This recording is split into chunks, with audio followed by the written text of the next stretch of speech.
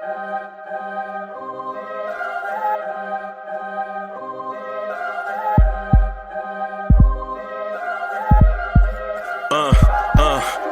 rank where the view is nothing less than phenomenal. For how I express and project from my abdominal. The only view better, both my daddy and my mama know.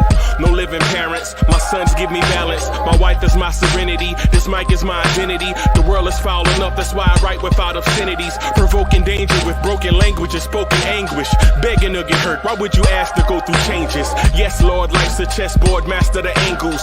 Control the tempo, be the one who holds the info. Acknowledge is just as deadly as machete swings. When spoken, the truth is as potent as that Medellin. While others swear the style is free, I just let it ring. Our time is undervalued, soldiers make us better kings. My fans on my shoulder, reaching after better things. Today I take the shot, for them I'd rather set the screen. My mama told me follow my dreams. My daddy told me get it by any means. Stand tall, make him bow to a king. But I've evolved, you can see the resolve. Look in my eyes when you speaking to God. Life and for those who we caught up in using what I was scarred with the muse. I guess they call it proving I'm more than an artist. Penciling out my darkest while stenciling out a harvest. And storing what gets me from A to B, just like garages. Instrumental with collages. Envision what I've been drawing. Broadway to give you rhythm like the great Lena Horne. So bent on, found comfort in the storm. Find peace and on when you see them others perform. Organized chaos, I'll cast it like hey ya. Yo, what's good? What's good, party peoples? What's good? How y'all this morning? Yes, it's Professor Freezie in the building. Welcome to the Knicks One Drive, man. I'm your host, Uncle Freezie. What's good? Trying out a new set of eyes this morning. You know what I mean? Tired of contacts, man. You know what I'm saying? You know, trying a new look. Trying to look like an adult for a change. What's good? How y'all feeling out there? How y'all feeling? Right? It's 6 in a row. 6 in a row. 6 in a row. What's good? What is good? 6 in a row. I keep saying it and I still can't believe it. 6 in a row. Wow. Wow. So some fat ball guy told y'all way back in December that this season was going to be something different. Right?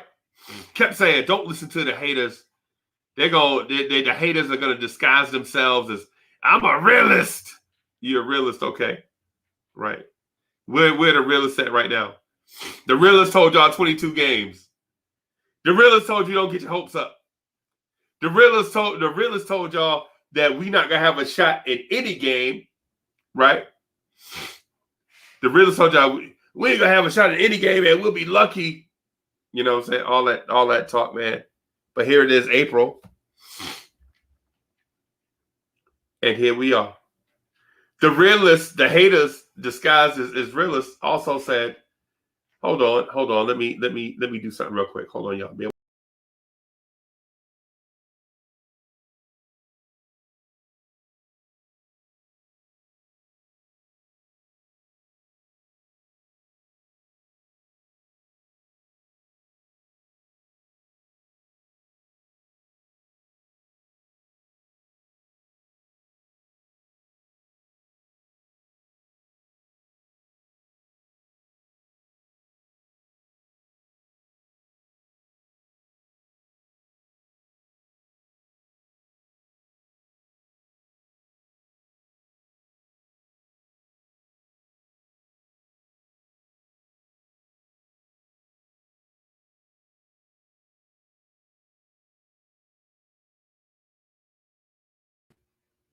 What's good? I'm back. Sorry about that, y'all.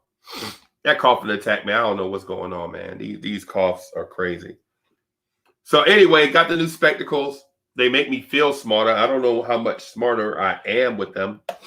I like them. Ray-Ban. I don't know. I like Christian Brothers, but They don't have Christian brothers and fat guys sizes anymore. So, but anyways, let me try something else. Let me try something else, bro. I always buy 2 pair. I always buy a pair that I'm a rock, right? When I get dressed up, and then I get a pair of beaters. So these are my beaters, right? Y'all know what beaters are. It's like when you buy shoes, you buy a pair. You know what I'm saying? You like you buy the ruby red Jordan 11s, right? You're like, yeah, I'm gonna buy these, man. These would be dope. You know what I'm saying? I rock these, you know, with such and such. And then you buy you a pair of Reebok Classics. Those are beaters, right? So how I look? Do I look like Professor Freezie? What's good? Get that energy up, party people! Don't make me yell into this microphone. Get that energy level up. Y'all ready for the roll call this morning? What's good? Y'all ready for the roll call this morning? If y'all ready for the roll call, put a thumbs up in the chat. Y'all ready? If you ready for a lunatic Knicks fan to scream your name, throw a thumbs up in the chat, bro. Throw a thumbs up in the chat. Right? Y'all ready for the roll call this morning? I am ready for the roll call. I'm ready for the roll call. I'm ready for the shout outs.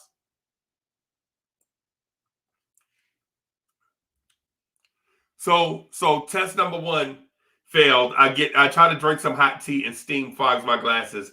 I feel like such a nerd. Where are the contacts? And then I look at y'all and y'all can see me back in the reflection. I feel like such a nerd. If you ready for the roll call, throw a thumbs up in the chat. I am ready. Throw that thumbs up in the chat. Get that energy level up, Knicks fans.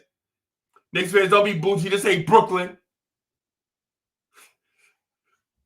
I couldn't help myself. I ain't gonna lie to you. I couldn't help myself right there. Right. I just couldn't help myself. We not the Brooklyn Nets. Y'all can be rowdy. Y'all can get y'all energy level up. Let's go. Let's go. Get that energy level up, baby. Throw those thumbs up in the chat. I need to see some thumbs up in the chat so we can do this roll call. Let's go. I'm like your uncle that's getting ready to drive on a road trip. I don't need no stinking map. You ain't got to put no seatbelts on. All I need is a pack of cigarettes and some coffee, and we gonna rock.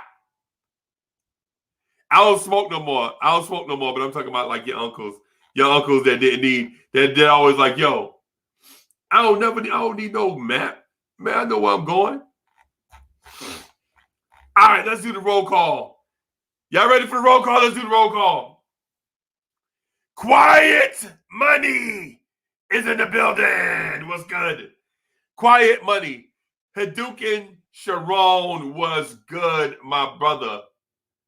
Just like me, never sleeps. Never sleeps. I live this Knicks life, bro. Anthony D was good. Dripmore is in the building. Was good. Reese Bertrand was good. I see you. L. Jordan was good. Christian Fortune was good. Ace of Kings, I see you, was good. Heavy Reese was good. IDSJ, Delano Steele Jr. was good, bro. Was good. Jason Sewell or Sewell was good. Rick V was good. Rick V, your joint is on the way. Rick V. Was good. I was about to say shout out to Big Freezie, but I know who Big Freezie is. Was good. Yo, Free Keith is in the building. Mama said don't trust you. Was good. Bad Mojo 1860 was good. Get that energy level up. Get it up, get it up, get it up. Kane Jerry, 33 Savage, what's good? Pudge Nice, what's good? What's good? Let's get this party started, man. Let's crank up the mothership. Let's crank up the mothership so we can rock, bro. Let's start this week off right. Let's start this week off right. Is there a Knicks fan in the house tonight? Let's start this week off right. Is there a Knicks fan in the house tonight? Let's go. Let's go. So let's start by recapping what we saw this weekend, right? Let's start by recapping what we saw this weekend, right? So we beat the Dallas Mavericks on Friday. That was impressive. The Julius Randle Revenge Tour is what I've been calling it, right? The Julius Randle Revenge Tour. It's a bunch of names on a revenge tour. Bunch of names on a revenge tour. And guess what? Vengeance was served. Vengeance was served, ladies and gentlemen. Okay? Well, y'all not impressed by the Friday night victory. I was impressed.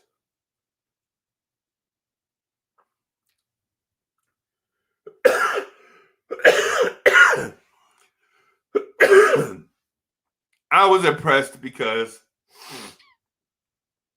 when defense is stifling, offensive weapons start complaining. And I saw a whole bunch of complaining this weekend. Saw a whole bunch of complaining this weekend. Saw a whole bunch of complaining this weekend, man. Saw a whole bunch of complaining this weekend. So a whole bunch of guys, a whole bunch of superstars doing like this to the ref. But he touched me, ref. Right. Okay. And the Knicks are victorious again. The victorious NYK, right? So this season I have been trying to think of a nickname for this team, right? Because they ain't sexy. They don't do stuff like we don't have guys that go 10 or 13 from three, or we don't have guys that score 60 points, or we don't have a guy that slam dunks on the other team's best defender, right? We don't have none of that stuff. We have a Julius Randle. We have a RJ Barrett. We have a Reggie Bullock. We have a Alec Burks.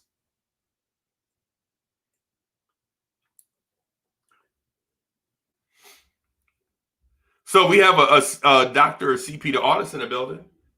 Dr. CP the artist says you need Robitussin. Nah, bro, I'm good. I'm a machine, bro. I'm a machine.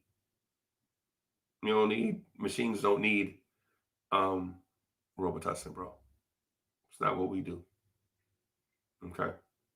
We don't take Robitussin. I'm a machine. June 1 was good.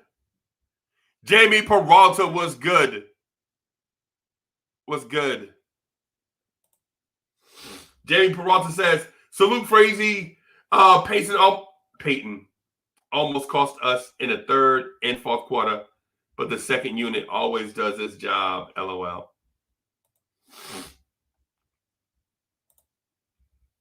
Mama said, don't trust you. Says, DSJ, what up, big bro? He's talking about Delano Steele. That's our guy. Delano Steele is our guy. And CP the artist says, you are a jalopy. So we may have to explain to everybody what a jalopy is. What is a jalopy? A jalopy is what past generations called a hoopty. But guys in the hoopty era called cars older than hoopties, jalopies. So thank you to CP the artist for that.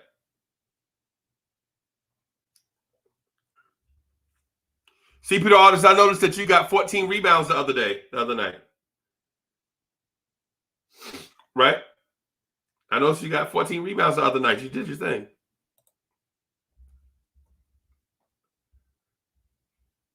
So a jalopy is an old car in dilapidated condition. I would prefer the term classic car, but we all use different terms.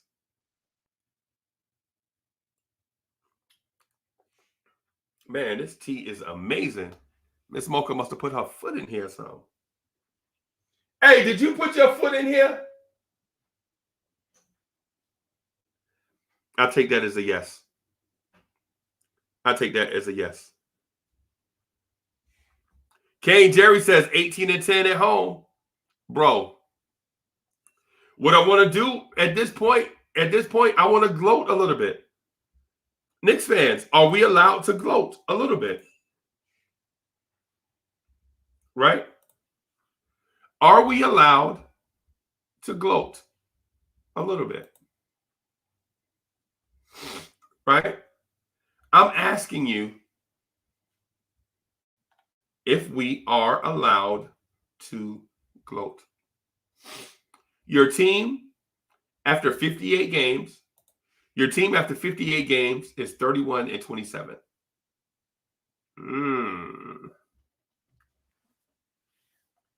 So your team after 58 games is 31-27. Are we allowed to gloat? I'm asking fellow Knicks fans, are we allowed to gloat now? Like when do you get to the point where you're beyond the nervous high step? You know what I'm saying? Because we're not in a position to high step yet. If we were like far and away the number 3 seed, a team couldn't catch us, and we were predicted to be the worst team in the East, then we could high step. But I'm asking you, Knicks fan, I don't like these. I don't like the way these make me feel. $150. Thank you. They felt better in the store, but you know how you don't have, when you try your glasses on, when you try the frames on, you got a whole bunch of stuff going on. People walking by you, you looking in the mirror. People walking by you, trying to make decisions like what's for lunch. You know, all this stuff going on, and you like, yeah, let me get them. Right. It's the reason why I always have multiple pairs of glasses. I'm gonna try the other ones back on. The other ones on again. These were close to $400. I kind of like these, but again, I didn't want. I got these, and then I like to rock the beaters also. So Free Keep says the playoff victory, we were allowed to high step like Dion. If we win a first round series, bro, we are high stepping on everybody, bro. And these glasses make me feel like Professor Freezie, right? Professor Freezie. CP the Artist says, I'm surprised no Cornerstone Kev is here yet. Hey, bro, he got a job, bro. He got a job, man. You know how it is. Dan Mojo 1860 says, gloat at 37 wins. At 40 wins, we macking. Chilling. At 40. Okay, I got you.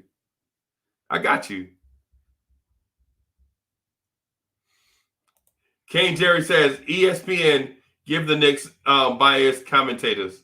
Yes. Did y'all hear Richard Jefferson Friday night? If you heard Richard Jefferson, it should have made you proud, right? If you heard Richard Jefferson, it should have made you proud because he was legit chewing on his tongue the whole time trying to give the Knicks compliments.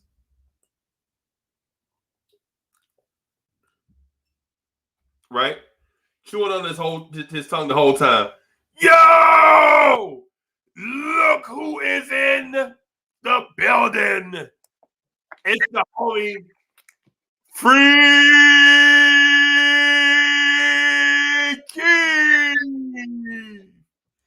What's good, boss? What's good, chat? What's good? What's good? What's good, family? What's good, man? Yo, it's a lot of I told you so's I think need to go around today. It's a lot of I told you so's. A lot of it. A lot of I told you so's, I think. I think it's a lot of I told you so's, yo. Yes, to people like Chuck B, CP the artist, Coach Color Block. Some towards Legion of Knicks, some towards him. It's a lot of people. Man, yo, we had haters. Like those are the enemies within, yo. Like right. Who I love, but I love these cats now, by the way. Salute. I love these cats. They just think differently from me. Right? No, they think wrong. It's right and wrong. Oh, that's even wrong. They think wrong. Right. They think wrong. They think wrong. They think wrong. Right. Here's what I think. I think these cats owe me 6 more of my 37 wins. I tell you that. Bro, we have Charlotte, Atlanta, Toronto coming up, right? Food. That's what we got coming up. Food, CP. Take that sober judgment. Food. Right. Bro, all I'm gonna say is this. If we mess around and win 7 in a row, they can't tell me nothing, bro. Yo, you look at those dudes' eyes in the press conferences and the post-game press conferences. Do you look at the demeanor of them dudes during? Those is killers, bro. Bro, they don't feel like those they should killers, lose. Yo, like they are incredulous that you were even asking them any questions. Right. Yo. Don't question why we here. Like, we here because we belong here. They're like, you the only one surprised we winning. You right. surprised. We ain't surprised. That's what I see in these press conferences, yo. Bro, did you see Reggie Bullock take that 3-pointer with the game on the line? Bro, he shot the ball like that's what he was supposed to do. With no nervousness, there wasn't no bobbling the ball, there wasn't none of that. You know what I'm saying? See, and that's what a lot of cats don't like. This is why I respect a dude like Rose. This is why I respect D Rose, yo. Like, it's grown man basketball when he's on the court. It's grown man basketball when cats like him and Randall are on the court. So you get in that high level, like your mind have to go to a whole different level to play with them on the court. And I'm not even saying like they the top 3 greatest players in the NBA, but they play at a different level. Dude, that pass, as soon as he made that pass to Bullock, I knew it was going in. Splash. I knew it was a genius play too. And because you got Knox in one corner. And Lonzo really was boo-boo the fool. He could have disrupted that whole play had he played the defense that he was supposed to play. Right. He sagged off of a 3-point shooter when we needed at least a 3-point shot. Right. He said, because it looked like he was in jeopardy. Right, it looked like he was in jeopardy. It looked like, do I close on Rose or go to the shooter? No, even if let Rose take that even shot. if he makes the shot, it's 2 points. Like we need 3. Right. Like you bugging out. Like that was the dumbest move ever. But like Rose saw it in a split second. Wow. Right. But you know what though? It's a miscommunication because the first fool, right? The first fool is Eric Bledsoe on Derrick Rose. You down by 2. As soon as he gets inside the 3-point line, you're supposed to foul him and send him to the line to shoot free throws. Right? That's what you're supposed to do. Right? You learned that in high school because once he gets inside the 3-point line, he can't throw up a prayer and go to the free throw line and shoot 3 free throws if you foul him. Right? So as soon as he inside the 3-point line, you foul him. Get that. You know why?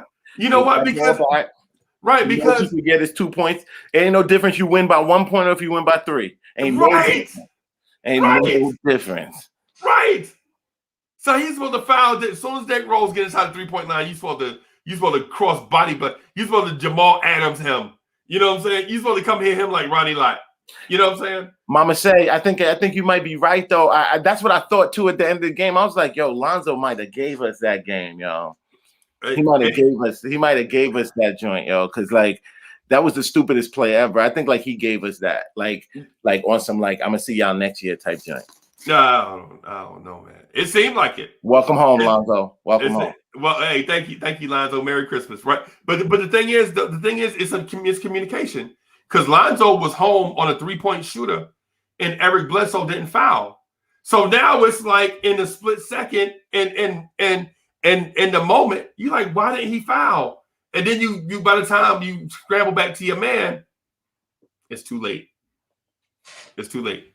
And Tibbs drawing up the play with Knox in one corner get Derrick Rose the lane, right? So regardless what player sags in from either corner, Derrick Rose has a lane to kick out to a 3-point shooter, whether it's Reggie Bullock or Kevin Knox. You know what I'm saying? Derrick Rose was not looking to shoot right there at all, right? But it would have been a pointless. It would have been a pointless inside of the 3-point line. It would have been a pointless shot anyway. Like if I'm a defender, I'm not even playing you hard. Like, all right, go ahead, take that. Get the ball back, and I'm running it back, or I'm fouling you. Like, why did you not get fouled? Like, yeah, right. That's what. If it was me, if I'm that person, I'm fouling him as soon as he gets inside the 3-point line immediately. Right. But Eric Bledsoe don't do that. You playing defense, like you like why do you like it was seconds left of the game, bro? Like what are you're up by 3, like they got the ball. Why are you trying to play defense on this man? What are you right? Because even if Derrick Rose knocks down both free throws and we only up by 1, all we gotta do and you got the ball. Like right, all we gotta do is inbound the ball. It's like 2 seconds left. Like what are you gonna like so dumb? That was real dumb. Yeah. But like, hey, I ain't here to count. Nobody else is like, I'll take it. I'll take it, bro. What I'm telling you is, bro. I wish I was in that building for that shot, and the shot, and that other shot that Randall had made that tied the game. This is second, like yo, like we hitting these shots, yo, and it's somebody different. I actually kind of like that. Right. I'm telling you, Free Keith. I'm gonna say this. Right, I think your prediction of 37 wins is spot on. I think we'll wind up winning more than that. I think we might win more than that. Yeah, I think we may win like 39 games. I think we'll go 8-7. Crazy to me. The rest, right? But I'm here to tell you, if we could have had the wind beneath our wings, meaning if we could have had a crowd this year for those games, those big moments, bro, we'd have won. I'm here to tell you, wasted moments, yo. Such wasted moments, bro. I'm telling you, if this team would have had wind beneath their wings, if they'd have had a crowd, the guard 20,000 people for some of them close games that we lost, somebody making a movie about them right now. Right, I'm telling you, I think we'd have won 44 games. I'm upping it from 42 to like 44 games because I think we're gonna win 39. And 42 is my regular season prediction. Like I only dropped it down to 37 because it's a 72 game. Right. That's the only reason I dropped it down to 37. And it looked like they're closer to being 42 than 37. What? Bro, I'm telling you, man. I'm telling you. Yeah. So anyway, y'all subscribe to the channel, smash that like button. Share on your social medias, right? Last night, the Knicks at Night podcast got 100 likes for 2 consecutive shows. I want to see if we can keep that momentum up on this joint, right? On the KMD. Because it's the real thing. Yeah. The Knicks at Night podcast, they legit killing it. They are legit getting like 100 likes. It's like 2 shows. They are like the Julius Randle of Blorange years right now. They are legit killing it. So shout out to the Knicks at Night podcast. They got 100 likes legit 2 nights in a row. So I'm gonna see if we can get likes. Right. And so shout out to people watching on Periscope, our fans watching on Periscope, and shout out to those that are watching this on a replay. we value all of y'all. So we don't want to make anybody feel like they left out. And Cornerstone Kev was like, "Yo, Uncle Freezie, shut up and send the link." I sent it, bro. Okay, Yeah. so something happened. I don't know what happened just now. I sent it again, Kev. Cornerstone Kev, pull up. And where's CP the artist at? Why he ain't pulling up? Because he's scared. A lot of these people with their weak predictions, I really needed them to pull up. I wanted them to pull up and like really kind of like holler at me about like why. When we lost 2 in a row, they was pounding the table. Yeah, like why we had no faith. Like what was like we still fading for Cade? What's going on? I don't know what's good. What's good in the streets now? Hey, bro, I don't think they know, bro. No, I heard cats crying, like, oh my God, we didn't do nothing to make the team better. We didn't do nothing. We didn't need to do nothing. Right. They saw it. We didn't. So I got this thing, man, that I want to share with everybody. Just real quick. So all of us have friends, right? And I have lifelong. Good morning. Top of the morning to everybody. How's everybody feeling today this morning? Top of like top, winners. Yes, sir. Yes, sir. Winners. Yes, sir. So, yes, sir. Hey, so even though Frank tried to give away the game. Oh, here he go. Oh boy, Here he That's go. for you. That's the I was just gonna praise you. I was just gonna praise your words, and then you had to. It just pisses me off a little bit because like yo, you get such limited. That wasn't a foul. That wasn't a foul. You know that wasn't a foul.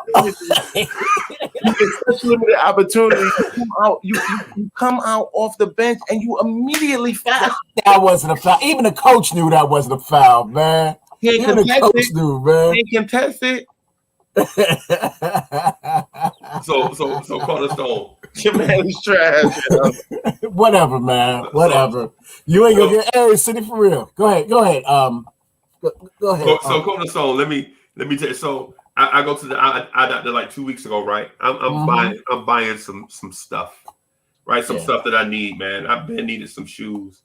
I've been needed some glasses, man. And I be messing around trying to save money, man, because I got adult kids, and at the drop of a dime, they'll come to me and be like, "Yo, Pops, my light bill came in higher than what I thought, man. Can you, you know what I'm saying? Can you help me out until payday?" I'm like, so when it's payday, they like in 2 weeks. I'm like, wait a minute. So you got paid already, and you need more money? They like, yeah, Pops, it's a long story, man. Stop sweating me, man. Just cut the check. You know what I'm saying? So I'm like, oh, okay, all right. Well, how much you need? $75, $80? How much you need? $75, $80? Yeah, no. They like $650, and I need for you to cash app it to me right now. What? Oh, you're getting scammed. Yeah, you're getting scammed. Like it is a scammer. Bro, this has been my life for 25 years. Scammed by kids. They trying to do that hustle. That's what it is. Right. Everybody got to hustle, especially if you got daughters. If you got daughters, you're gonna get hustled. You may as well just shut up and go in your wallet. Yes, sir. Absolutely. Just leave it on the table. Because you don't want your daughters to be like, yo, one of these girls at work said she got this side job at this little at this spot that be open from 10 to 4 in the morning. You know what I'm saying? She be coming home with like $800 a night. And then I've been like, nah, man, I'll cash app it to you. Cash app, man. So, hey, that cash app, it's a beautiful invention, man. Yeah, beautiful invention. You can be out to dinner. You can be out to dinner and be like, how people chip in and everything. I'll be like, yo, I'll just cash app you and just do it that way because I ain't got no paper. Right. No doubt. But so I got to draw this parallel between City for Real. What's good? What's good? Still riding the waves. City for Real. Don't come in here bragging about how the Knicks at Night podcast be getting all them likes at night. Listen, I'm coming in bragging, talking about the wins that we've been getting. Yeah, City. So let me do this real quick. So shout out. Yeah, that's what we need to talk about. That's all we need to talk about. I got you. But I gotta give my man his flowers real quick. So shout out to City for real, right? Because the Knicks at Night podcast and the KMD have legit been a sausage party, right? So I'm like, yo, why the girls don't come through? Why the ladies don't come through? Whatever. So we added. So City for real started hosting the Knicks at Night podcast, bro. And the girls went from like the girls that legit click on and watch for an extended amount of time went from 7 to 45. Right. And while that number is not impressive, right? We legit only have about 1,500 subscribers. So when I looked at the time frame and the number and the increased number of female viewers in the time frame that City for Real has been the host, at one point the number was 300% increase of female viewers. And I was like, real, man. City got that charm. City got that charm. I was like, what the hell is he doing that Uncle Freezie ain't doing? Well, for one, if when you rich and good looking, it does help. You know what I'm saying? I ain't got none of that stuff. So shout out to when you can use the force and you got Darth City behind. I told you. I know I was gonna say. I'm about to bring him in the building right now. Oh boy. And y'all messing around. It's too early in the morning. What are we doing? Right. No doubt. So shout out to City for expanding the fan base at night. Him and Cuddy Cav getting mad likes. You know what I'm saying? At night. At one point last night, I think they had about 125 viewers watching at 1:30 in the morning. That is crazy. That's phenomenal to me. So I just want to give my man his flowers for a great job. Hoodie was happy yesterday. Yeah. You know Hoodie was happy. First thing got off the pond. First thing he said was Reggie Bullock still suck. Yeah, that. So I'm like, Free Keith. I mean, some people just don't want to give it up, man. I don't have any tolerance for that anymore. Like, I should say I ignore it because, like, to me, like there are literally, and I'm starting to realize there's factions of fans. Like there's front of the shirt fans, and then there's back of the shirt fans. Yeah, man. And like everybody ain't front of the shirt fans, yo. Like, and I'm starting to realize that. Like, and it's like my way or the highway type fans. Like there's like yo, like I want wins by any means necessary. Right. Exactly. I legit don't care if the Knicks had 15 dudes, 39 years old, all scoring the same amount of points if we win it. I give zero bleeps if Frank is playing, if Knox is playing, right. If Randall is playing. Yeah. Did we win the game? Right. As long as we win. You know what's amazing? You mentioned Randall. Around this time last year, I think that it was over for us and everything, as far as games. But the narrative last year was we can't wait to get rid of this dude. And now that's 360'd. No, that was a narrative, not the narrative, because me and Free Keith was not on that boat. Really? Okay. Because there was a lot. The majority of people that I was listening to, and let's be real. Sim's podcast was like, the only one that I was, looking at. And that was, popular at the time. It's still popular and everything. But now there's many podcasts right now, that lets us voice our opinion and everything. But everybody was like, they couldn't wait to get rid of him. They couldn't wait to get rid of Peyton. And Frank. And Frank.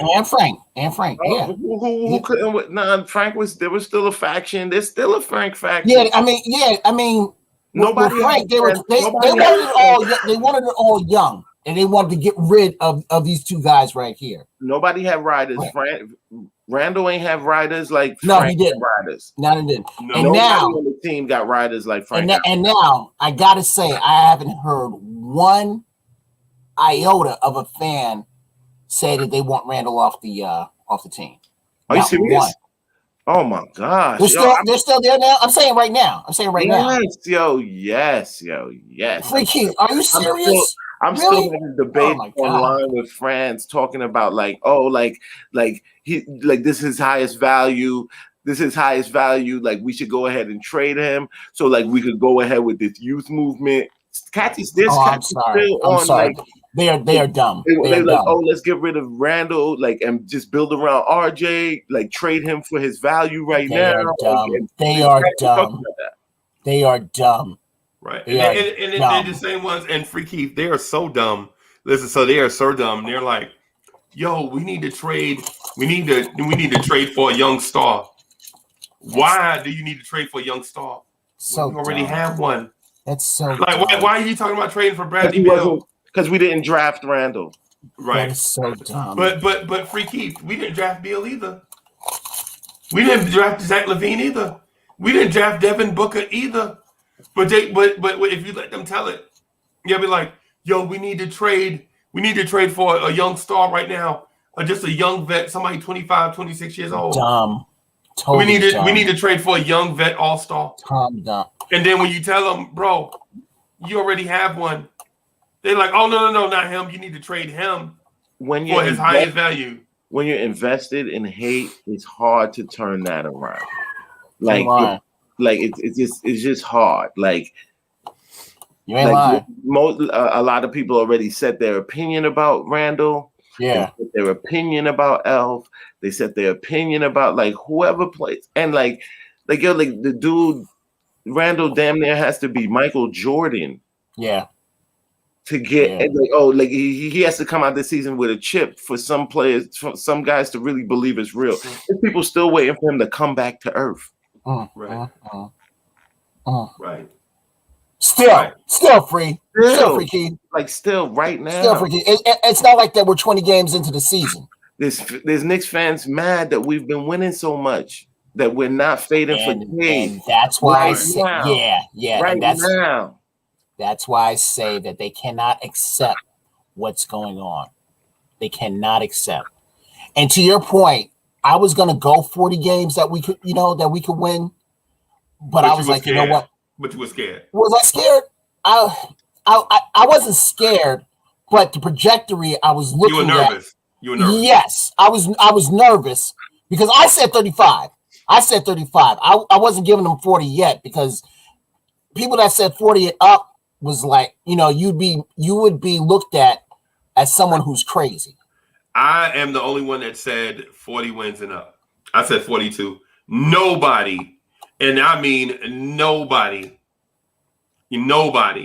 would get on that 40 wins and up thing. No, they was on 20 and below. They was on 20 and below. Let me, ladies and gentlemen, introducing Dart City.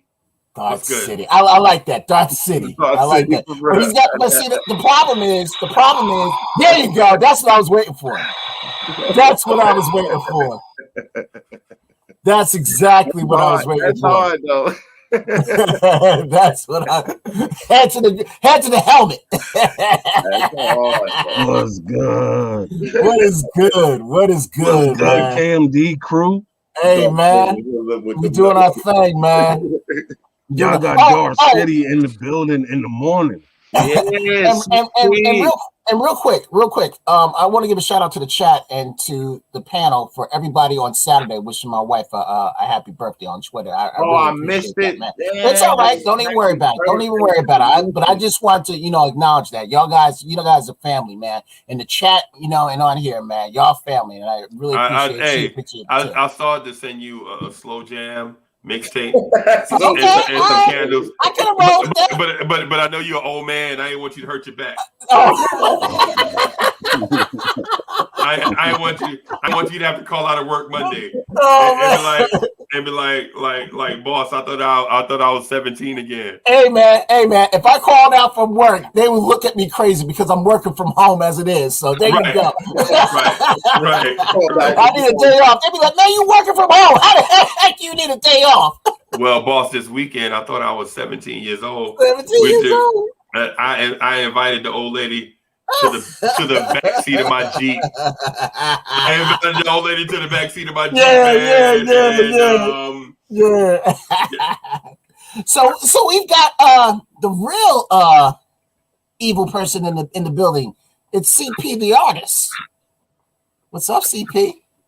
All I'm saying is before he starts, if CP the artist don't say hello to everybody and say what's up to the chat, I'm gonna remove him from the thing. I just got to show CP, man, when you come into a place, you gotta be cordial first, right? You just don't come into a place swinging. Hey, CP the artist, how you doing, man? Good morning, Uncle Freezie. Good morning, chat. Good morning, naughty ball heads. Wow. What? I said good morning. Wait a minute. You part of that ballhead gang too? What are you talking about? Yeah. That's why I could say it. You know what I'm saying? That's why I could say it. Okay, got you. But you said it like you wasn't a part of the gang. Put this camera off. You know how cats be getting. You know how cats they get when they off screen. The ops is watching. Don't make me come unglued right now. It's too early in the morning. Free Keith, you got a dude in a mask, and you complaining about my freaking avatar? I got a dude in a mask. I got a dude in a mask. It's not a dude. You saying I got a dude in a mask? It's not a dude in a mask, man. It's Darth City. I don't care if it's Dark Vader, Dark Sidious, Dark. We don't want to get sued by Disney. We don't want to get sued by Disney, man. That's man, because you know that mouse looking for that cheese, man. You know that mouse don't play, bro. For that cheese. You know that mouse don't play. That mouse will shut YouTube down. That's right. That mouse looking for that cheese. Speaking of mouses looking at cheese, y'all. Okay, y'all want to mention my name as one of the haters, but here's the thing. Since 2012, we haven't sniffed over 500 since 2012.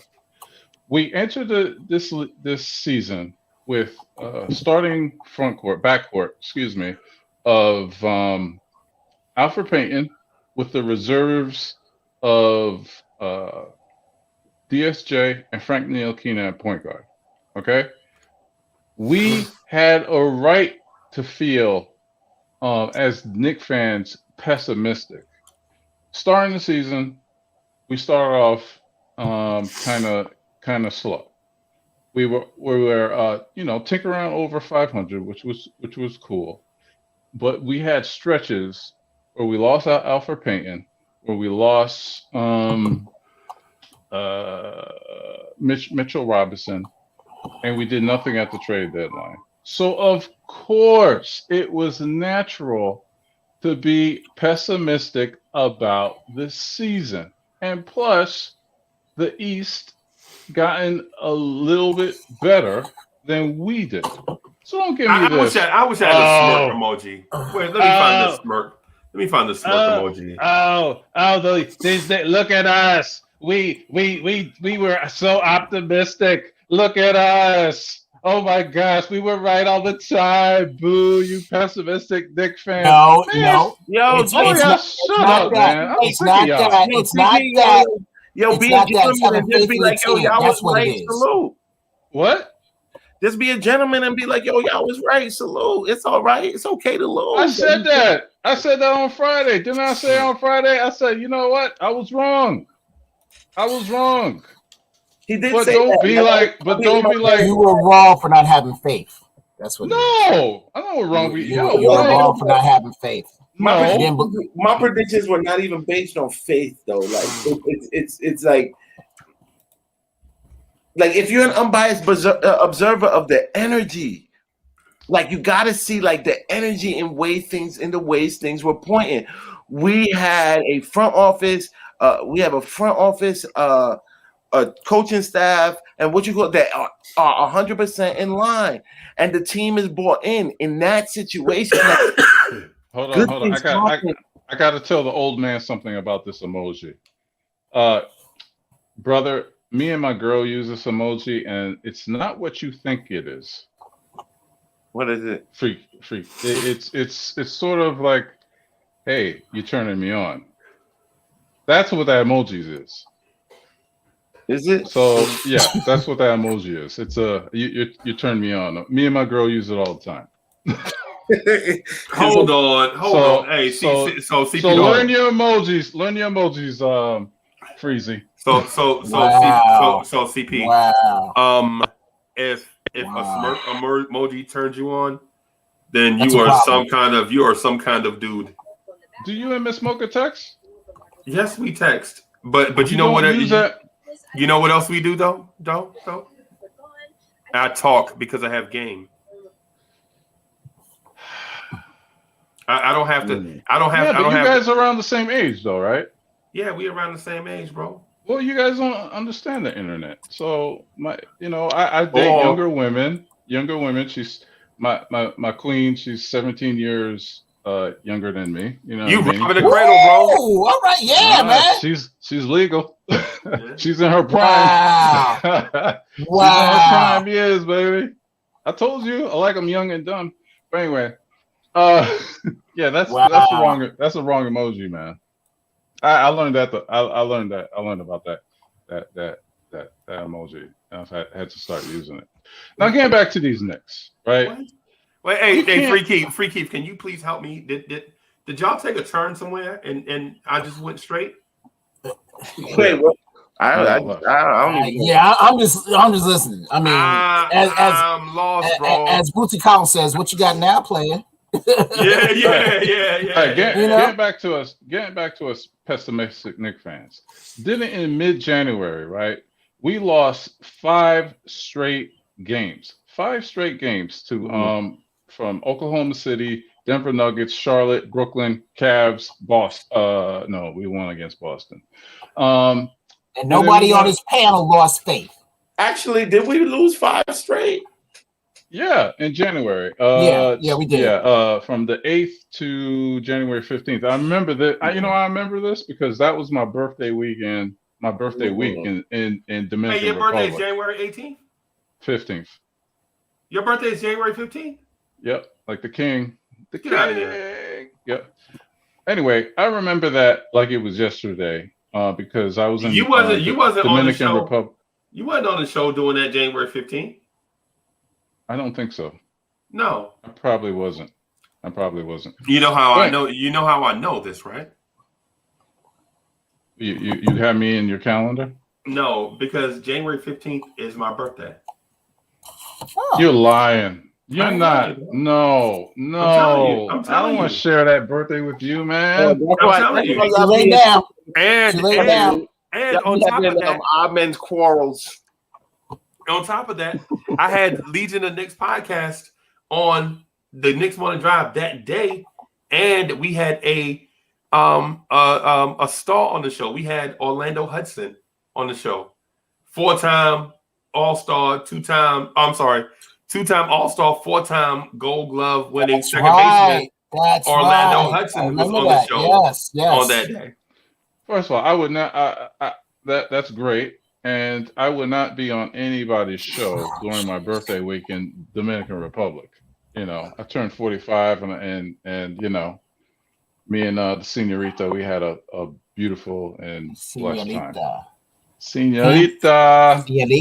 Yes. Yeah. But anyway, getting back to my Knicks rant. Bro, you taking girls? You taking girlfriends to the beach? to DR? I needed an interpreter, man. Whoa! Tell me, you needed an interpreter. Yeah, I needed an I interpreter. thought you. You know what? It doesn't matter. Right. You know why? Get It him off doesn't there. matter. You know why? Because we got the tank commander right now on the show CP the artist. talking blasphemy. He's Right. not saying anything. Talk about our wins, bro. Talk about our wins. Talk about what we're doing right now. The point was, Darth Sidious. There Don't was add the city. It's city. Dark City. Get it right All right. before you speak, man. All right, dark silliness. Don't make me. Dark City. Now, see, hey, use your force power. You can choke him. Please choke him. Please choke him. Right. Please choke him. I'm Right. begging. He don't even have to be at the conference table. Yeah, You know You got to exactly. be at the conference table. Exactly. You know what? Listen. And I was gonna come here and apologize too, but you You wasn't kind of apologizing y'all nothing, lost man. that, Go ahead. man. Go I ahead. was. You I was and gonna I'm calling start out with the other dude too, Mr. Chuck. I haven't seen Chuck in a minute. He under a rock because he Wait, knew what he was was you wrong. gonna apologize for? I was gonna apologize to New Orleans Noel, man.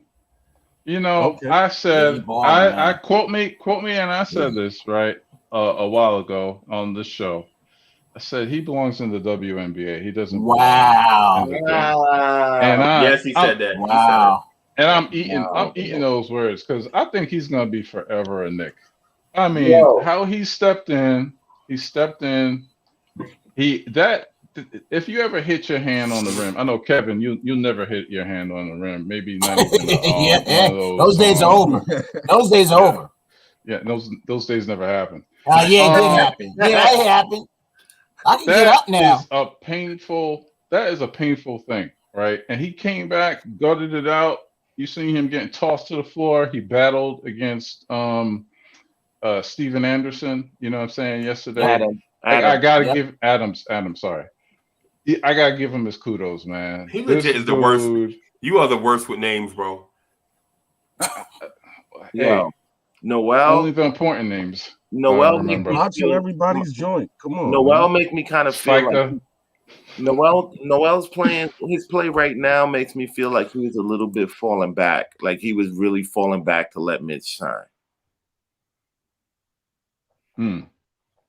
Because like he wasn't doing this kind of work behind Mitch.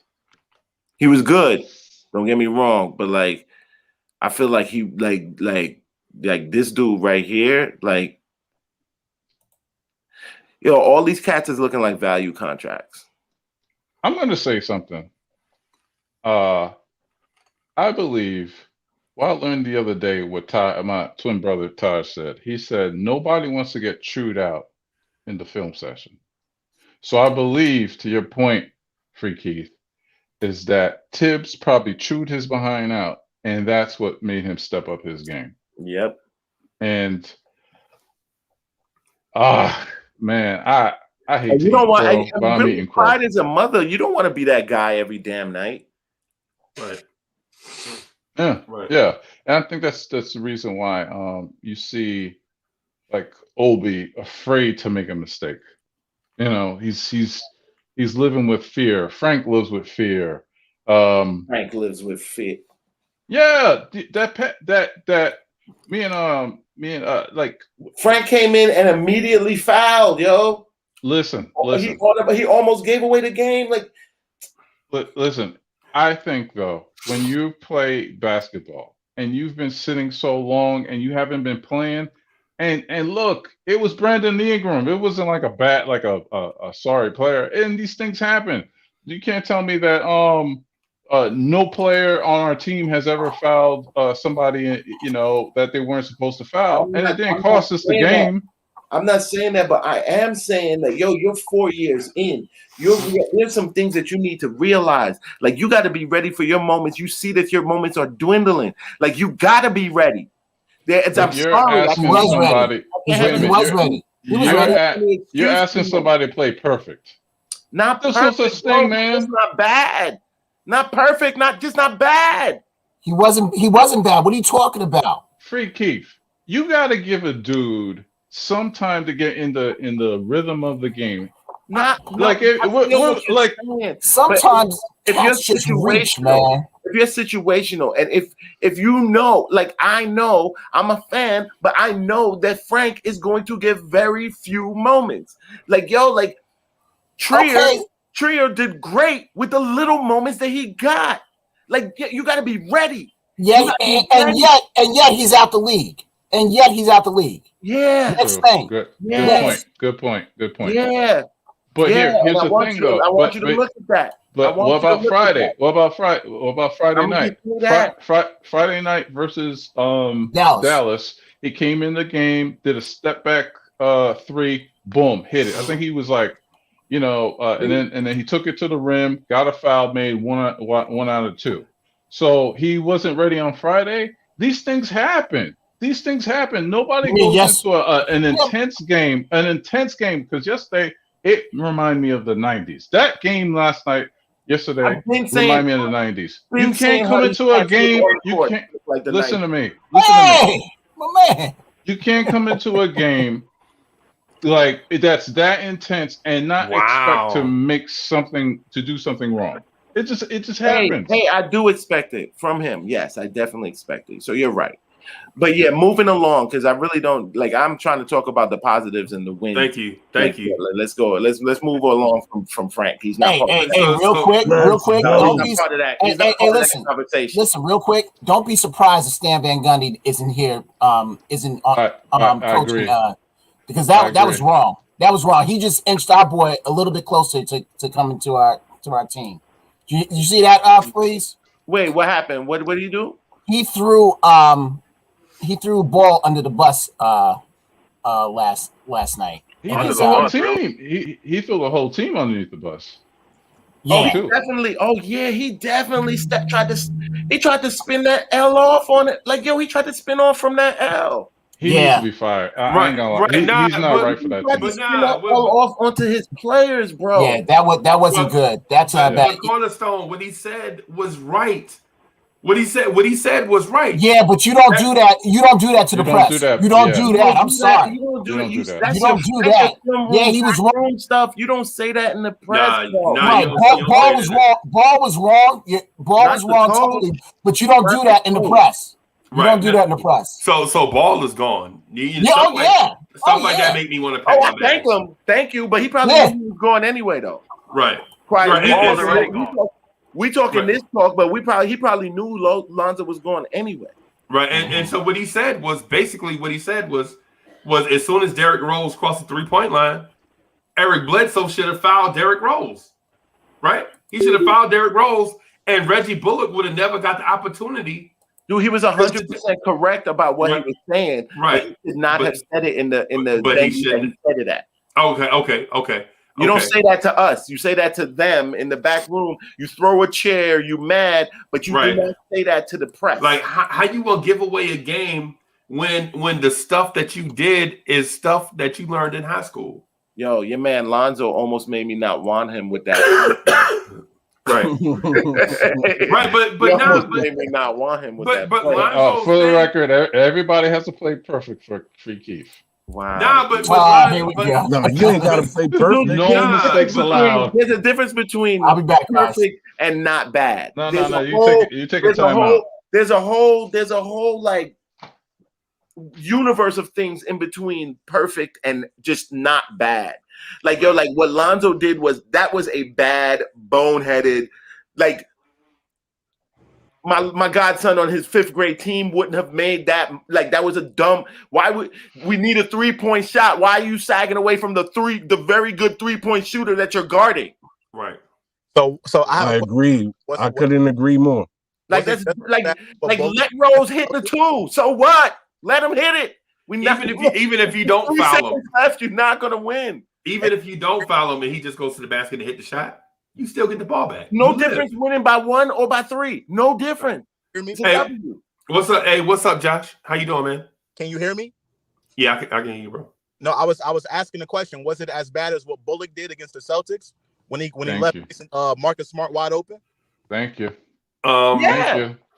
Yes. No, that was worse. That was worse because Marcus Smart was wide open. There's a difference between look. There was like you're protecting like your little area and like but Lonzo Ball was still there in the picture. It was in the picture. But that was bad defense. That was bad defense in that situation. This situation, like Lonzo was there defending him and walked away. But didn't both people? That was a poor decision. That was dumb. Right, and then but the thing it's less than 3 seconds left, and we needed a 3-pointer to even tie. Why do you even care what's going on under the 3-point line, bro? That's dumb. I understand what you're saying, but the thing with Marcus Smart is Marcus Smart was 0 for 21 the week leading up to that. So that might have been game planned for. You know what I'm saying? You like, yo, if we gotta live and die with somebody taking that shot, let's let it be Marcus Smart because he was 0 for 21 the entire time, the fourth quarter and overtime leading up to that. You forget somebody like Marcus Smart at the 3-point line. Okay, you live with it. It was a bad. But we still had time left in the game though. But he's not the team's 3-point shooter. Like you don't like. He's not one of the team's main 3-point shooters that you got to look out for. So if it slips by, like it was your bad, but it slipped by. Right. Bullock is one of the team's 3-point shooters, and we needed a 3-point shot. Hold on. I'm on you like glue. There is no way the ball is even touching your hands, bro. Hey, so I just got one thing to say real quick. So Josh, that uniform is ugly. Rose taking a 3. Don't be hating, man. Don't be hating. That uniform is ugly, bro. It made me cough. I almost threw up just now. I almost vomited involuntarily just now when I saw it. Yeah, he's a serviceman. Why you know? He's like the women dig it though. Yeah. That's all that's important. He's a serviceman. What am I missing? What is this? A Marines versus the Army thing? You don't understand, man. You won't get it. Explain to me. No, you won't get it, man. We don't have enough time. Yo, we might come out this season. I try to explain things and y'all still don't get it. We might come out this season with this off season with Zion and Lonzo. Hey, Bam. Real quick. Yes, I had a chance to say hi. You know what I'm saying? I just want to say hi to everybody. It's been a while since I've been on the morning show. And we miss you, bro. I got a 10-minute break. You know what I'm saying? I'm just coming to show my support. Go Knicks. 6 in a row. I'm so happy for this team right now. And I'm just looking forward to the playoffs. You know what I'm saying? Whether it's play-in or playoffs, I think this team can compete with anybody in the conference. Anybody can compete with. Think about it. Against Philly, we lost by 1 possession, two games. Against Brooklyn, we lost by 2 possessions. Boston, one possession. You know what I'm saying? Right. I'm really excited for this team. I think they can really compete. And shout out to the people that said the Knicks did not have any talent, because they do have some talent. They have role players that play their role extremely well for this team. And this team is one player away from being perennially top 4 in the Eastern Conference. That's all I gotta say. For years. Hey, so first let me tell you, we miss you, bro. You know what I'm saying? This is home base. I rag you about the uniform, but you're not smart enough to help yourself. So since you made the decision to do Navy, you know what we say: if you make a decision, you got to go with it, right? Right. You make a decision, you got to go with it. I'm gonna say this. Thank you for your service, my brother. Thank you for your service. Right. So I'm gonna say, go Army, beat Navy. Never. Right. Go Army, beat Navy. And bro, we got to get you on more.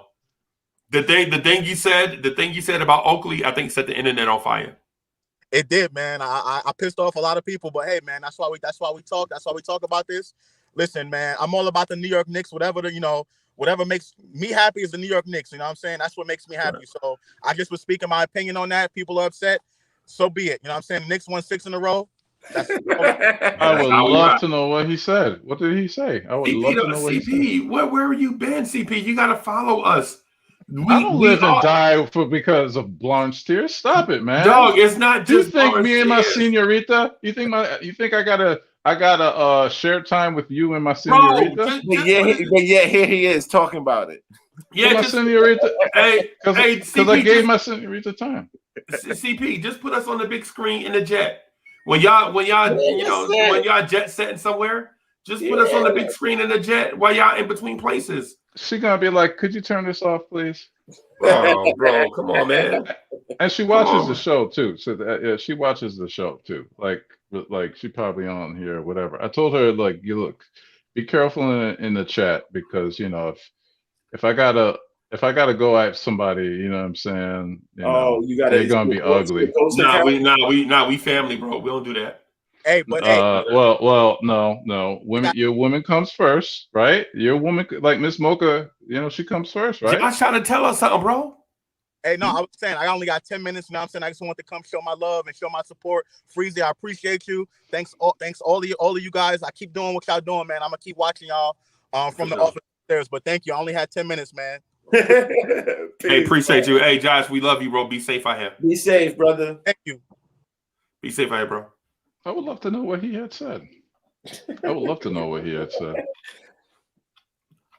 But But getting back, no, I'm So sorry. there's a Knicks universe, bro. There's a Knicks universe, bro. You got to keep track of it. Yo, what's good?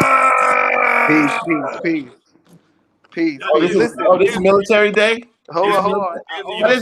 How this dude look like? He looked like RJ. Right. Man, that dude look like Bubba Shrimp. I only came on the show today for one reason and one reason alone. Okay? Go Army, beat Navy.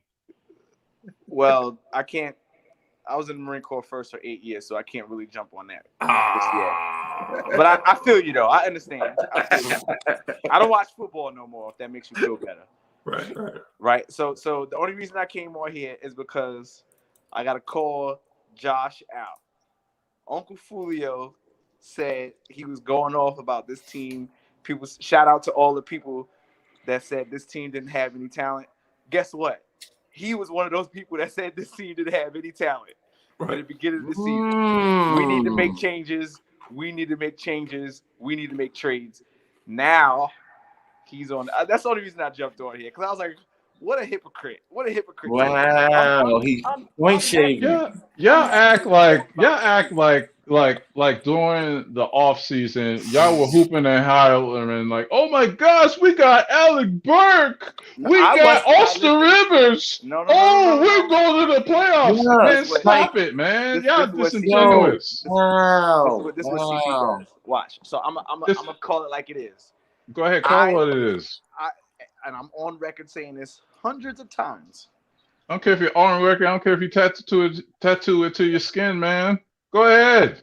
All right. Can Say I it. go now? Can I go now, or you gonna? I'm sorry. All right, I appreciate. He's being very rude. Right.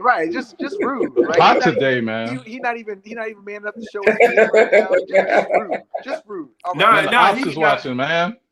All right. Anyway, so look, this I'm on record saying that whatever decisions this front office makes about the players, this is the beginning of the season, that I'm willing to go with it. I'm not going to clown anybody. If these guys pick up these guys, it's because they see something in them, and I'm willing to trust that. And it was so many people that said we don't have enough talent. We don't have enough talent. And guess who was one of them? Guess who? Uncle Julio was one of them. So I just want to let it be known that he just bigged up and shouted out himself when he said, shout out to the people that said this team doesn't have any talent. He was one of them. Wow. That's it. Peace and love, y'all. What's going on, Blorange Tears? What's going on? Knicks Morning Drive, the most important show in the morning that I watch, that I need to watch, that I need to tune into, that you need to tune into. It's the most important show. Smash that like button. It's better than Everybody that needs to show. smash that like button, though.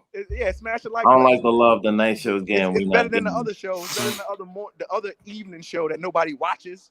Nah, though. Huh? They're getting them likes up. Yeah, man. They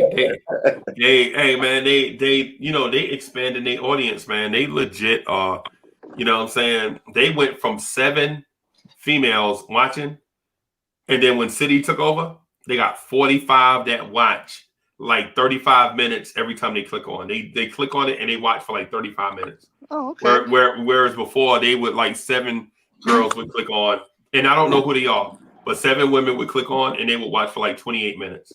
Maybe I need to show my face again. Yeah. Oh, don't do that. What do you mean? Oh, yeah. What do you mean don't do that? If he got 45, I know I could push a good 150. Oh, okay. Up in here. Come on now. I could give you CP. It's not that a good 150, man. It's not that type of party, bro. It's what I'm getting at is City for Real is making the show more family friendly. Right? It's not just a sausage party, bro. Everybody talking hard like it's a football huddle. City for Real takes the edge off the show and make it more family friendly, where people feel more comfortable, where it don't sound like a bunch of jocks talking about box scores. City for Real make it more palatable for others that want to watch is what I'm getting at. Not that City for Real is a sex symbol. I guess because he gives that color purple vibe off. Hey, you threw me that alley-oop. I took it. So I have no idea what you're talking about, bro. Only thing I do. Come on, man. You can't tell me he don't look. Hey, a little bit like sorry about that, Chop Low. My bad. Nah, man. My man make the show more palatable, And they had 130 people watching last night at one point at 1:30 in the morning. So it's one of those things. In the morning. What are you doing at 1:30 in the morning? Yeah, exactly. Family friendly. I'm not looking for family friendly at 1:30 in the morning. Exactly. That's demon time. That's demon time. Don't you heard? Well, I'm trying to get. Don't you know what demon time is, Freezie? Bro, that's why you stay in family court, bro. Family court? What do you mean? I don't have no kids. Okay, all right. I'm just saying yeah, hey, that's what I'm saying, man. But hey, so shout out to Stephanie E. Good morning. How you doing? Hey, so Stephanie E., you're welcome to jump on at any time. You know what I'm saying? We've been trying to get Stephanie E. to come on, but with the egomaniac known as CP Dawes. And let me first say this. Let me do this, and I forgot to do it. Your Highness CP the artist, your royal, majestic royalty, the heir to the highest throne that a man can possibly build, CP the artist, is here with us. You get me aroused when you talk like that. Oh my God! Calm down, killer. Calm down. Calm down. I don't know. It's the praise. The praise is just like when Thanos got like the final ring. I love it. So you don't know what demon time is, Freezie? No. Okay. Well, demon time, man. That last night was demon time. That's why you had so many viewers out last night. It was demon time. Because City just. How about we just give City for real kudos for doing a good job? Well, I don't watch the show that late, so I can't give you a. So City for real make the show more palatable for a wider because my issue was girls just didn't watch the show, right? And then City comes on and he make it more palatable, more family friendly, more open for others to watch. And you could see the jump in numbers as soon as we put his name as the co-host of the joint. The females went from 7 to 45, continuous, right? Man. So I'm just giving my man his flowers for that. So, but Whoopi can do some things, huh? Man, bam. And it's okay, bro. I know you're upset because I know you're upset because the road game didn't help. Hey, you know what I'm saying? You can't grow. You didn't, man. You're right. Hey, boss lady, how you doing? I paid like $60. I'm good. How are you? How's everybody? Good. Hey, what's goody? Hey, we're super excited. We're super excited. The Knicks have won 6 in a row. That's right. Right, and it seems like we have found a formula to success for closing out close games late. But before this stretch, we were 2-8 in games decided by 1 possession or less. And all of a sudden, we've turned the corner and we've won 6 games in a row. Two of those games, was it 2 or 3? 2 of those games, I think, went to overtime. And we won those games in overtime. No, 1 game went to overtime. And we No, the Memphis game went to overtime also. It went to overtime, man? Yeah. Oh yeah, they came back. Yeah. So we're excited and glad to have you on. I'm excited as well. I mean, coming into the season, even with Tibbs, and I'm a big Tibbs fan, and I was a fan of the hire, I did not expect this. Thank you. I did not expect this. Thank you. So. but Stephanie, that was not. People are upset. People are upset, man. Hold on, let me work, man. Stephanie, people on this channel started from this morning saying that we knew all along. We have faith in our team. We knew this. Where are all those Knicks fans now that were so pessimistic? So Stephanie, let me ask you a question. Do you believe that the fan base was more optimistic or more pessimistic start of the season? You're a very knowledgeable Knicks fan. I watch you on what's that Sim Show, and I love the thing. I love your perspectives. Thank you. I appreciate that. It was split for me. I heard some Knicks fans was very excited. But I thought they was out of their minds. I heard some Knicks fans, "Are we gonna win 35 games? We're gonna get 36 games." Yeah. 37 games. I Yeah. heard the same. I heard the And same I was thing. like, wow. And then I heard other Knicks fans who at the time I thought was more realistic saying, you know, as long as, you know, we create a culture, as long as things change, as long as you know, our narrative change, that's good enough. We're on the right track.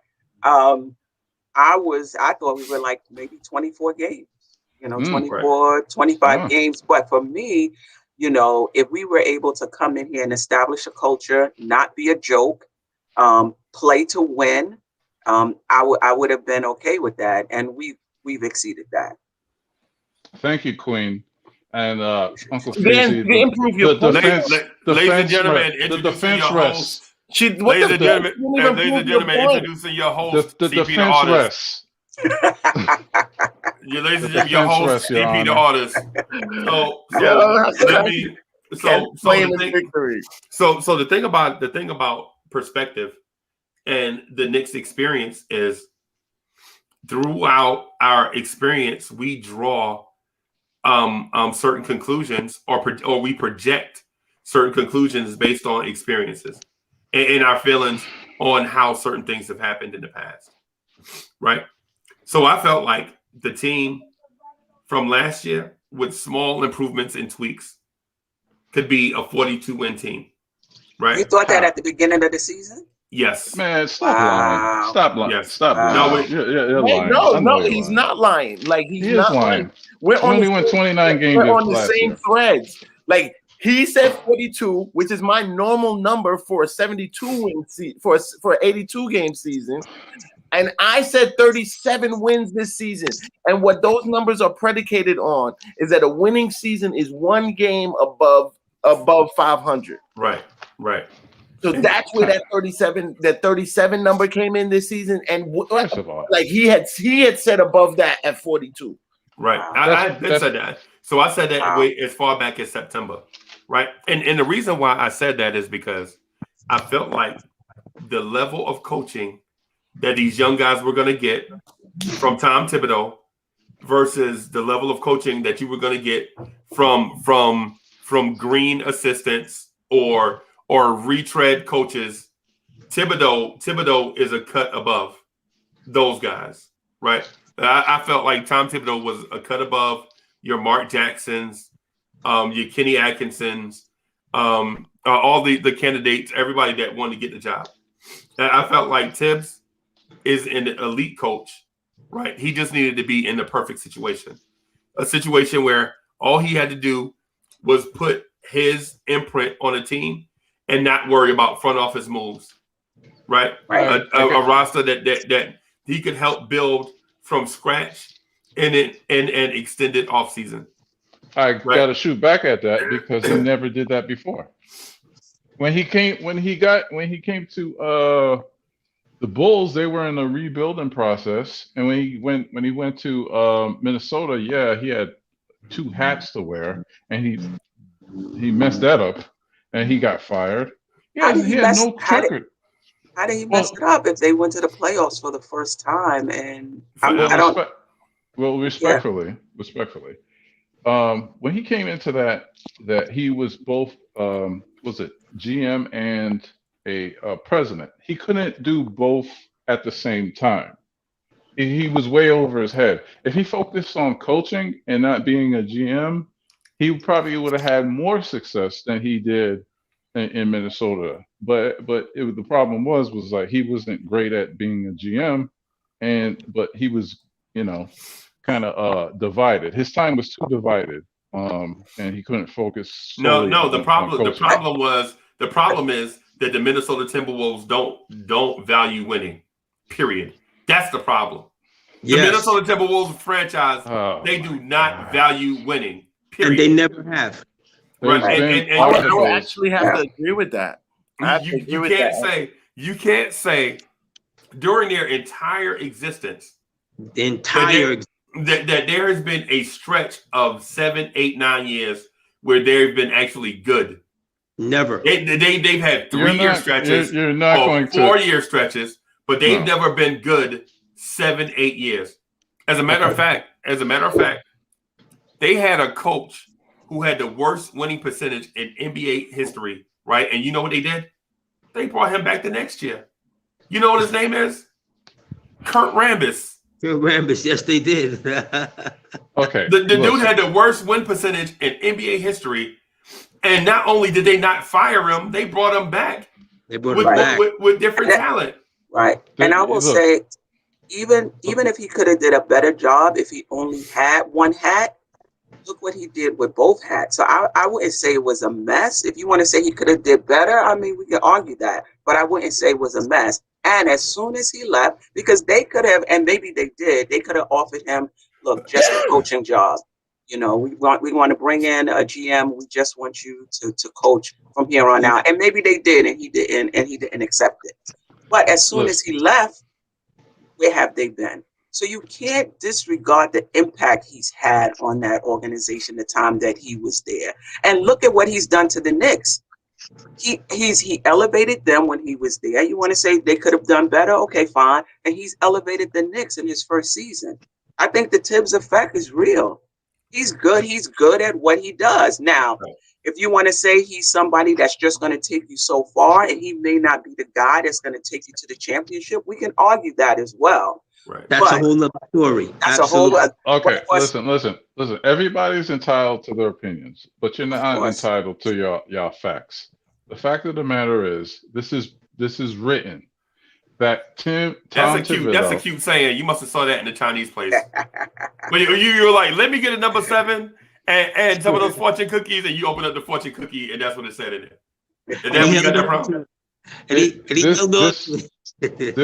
is I'm full of quotes because I read books.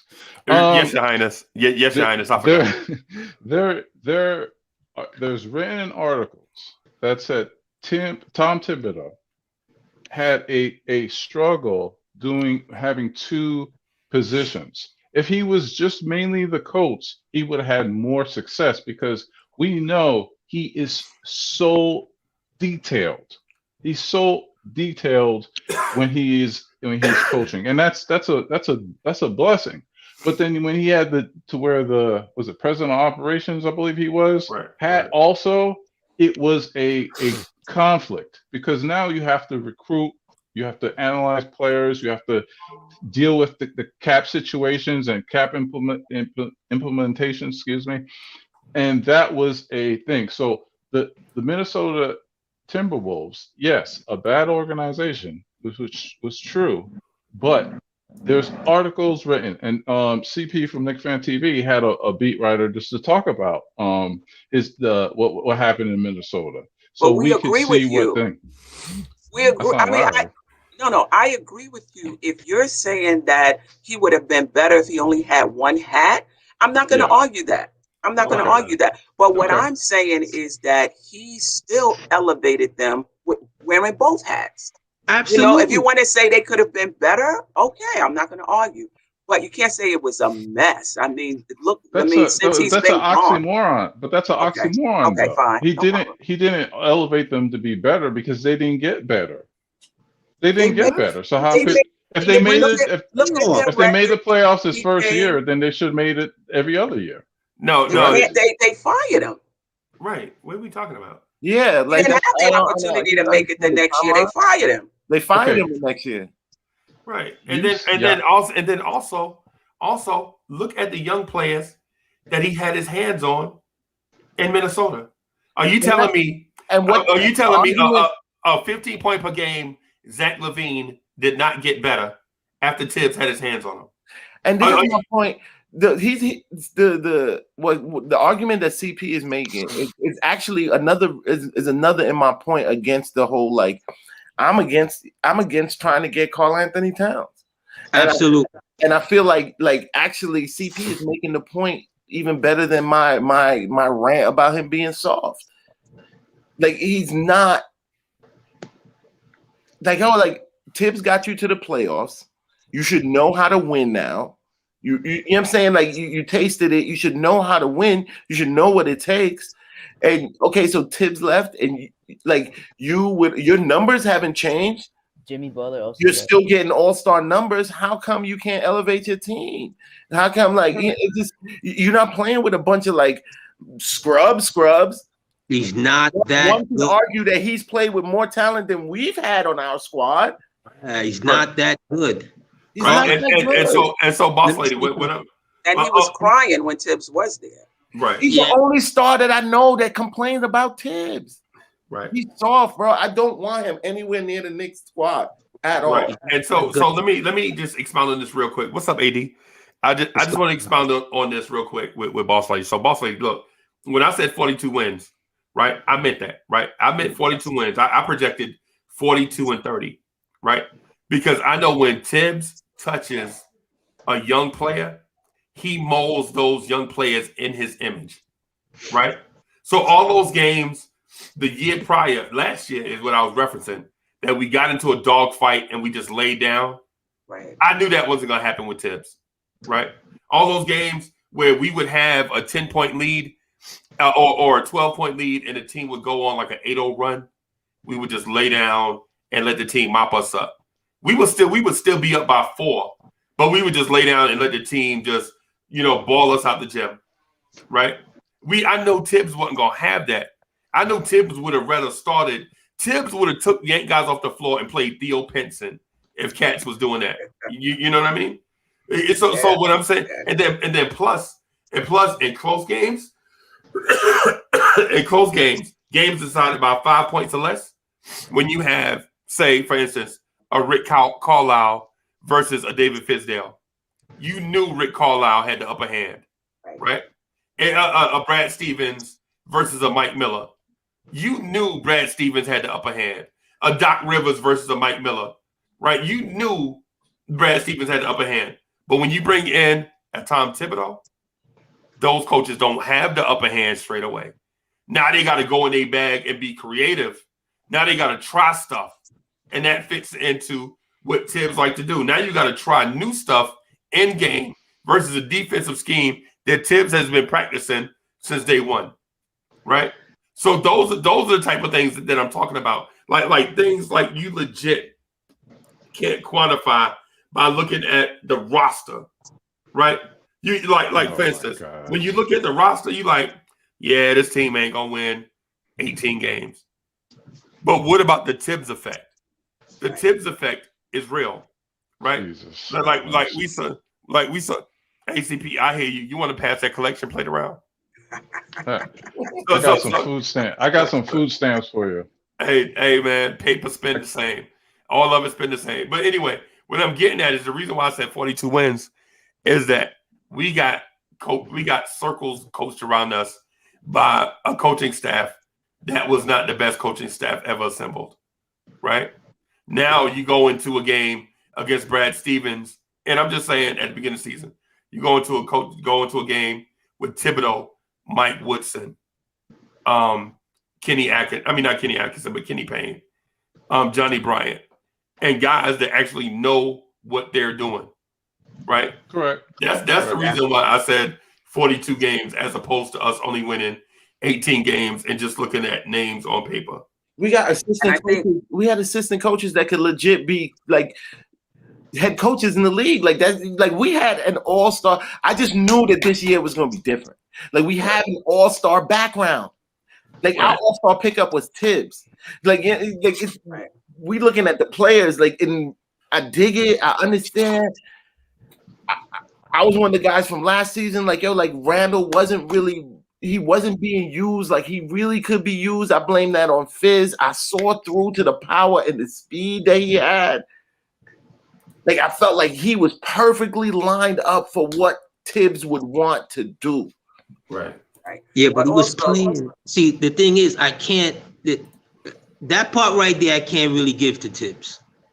I'm not giving it to Tibbs. I'm not totally giving it to Tibbs either because that's 9 months of off-season no teamwork that Randall came back with. That's total 9 months of off-season just putting in the work every day. And Tibbs here's the thing, can't say he knew what he had because he never coached Randall before. He can only go by what he saw on tape and say, well, if you make these corrections, you could be better in this area versus that area. But Randall came back and did a 720. Randall spin twice. You know what I'm saying? Randall's corrected everything. Randall's defense is light years better than it was last year. Bunker's offense, his That's what I defense. expected. That's what I expected. He still Tibbs needs to have. refine his game some, his core game a little, just refine it a little more. But to Uncle Freezie's point, I think I underestimated how much Tibbs would be able to get out of this team. Right. Because if you play defense, you wasn't going to play. He wasn't Right. going to play. And that was the other thing I liked about Tibbs too. He understood the cardinal rules of basketball. You play to win and you earn everything you get. We're not giving spots. We're not giving time. If you're going to sit behind a veteran if they're better than you, and if you beat them out, you're going to play. There's nothing wrong with that. Like, that's how basketball is played, all over. But to the talent issue, I mean, listen, you can argue on paper that there are other teams that have more talented players than we are. But when you're talking about winning, more goes into winning than just talent. Coaching, execution, timely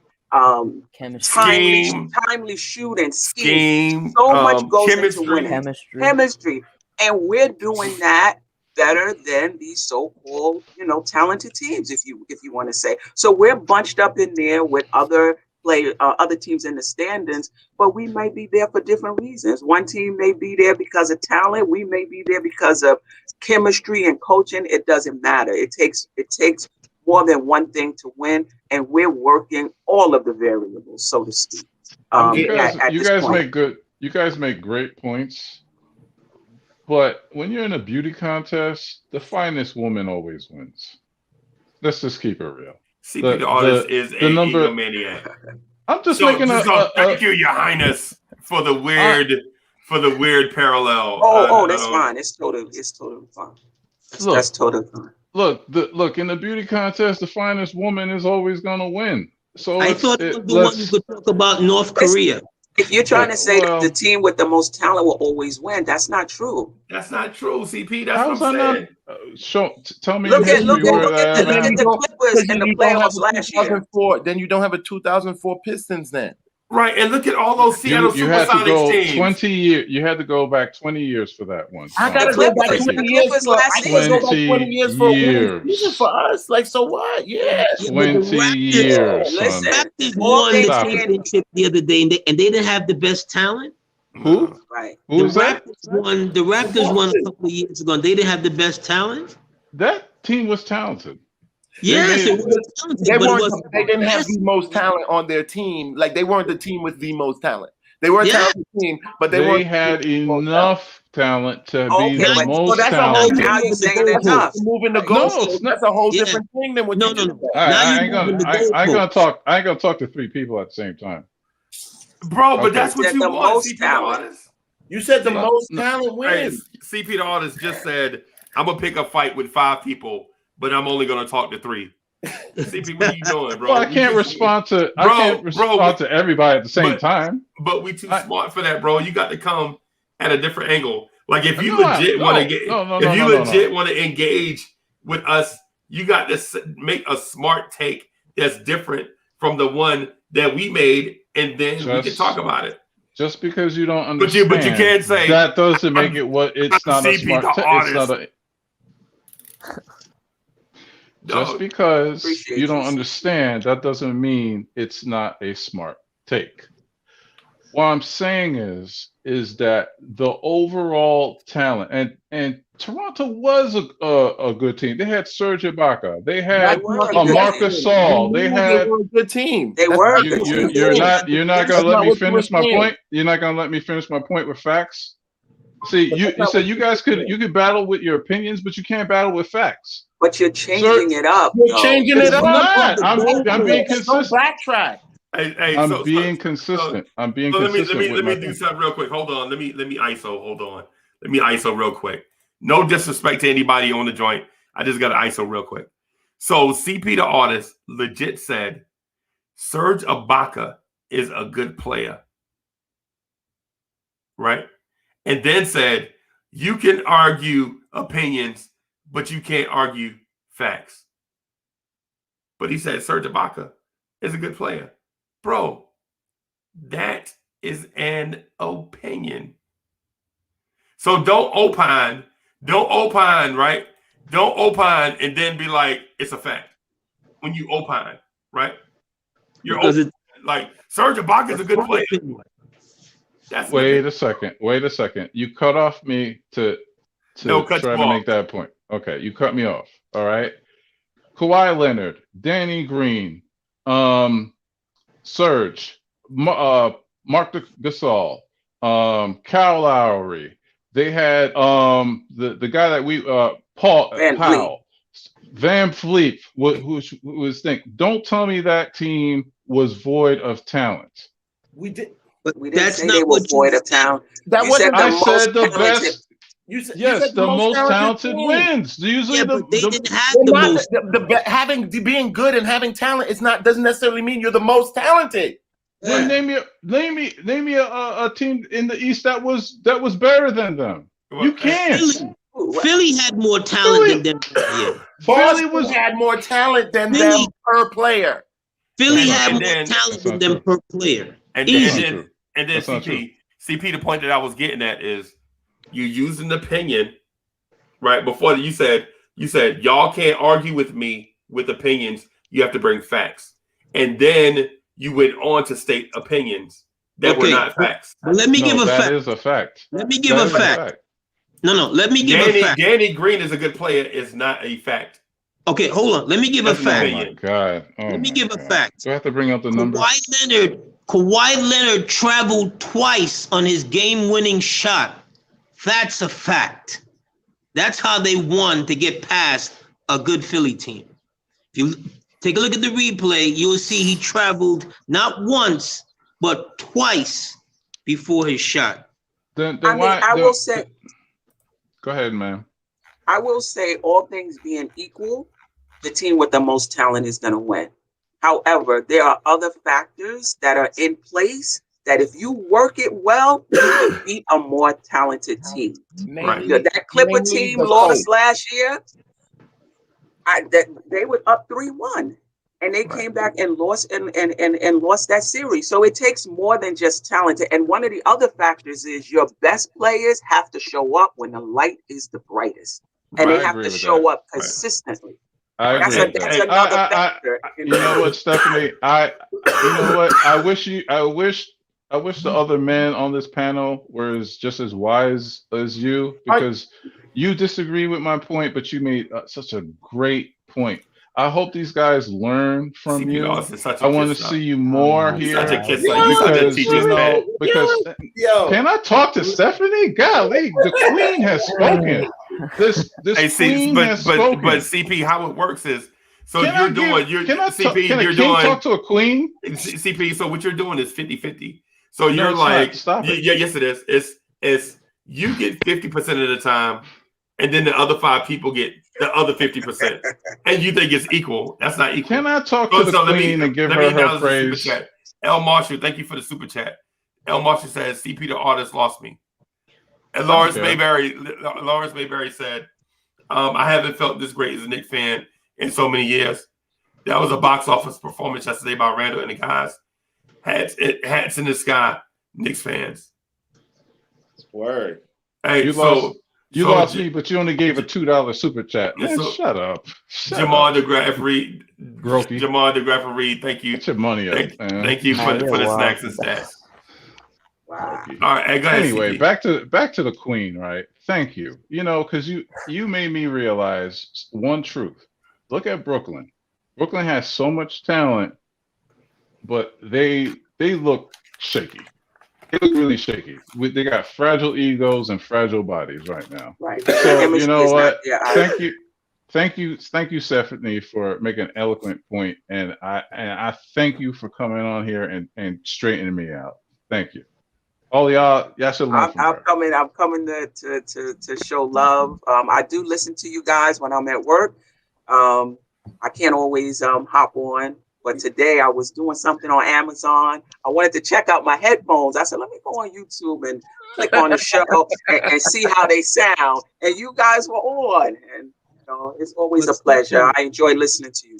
Yeah, FCP can keep a straight point. But yeah, can we talk about these Knicks right now, though? Can we talk about how we winning right now, though, man? Can we talk about that?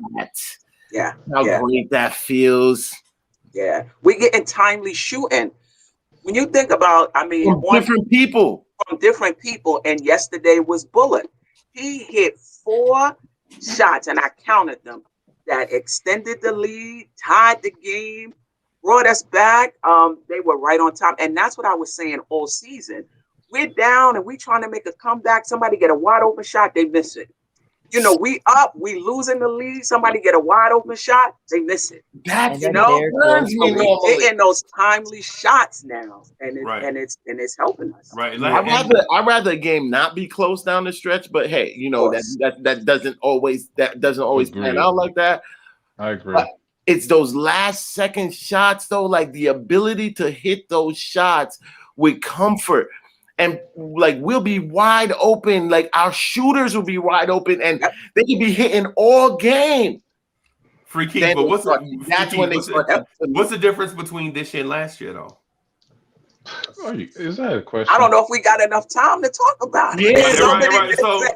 Right. So the difference between this year and last year is the shooting coach Keith Smart was an idiot. Right. And he literally destroyed RJ Barrett's shot. And it came out in the article that him and David Fizdale were tweaking people's jump shot for him. Right. Right. And so here's the other thing. Those clutch shots that we needed last year, guess who were taking them? Guys named Bobby Portis. Guys named Mo Harkless. Yeah, guys named Wayne Ellington, who had the poorest shooting percentage of his career last year, left, and now he's back at shooting 40%. 40%. And we need to ask ourselves questions around that, though. Right. That's what I mean. That's what I mean. No. Reggie Bullock had his worst shooting. Reggie Bullock had his worst shooting year too last year. No, but asking ourselves questions will take us back to a place where we left. Facts. We don't need to talk about that. That don't came and gone. You know what I'm saying? That's already out. It's going forward. But Freezie loves the hot tub time machine us. No. Freezie What I loves want the hot to tub time machine. do is smart people in conversations that are robust have a point of reference, right? And just using that. I do, and you call it opinions. What you are? I always use a reference, but you call it. Oh, that's your opinion. Hey, you can't have it both ways, man. Yeah, Your Royal Majesty. When you speak, I have to put you on ISO cam. So you got to let me know when you heard to speak. You got to say, "Hey, I'm ready to speak." Good morning, ladies and gentlemen. Thank you. Oh, I'm sorry, Freezie, for your everybody. This is CP the Artist Show with my co-hosts. Uncle Freezie, Free Keith, and the lovely Stephanie. I am very excited to be here. I am very excited to be here. Stephanie, the queen. And we have on drums, AD. Salute to all my Jamaican massives here. You know, we're recapping last night's win against the dreaded Pelicans. Yeah, where we won an overtime game against, Lonzo Ball and crew. I want to thank you guys for coming out today. Freezie, as I was saying, when I bring up a reference, you always shoot it down. Why do you always shoot it down when I bring up a reference and all of a sudden you say, oh, I bring up references and so forth and so on? That's disingenuous. Just because you disagree with my reference shouldn't mean that it was nonsense from the start. I'm sorry, y'all. When we speak, we have to share the screen. But when CP the Artist speaks, so he gets ISO cam. It's one of the things I have to do to kind of keep Your Royal Highness in the CP the Artist realm where his ego goes unchecked. I apologize for that, but it's like that, and that's the way it is. I'm the only one that comes here to apologize. I apologize. Yeah, because you always have something to apologize for. Thank you. Wait, do we feel that Van Gundy pretty much gifted us Lonzo and Zion? Oh, by the way, Woj, they just posted a thing with Woj, and it's like Woj said that thing that Zion said that it could be deeper than it really is. So they're all trying to insinuate this. So like I said, did Van Gundy did he just gift us Lonzo and Zion? No, he didn't, because they're welcome if they come. They're welcome. Yeah, no. I say technically no, because Zion is going to cost a multitude of things just for them to pry Zion away. I mean, he'll cost Randall, definitely. No, but he has 2 years left. It's going to cost a lot. 2 years, yeah. It's in 2 years. Yeah, 2 years left, and for him to say, "Oh no, I'm going to walk away from my my rookie extension or whatever it is," or for them to give him the bag, that's impossible. He's going to take that money and probably ask for a trade. After that, but we all know that bag gets. I mean, but if he gets traded before his rookie deal is up, he gonna get the bag wherever he goes. He get the bag wherever he goes. He gets traded with. Couldn't possibly trade. They couldn't possibly trade him. Yeah, that's what I'm saying. He might as well fold up the shop. Yeah, right. I'm just joking. Like if they gave up Zion for real, without a fight, they need to pack up shop. Yeah, he was happy. He was more happy than any player I've ever seen on a post game talking about the New York Knicks. Do you remember draft night? Remember? No, not draft. The lottery. The lottery. When he saw that we didn't get the number one, he was devastated. He ran out the room. Him and RJ both wanted to be in New York. They both wanted to be in New York. Yeah, and you can see the way he talks about it. You know what I mean? But I believe by the time Randall is done in New York, Zion will happily. And I would actually love that. Yeah, me too. And it's like you see people think that it's so unlikely that you would think okay, everyone was saying, oh, Zion to New York, right? But him and RJ are actually legit best friends. Yeah. And then if his contract is actually run up and he says he doesn't want to go, I mean, some teams still force you into a contract. Some people just don't let you get traded. But I think that could actually happen. So, but the thing is, you have to take your money. You can't walk away from your money. It's your money. Yeah. Huh? You can't walk away from your money. He's gonna get the money wherever he goes. That's what but he would get that. He would get that. He would get more if he stays with his team. Tibbs. Yeah. He would get that. I'm with my team. I'm gonna get the most bag because my original team can pay me that money. For him to walk away from that. But those rights, the ability to pay the extra money, if he gets traded now, that actually gets traded with him though. Right. It gets traded with him. But what I'm saying is, if they do that, they might as well. I would absolutely be a proponent for the commissioner to step in and be like, no, we can't do this. Yeah, that's ridiculous. That was you're going too far. We joking around and stuff. We're definitely joking, but I actually don't really like the idea. I like the fact that the players have so much more power now. Just because it's it's racist old white men who won't own these teams. Cool. I like the fact that the players have more power, but I don't like the competitors being able to choose their competition. I don't like. There's something that grates against me with that. I don't like being able to pick you and you and you and you, or pick this team because I'm one of the competitors. Something should be some part of that should not. I shouldn't be a part of some part of that. That's done. But those days. I know. Because if you look at it after every game, what do you see? Even during a pandemic, these guys can't get away from each other. They Hugged all up. want to slap five and hug it out. It's like, yo, dude, we even in a pandemic, y'all can't get away from each other. Right, You see right. what I'm saying? But bro, let me. Vision is gone. But bro, let me tell you. I just want to say this real quick. So first of all, Mama said, "Don't trust you."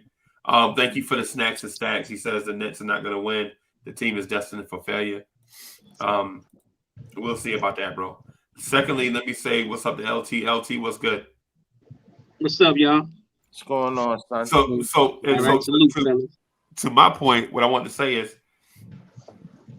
cats want to leave because these places of employment suck. Yeah. That's why they want to leave. It's not like, you know what I'm saying, everything is perfect. It's not like all 30 teams are exactly the same. And these dudes are just like, well, they wear blue and I wear red, so I'm out of here. You know what I'm saying? The New Orleans Pelicans are a grease fire. The Minnesota Timberwolves are a grease fire. The Detroit Pistons, the Cleveland Cavaliers, the Washington Wizards, the Sacramento Kings, bro, they are grease fires. Nobody right? wants to go there.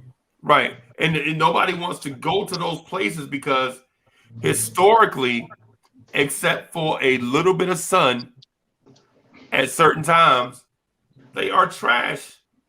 They are trash, but here's the thing. Here's the thing, though, Freezie. The league is not going to contract. They're never going to go back to where they're getting smaller teams for more competitions for better talent on each team. Those days are over. They're still giving you an NBA check that does not bounce. Right. Go out and play your best. And it's big. And it's big. And it's big. And as you say that about other teams, the Knicks are still in that situation until we land a top tier free agent. We haven't. And since Melo, we haven't landed. We've already landed our top tier free agent.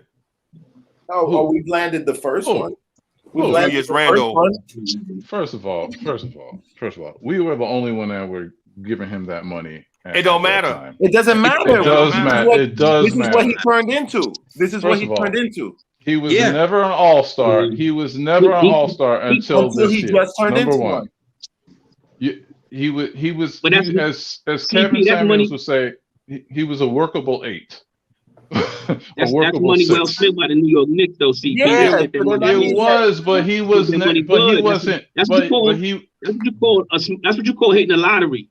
They, and that's what they did. They hit the lotto. And you got to become a star destination to attract a star. I only came in real quick because Freeze ain't reading my super chat, so I only came in real quick to say what was on my mind because I'm just so hyped today. You know what I mean? Yeah, I'm in such a great mood.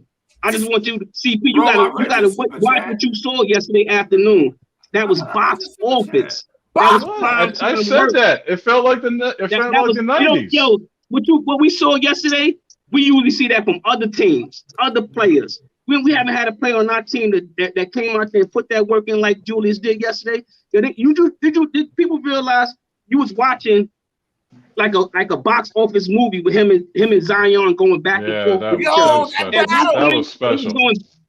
They was going back and forth. Yeah. And then Bullock, he pissed me off because in between them two going back and forth, he takes an ill-advised three-pointer that was an air ball. Like, why you ain't give the ball to Julius and let them finish going to work and let the fans enjoy that moment for that time being? Our team stepped up. Our team, they showing that they could play ball with the big boys. I know that the New Orleans is not a better team than us, right?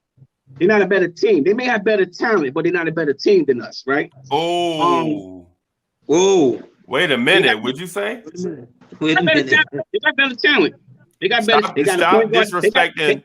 Stop disrespecting your Royal Highness.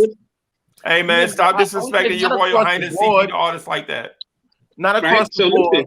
They got New Orleans. They do got a better players than us. They do. That's just what it is. That's the facts. They point guard is better than ours. Right? Zion is better right now at his age than Julius was, and he's going to be better than Julius. Yeah, but he's not better than Brandon Ingram is better than RJ. He's not better than True, Julius. true, He's true, not better true. than Julius. So that's No. all I'm saying. He may not be better as Julius mentally, right? Then he's not better. He's not better than he's physically gifted. He's physically gifted. Let's not get that twisted. He's physically gifted, but he had no perimeter game. None. That's understandable.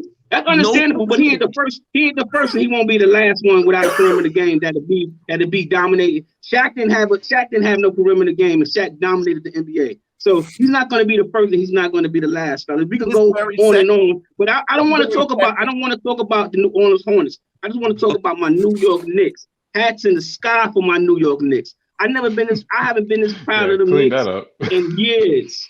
In years. Do you understand that? In years, fella. I'm talking about before the Carmelo, because even when Carmelo was here, sometimes, he'll shrivel up on us, man. He'll shrivel up on the primetime games when you need the Melo to show up. And that's just the truth. When LeBron and all them big boys was coming to the Garden, he a lot of times he ain't show up. He ain't show up, and that's why them dudes kick up their feet, toss them bottles, take their shoes off. You know what I mean? They in your recliner. They used to come here and sit in Carmelo recliner, grab his remote control, and watch his TV on their TV channel. We ain't having that no more. And that's that's the thing that I seen yesterday when that team came here and them boys stepped up the way they supposed to step up. You know what I mean? You couldn't ask for a better performance than that yesterday.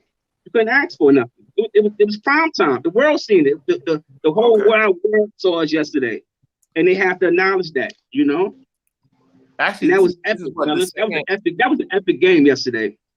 We was on two national TV. We was on two nationally broadcast games this week, right? Friday and Sunday, right? Friday and Sunday. Keith, ain't that something? Wow. Right, and we wasn't supposed to be there at the beginning of No. We wasn't say that again, Keith. Say that again. We wasn't supposed to be there. No. Supposed to be there. No. Right, and so this is what I'm saying to. So this is what I'm saying to those Knicks fans like CP the artist that only care part time about the Knicks. I care full time about the Knicks. Bro. Yeah, you do. You spend 8 hours a day on this thing, man. Yes, 8 hours a day. And I wish it could. And I wish it could be 10. And I legit wish it could be 10. I'm just being conservative. Right. I know it's like right. And 12. So here's the thing, though. Here's the thing with the Knicks, man. You got to respect where they are in the process, right? You got to respect where they are in the process. It's like when my baby's legit went to kindergarten, and the teacher was like, "Hey, Uncle Freezie, they are coloring within the lines. That's crazy. Do y'all color at home?" And I'm like, "Yeah, we color at home, and we sing little songs, and I make them snacks and stuff. So they enjoy coloring. But I tell them, hey, you got to stay within the lines." And so they'd be like, when they go to school, the teacher's like, well, we just put the paper on the thing and they just start coloring within the lines. I'm like, yo, we make it an event, right? This Knicks team, bro. This Knicks team is on the same pace, bro. They're not supposed to be here, but guess what? We here. We here. We here, man. Y'all listen to the Tibbs post game? Yes. Mm-hmm. No. Yo, he dropped some gems about like really what their mentality is, and I like it. I like it a lot. It's like, we go into every game knowing that we're gonna win, nor thinking that we can win. Like we don't care what people say. And you know how important it is, Keith, for us to be peaking at the right time. See, people don't understand that when you look at sports, and everybody want to throw and even. Y'all know the movie where Will Smith, I forgot the name of the movie, where he puts the number 7 in front of the dude, so all he sees is number 7, and then he goes and bet on the horse, number 7, the horse or whatever. It was Will Smith and some girl. They was like scam artists. They made the dude put a lot of money on the number, so they kept showing him number 7 throughout the course of the day. Nah, bro, this sounds strange. You wasn't smoking one of them funny cigarettes when you was on this. You trying to No. I only say that. I only say that. You didn't have to twist that cigarette that you were smoking. No. Okay. I'm at work. But I only say that. I use that as an example when somebody puts something in front of your face all the time. So a lot of cats is stuck on LaMelo Ball, right? Ball. So you start to believe it too. Like, yeah, maybe we can use Ball. But after you saw yesterday, do you really want Ball on your team after what you saw yesterday? And that performance that he I don't know why. I think he gave us that game. Would you want? I'm saying, Keith, would you want him on your team? Would you want him on? Would you? Yes. You still want him on our team? Yes. You can't. Yes. Take 2 games. He's yes. I have to pass. You can't. I'll pass on that. I'm not gonna let one game cloud my, because look at a player like that. A player like that, if you just look your head up, the pass is gonna be there. If you decide to run, the pass is gonna be there. You see what I'm saying? You've never seen those kind of attributes, and this is no knock on Peyton. This is no knock on Peyton. When you got young guys like a Obi who's just dying to run. He's just dying to run. He just wants somebody to be able to hit him when he's running. You're never going to give that up, because when your big men run, that means they're going to rebound better. They're going to block even more shots. Right. It's the easiness of his game is why I would still want him as a Knickerbocker. No, I wouldn't. I don't know. I've never been a fan. I've never been a fan of Lonzo yesterday. Ball. Right, CP. I watched him closely yesterday, and I must say I wasn't impressed. I don't care. I'm just listen. I said I was talking to a Lonzo Ball fan, and I said to him, bro, dude got to. What was his name? Showcase. You could call him LeVar, man, because like this guy is like a real fan. He's a real fan. Like he went to the games out here in Atlanta when they were the JBL, whatever. Anyway, and he said to me this: Stan Van Gundy is a conservative coach, okay, and unlike his brother, LaMelo Ball, who has the freedom to do what he wants to do in the second unit, Lonzo doesn't have that necessary freedom. And as me and him were watching the game and texting at the same time, you could see the difference when the Pelicans were making that run on us. They were doing with speed and quick offense. And so the thing is that does LaMelo Ball, the question really is, does LaMelo Ball match what Tibbs is as a coach? I don't see it, CP. I don't see it. Me neither. I don't see it. I don't see it. Right, because we are the slowest pace for a reason. It's not because of our players don't want to run. I believe that they want to run. I think like when Peyton went down, whether it was Emmanuel Quickly, was Frank Ntilikina that was stepping in, whatever, it still was slow. I didn't see the pace that we had last year under Mike Miller. You know what I'm saying? Because he's a defensive coach first and a conservative on the offense. So I don't know. It's to be seen. I don't know, but I'm with my man Lance. I didn't see anything yesterday to make me be like, but I did see, I was like, man, maybe we should have went after Bledsoe. I was watching them closely. I watched them closely. I wanted to see can he fit on our team? And if you get outplayed by the guys that we don't want on this team, that says a lot on why we shouldn't get you on our team. You understand what I'm saying, CP? In fairness, Lonzo was on a minutes restriction. So, because we got to factor that in. He was on a minutes. It was simple. It was just a miscommunication. Eric Bledsoe should have fouled Derrick Rose when he got in front of the free throw line. Period. He went for that fake though. He went for that fake. He went for that stutter step. And he bit that. Lonzo hedged in. Bit it. Got the pass out. Right. And so, but what I'm saying is Lonzo looking at Derrick Rose and Bledsoe, like, what are they doing? This play should have already been over. Derrick Rose should have been at the free throw line. Right? What are we doing? And so that small bit of hesitation is what kill you. They were not on the same page. You can't just say what Lonzo did was the ultimate mistake when both guys made mistakes. Yeah, and I have a question for Lawrence and CP. Did you guys No, we don't. No, we don't want De'Aaron Fox. No. That's so disrespectful. Stop being so disrespectful. You guys want Lonzo before this game? Is that why you guys like seeing him play one bad game? You're like, yeah, now I 100% don't want him. Let me say something. I was never a fan of Lonzo Ball, and I still ain't a fan of Lonzo Ball because I can't trust Lonzo Ball. I can't trust what I'm getting night in, night. Like, yeah, he could hit 8 threes, and then he could go 0 for 8. He could like, be in a game, then he could be out of a game. I love his defense. I love those lob passes and the quick. I'm like, yes. I think if I have any hope, to be honest with you, Tibbs could take him and do what he did to Julius Randle. And if he could do what he did to Julius Randle with this coaching staff, we got a steal. And so all I'm saying is this: if he could find a coach that he believes in, and the coach believes in him, and they have a good relationship, go get Lonzo Ball. You know what I mean?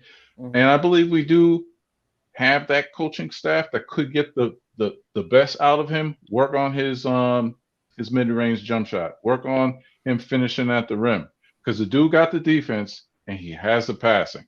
You know what I'm saying? And he has the height.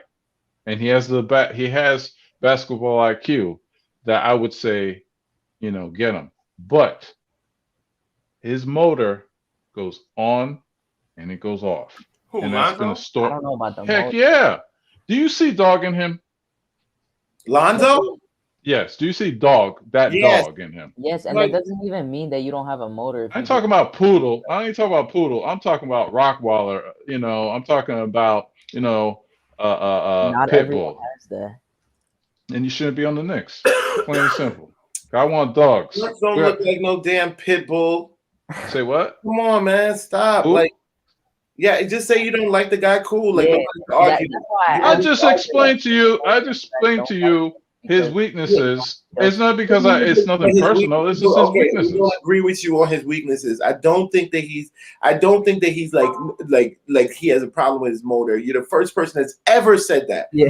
I don't know who ever said that he's had a problem with his motor. You need to watch more than just I watched the game. The Knicks. I'm not one of those Knicks. I've been watching him since day one, because one of my closest friends is a Laker fan and a Ball fan. I get this every day. I wasn't a Lonzo fan. I didn't like his game up until this year. I'm watching him play, and he actually him being able to hit that three has opened up his game tremendously. We are a top defensive team. I did not expect to see him get off on us. I don't expect to see anybody get off on us. Especially off an injury. That's his second game. And he's coming off an injury. Y'all copping, please, man. Y'all ain't talking about copping, please. It is copping, please, because I saw his other games. Have you? He doesn't. Yes. So then, what do you? Then how can you say what you're saying? What do you mean? How can I say his motor? He has no problem with his motor, he plays light skin, man. He plays light skin. He plays light skin.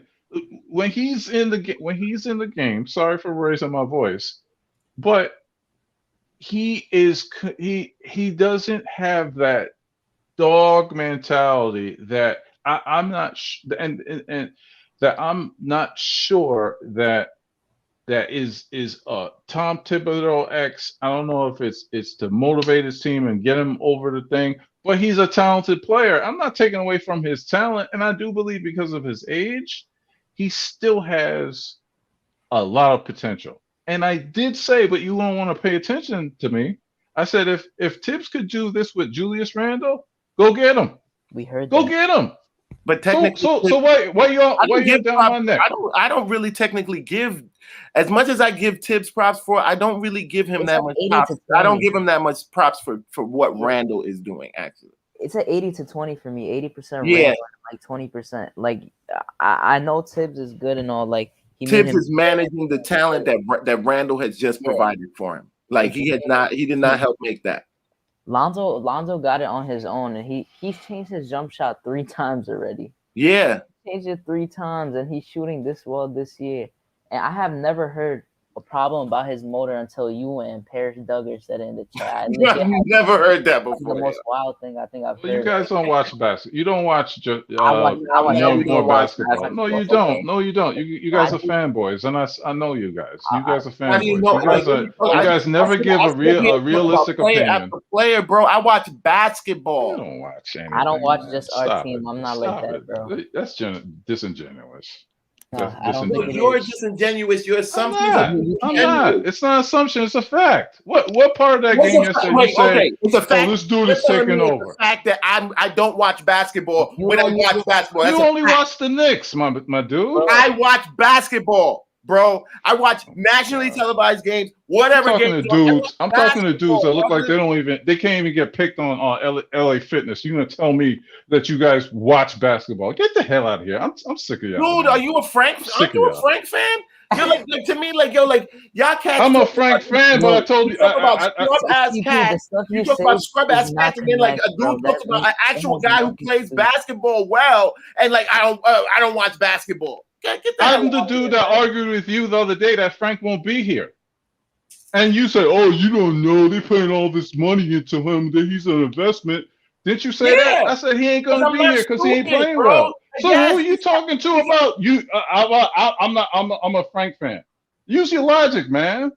You don't even play basketball, so don't even get me hot, man. Right. Don't even get me hot, bro. Okay, Get CP, the hell out of here, basketball player. man. CP, the artist, NBA player. What are you talking about? All of us are sitting on our couches talking about basketball right now. The hell out of here, bro. You acting light skinned. I'll be that. I know. I'll You be that. are. I'm darker than you. I'll be darker than you, darkness. I'll be darker than you, darkness. I still don't understand how that connection just like randomly happened. He's like, "Oh, you're not an NBA player." That's basically what you're trying to say. Like, what the hell does that even mean? Cats get frustrated. Say some stupid shit. My thing is like you got like oh, nah, you don't watch basketball. You guys play. You guys won't even get picked. I don't watch basketball. You guys probably will never get picked in LA Fitness, and you're gonna tell me about a dog mentality. Been trash. That's really what it is. You're mad that all of your takes have been trash. Because you can't bring it up. That with is what you're references. mad at, and say that. Just say that, and we can move past it. CP, your takes have been trash, bro. I don't care about your opinion. I don't care about your opinion. I don't care about your obviously, opinion. no, not even the universe cares about yours, because obviously none of them come to light. Your takes have been trash. Really? Argue that. Really? You literally said earlier that I'm consistent. I'm consistent. What take has taken? What take has taken, CP? You just a negative Nancy. That's it. You a wet blanket over everything. Like, oh, we got diamonds in the car, but the engine, like, it ain't a V8. You bugging out. You just say what you are. You were just a negative dude. I come on here, and I will apologize for my negative takes and my wrong takes. Don't be mad at us. I keep it real. I ain't mad at y'all. I ain't mad at y'all, but don't tell me the dude got a dog where he was never known to have a dog mentality. And then and this is facts. He never had a dog mentality. When was yesterday you saw Lonzo Ball be like, "Yo, I'm gonna take over this game"? You need your when? Though to be, that's not what we want from Alfred. That like we need playmaking too. That's not the only thing. Like we don't need Lonzo to take over. He just needs to open up the space on the floor. Like I don't know where you got that. We need him to just score like 20 points a game. Like that's not the thing. That's because he already sees how he's going to be used, and he sees the game already. Like this. Like you just because we already. We don't watch basketball. We don't watch basketball, Hadouken. You don't watch basketball. You don't play basketball. You never played basketball. You never got picked up in the pickup game. I said it. When was the last time you got picked up in the pickup game, sir? Well, I don't play basketball. Thank you. So you shouldn't talk. So you shouldn't talk. You shouldn't talk. You shouldn't talk. Because I hate talk about basketball. He coached basketball and he did play. I played basketball. I'm saying I don't play basketball now. You play basketball now. I don't play basketball now. I can still rock if I can. Pick up games. I can still rock if I can. Basketball. Freaky. So how can somebody that played basketball? You're not saying nothing, CP. How can somebody? The Knicks. Let's talk about the Knicks and your trash ass takes. Let's talk about that. Just because you. Let's talk about how your takes are trash. Let's talk about your trash ass takes. Let's talk about that. Because I don't agree with you, it's a trash ass take. It's a trash take because I don't agree with you. This is the Knicks. Okay, let's talk about what we don't agree about the Knicks. We don't agree that your trash ass takes have been trash. Oh, we do agree on that. Okay, actually, we do. We have found a point of agreement that your takes have been trash. And you did say you had to apologize a lot earlier, so corresponds in a way. People don't apologize for takes that aren't trash. Well, you win some, you lose some. You win some, you lose some. But this take I have right here on Lonzo Ball is not a trash take. The dude ain't got no dog in him, man. He doesn't. We have another take. You're saying, "Oh, you don't play basketball. You never played basketball." He played basketball. He got the worst take. We do watch basketball. I get your 6 You could just say that. Watching and playing are two different. Watching and playing are two different things. Yes, I said it's the same thing. Oh God! Yo, see, yeah, but we gave her. And you're talking about us playing basketball in real life. That's what I'm saying. Like, in order to know a dog, you have to he's so mad at his takes being trash that's what he got to talk about. By the way, because you asked me why I don't think he has a dog in him. Obviously, if you play basketball and you see a dude that has dog in him, you're gonna want to play with him. I mean, yeah, that's my point. If you play with a dude and you believe in a dude that's gonna, you want to pick dogs. You don't want to pick nobody. About basketball. Look at the results. It has everything to do with basketball. Game. Look at the results of his game, bro. That's what I'm talking about. Look at the results of his game. Not everyone on your team has a dog. Everybody's not gonna be Randall. But he ain't. You're the first person I heard talk about like Lonzo have like a problem with his motor. Everybody ain't a dog, but everybody also ain't talking about like the opposite. The very next thing isn't like low ass motor. You can't improve that much without having a motor. How you go shooting 50%? He ain't not the free throw line to 80%. Like how do you increase in all these things and manage to change your jump shot 3 times and you say that person has no motor? Oh my God, it's hard to explain to people that don't play basketball. All right, then explain. What it means is that when you go out and on that court, you ain't stat stuff in, you ain't whatever. You are going to take blood. You are taking blood. Lonzo doesn't have that yet. Randall got that. RJ got that. Yeah. Even as bad as Alfred Payton plays, he got that. You know what I'm saying? We need that from Lonzo if we're gonna get Lonzo. That's my only point. My thing is like if Frank don't got it, and I'm a Frank fan. Frank plays like Pepe Le Pew. He's weak. He's soft. We don't need soft players in the Knicks. All right, but that's what I'm saying. So if you play basketball, obviously you would know what thing because if we get on the court, I'm going for Knicks. Lonzo's that's not it. Player. CP, you gotta understand. Nobody's gonna agree with that. Nobody's gonna agree with the mentality that RJ has, and people his like little that. brother's more tougher than him, man. His little brother's tougher than him. Stop it. When his little brother played against Golden State this year, the dude was on fire because on draft night they told him we're going to pick you, and they never did. He had that in the back of his mind, and he lit them up. And he was talking trash to the former championship thing. That's the dog that we need on the Knicks.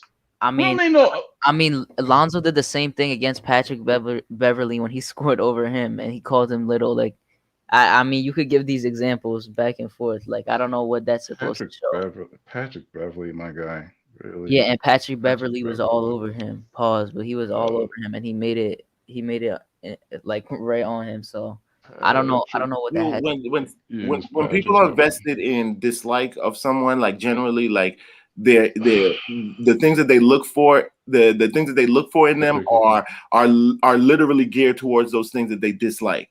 Like, there is no way in the world, there is nobody who's going to agree with you that Lonzo is soft. Nobody, not here on this thread, not nobody in no actual I play basketball universe is going to agree with you that Lonzo is soft. Lonzo is soft. That's Everybody, that's a hate. It's not a hate. It's facts. How is that? How is that fact? How is your opinion of someone being soft fact? I think Karl Anthony Towns is soft, but I cannot call it fact because it's my opinion. How is it a fact that Lonzo's soft, brother? Oh, and then earlier you say you didn't want him on the Knicks? Who? Karl Anthony Towns? Yeah, I don't. Yeah, didn't you say that? So why is your opinion on Karl Anthony Towns more valid than my opinion on Lonzo Ball? Nobody said it's more valid. I'm not in the front. But you use that example, Free Keith. So the first thing you said today, I said it's my opinion. This is how you get yourself into. This is how you catch yourself. Look at you shifting. Look at you trying to move the goalpost again. Ain't no goalpost. I'm using your own argument. I just said that it was my opinion. I cannot call it fact. You call opinions fact, bro. Yeah, CP, you legit. Okay, hold up. You used Karl Anthony Towns. You said there's no way we would that Tibbs would have won with that player. Correct or correct? What? So I did not you said say no. that. I said he only won with Tibbs. That's what I said. But you said, okay, I'm not gonna take words. I'm not gonna put words in your mouth by saying you said this. You said that. So let me ask you a question. Let me ask you a question. Do you believe that Karl Anthony Towns has talent, but he doesn't have any dog? Yes or no? I believe that Karl Anthony Towns has talent, but he's soft. That's what I believe. That's my opinion. You say he's soft, right? That's my opinion. That's your opinion. That's my opinion. I cannot call it a fact. Okay, that's your opinion. But the thing is this. When you, right, there's a story, right, about the frog and the serpent. The frog, the serpent wanted to I'm sorry, it wasn't a serpent, it was a scorpion. The scorpion wanted to get on the side. So he asked the frog, could you get me to the other side of this lake? And he was like, nah, you're a scorpion. If you bite me, I'm going to die. So he was like, nah, I ain't gonna do that. He gets on the frog's back. He starts hopping. They're in the middle of the lake, and the scorpion bites the frog. The frog is like, we're going to die. I thought you weren't going to bite me. He says, I'm a scorpion. It's in my nature to bite you. So my point is this. If Karl Anthony Towns, as you agree with, is soft, if he came to the Knicks, his character is going to be soft. So that's the same point of me with Lonzo Ball. So don't tell me. So don't tell me that it's his nature. That's fine if that's what you think. I just don't want you to call your thoughts, your opinions fact. That I can't call my opinions fact. Yeah, because he's saying that he thinks that the way that I say it, I emphasize it. I think 100% true. You can't. Okay. So when I say he has no dog in him, how is that different from you saying Karl Anthony Towns is soft? That he has no dog in him, and it's a fact. That's where I have a problem. But you don't want nobody to have any problem with you saying Karl Anthony Towns. We have a problem, but it's not a fact. So like that's where the discussion is. Because when you said it, I was like, okay, fine. Because you agree. Because you agree that Karl Anthony Towns is soft. Right. So you happen to agree with my opinion. So we both agree with the same opinion, but it doesn't make that opinion fact. It doesn't make any sense because if because you say my opinion on Lonzo Ball, you don't agree with. Just say you don't agree with it. CP, you said it's just agree with it. But when I say it's fact, when I say it's fact, because I say it's fact because it's inherently. All right, then it's not an opinion; it's a fact. According to you, it's a fact. It's a fact because it's universal. There is no disagreeing with your opinion because it's a fact. It's a Lonzo Ball has been always his no one on earth has called Lonzo Ball soft, bro. That's not true, man. It's not true. It's not true. Just say I'm right, man. That's it. We can. It's not true. It's not true. I'm saying this you is are the from first day person one. to call Lonzo Ball soft. Okay, if I'm the first person, then go back when there was. But you also said it's a fact. Go back. But you also said it's a fact. It is a fact because that's in his nature. That's his nature. Because he's not a guy. It's like the same thing. Somebody save me. I don't understand what this Freaky, he's just repeating the same thing, and he knows what he's doing. He knows what he's doing. He knows he's repeating the same thing. I'm reading. This should be like the 18th apology. I ain't wrong. The 18th apology you make. Go ahead. We'll wait for it. I am apologizing for this one until things change. Until Lonzo Ball shows me different, then I'll change.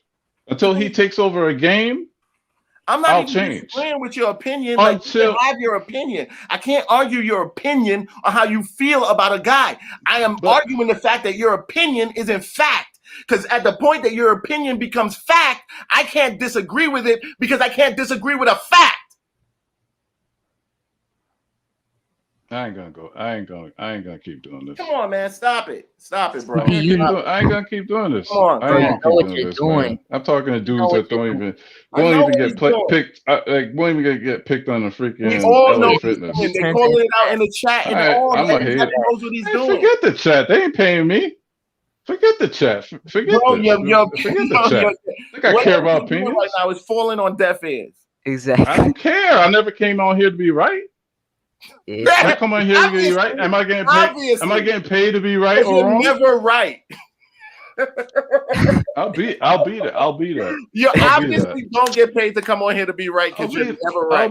I'll be there. A broke clock is right twice a day. Yo, even a broke clock is right twice a day. I'm gonna keep it a buck with you. I have never heard you be right. Never, yo. Never. And honestly, y'all hear me raise my voice, but CP is my dude, yo. I mess with CP, yo. Yeah, people in the chat get like a little too serious. I could care less, Sharon, about the chat.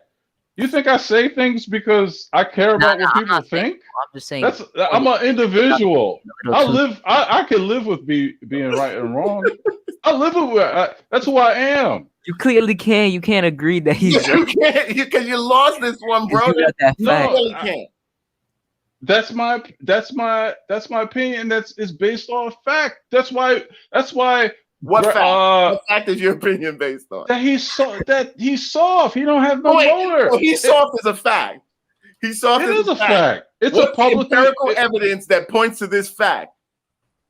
The undisputable factual evidence that points to this fact. How is he How is he factually soft? And what's the factual line of soft? Like so that we all know, in fact. Yeah, because you definitely have a different definition. Is Karl Anthony a fact that he's soft? It's my opinion that he's soft. I don't know if it's a fact. But it's a universal opinion that he's soft. No, it's not. Because there's some people that disagree with me. Some. Okay. Some Knicks fans who really want him here and disagree with me. That's why I actually keep bringing him up. Yeah, because a lot of people have been talking about Cat. They love Cat. Like they want Cat. So my opinion, I say my opinion. I can't call it fact because people can disagree with it. It's subjective. Thank you call God. your opinions facts. Thank Nobody God can for the. disagree with your Thank opinion. God. Hold on. Thank God for the internet, because on the jump with Scottie Pippen and Byron Scott, the topic was Lonzo Ball is soft. This is 2017, October the 20th. Bro, Lonzo Ball is soft. Yo, That is the cap. So time Okay. out. So for y'all to say, knowing I'm the only one in I did not say that, 2021, that was a topic. I Thank said God the for the percentage. illustration. And here you go again. Stephen A. Smith says Lonzo Ball is not worth the hype. 2017. Does that You know mean what I'm saying? Can we go on? Can we go on? I'm not the only one that said he wasn't soft. That doesn't make someone Shaq. soft. CP? I legit said that you're the small percentage. Hold on. So that doesn't mean Hold on. No. And we agreeing with I am Stephen the Smith now? only person. I am the only person. I am the only person now. Bro, I know you're down Say bad this. when you're looking forward to Stephen A. With your No. That's Remember the now, weirdest combo I've ever had on here. Yo. you guys said I was the only person. This was one of his problems, that he was soft. Look, Project Nerd says CP didn't even watch that video. He's reading the title.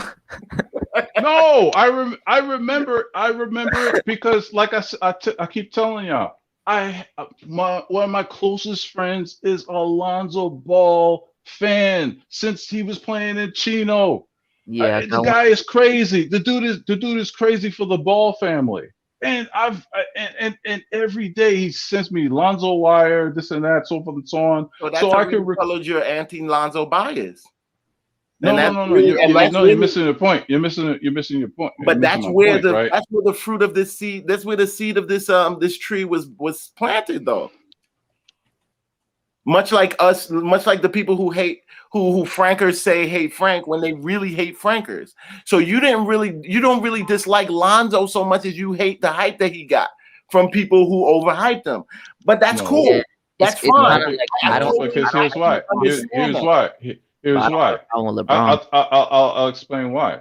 Because when we were in the draft and we were in the lottery, right? It was either him or Frank Ntilikina. If we were able to get lucky enough to fall through, and get him at number 2. This is when I do my research, because I do my research. Right. I was doing my research on Lonzo back when he was at UCLA, and one of my boys, he was with that YouTube hype and everything like that. So he was following him. So I was like, yo, tell me about this dude. And it was the UCLA game where he was like, after the game where he lost, right, in the tournament, he was like, I really don't care. I'm just worried about the draft after the game. And I was like, yo, I don't want this kid. I want De'Aaron Fox. I knew nothing about Frank Ntilikina. But we went on why I always wanted De'Aaron Fox, because De'Aaron Fox got dog in him. And as a Knicks fan, from John Starks to Latrell Sprewell to even Ron Harper to even Charlie Ward at some time, we had to have a point guard that had that dog in him. Mark Jackson, you know what I'm saying? Stephon Marbury, even though he failed, we needed that guy that wanted that dog in him. Lonzo Ball has always been his father's son, been more the YouTube show, the Facebook show was more important to him than basketball. And as a Knicks fan, do you really want that on your team? Yes or no? This is facts. Yes, I want him on my team. How old are you? I did not want the hype show. I was not. Well, you know what? I was not. I'm forgetting something. I watched that stuff, and I watched him in high school too. And I was not a fan of the Ball family hype show. I did not want it initially on the Knicks. Yeah. Again, look, Free Keith, man. My opinion. That was my opinion. Let me apologize. I love you, man, and I don't mean to get hype. Sharon, I love you too. I don't mean to get hype. we just got opinions. Yeah, no, I'm not taking I this. apologize for my Don't worry.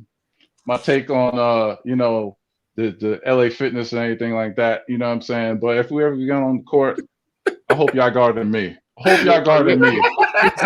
You're 6'6", I'm 5'10", bro. I'm not. No, because you know what, we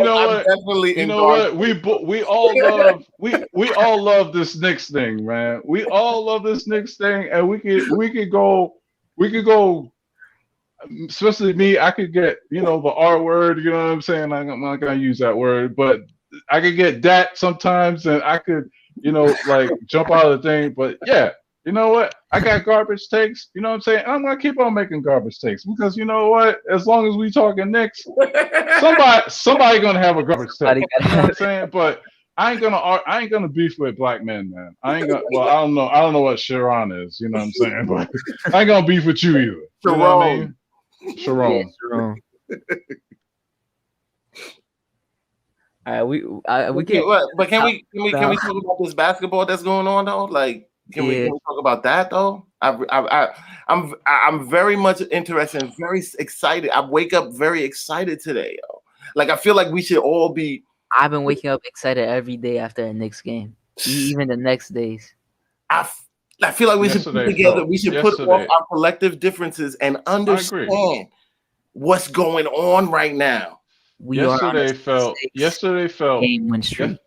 Yesterday felt like for the first time, right? Back in the day when I used to watch the Knicks game on NBC, remember the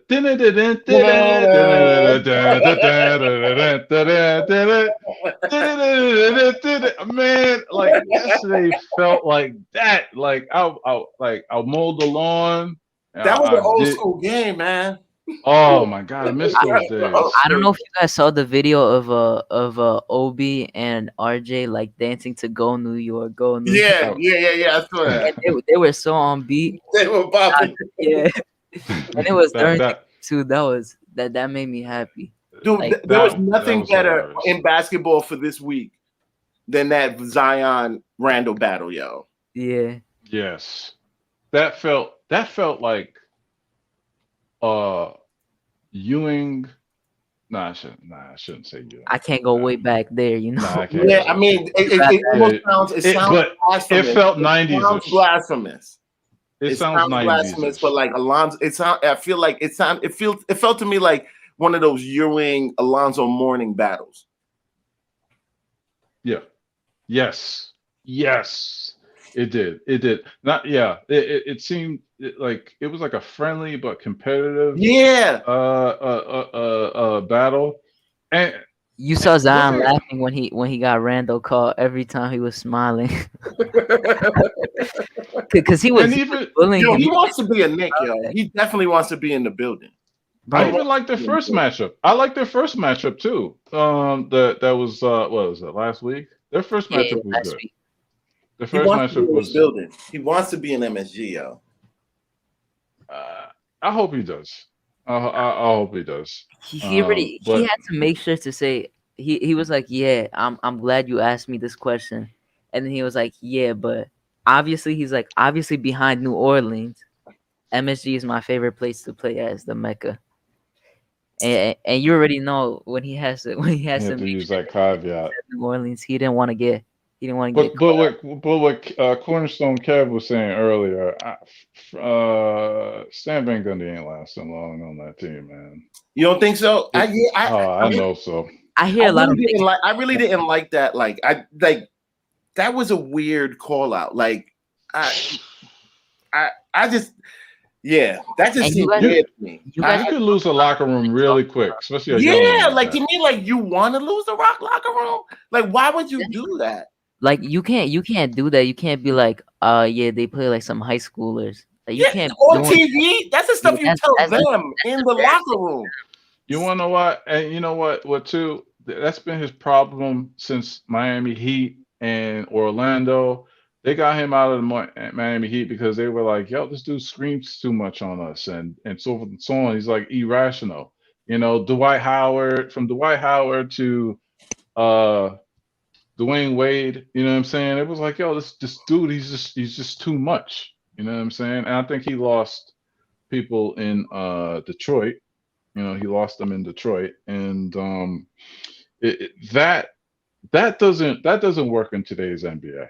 It just doesn't. Like, yo, like these cats is way too touchy. Like, you're gonna say something like that and then walk into the locker room, like you into the media and then walk into the locker room like that. Yeah. The only way you could say that is if you already built up trust.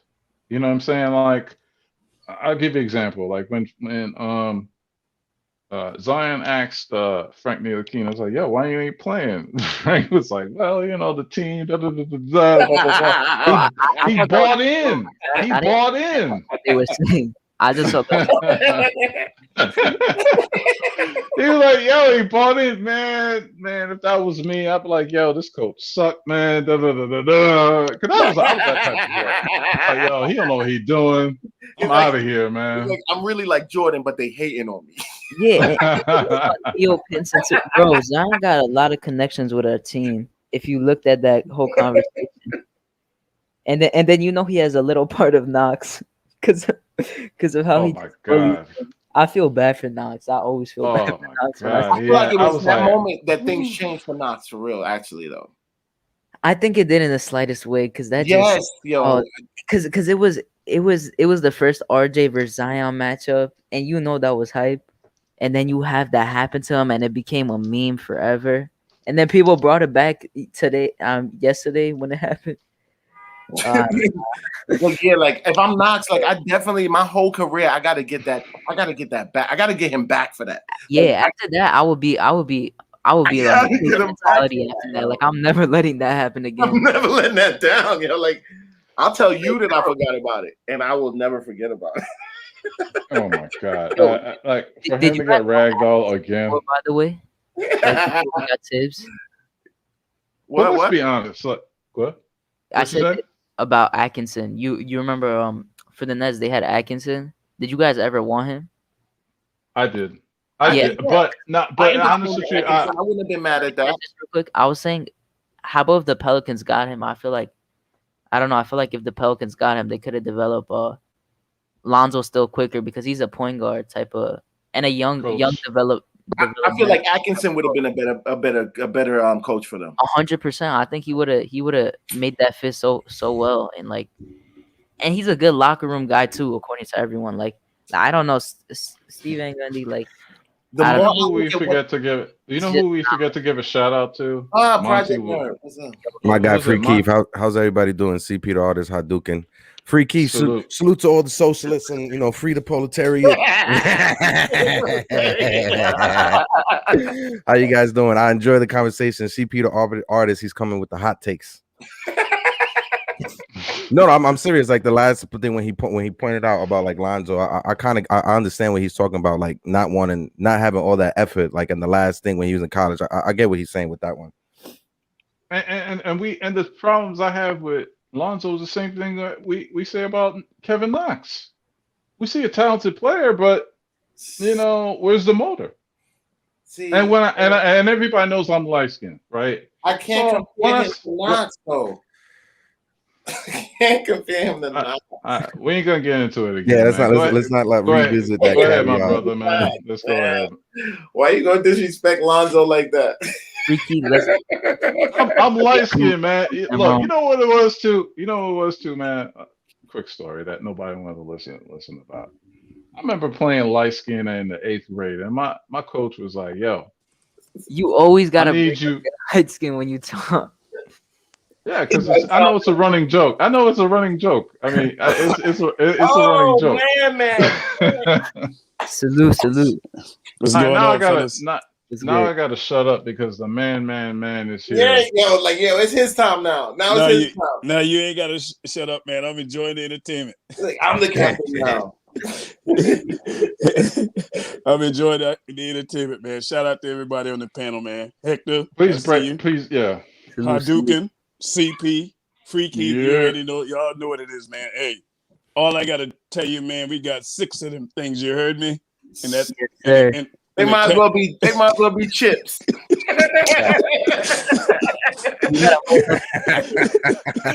Raise the Might banner. as well be championship trophy because that's how I feel. Hey man, I'm gonna tell you, this is too good to be true, man. It is crazy.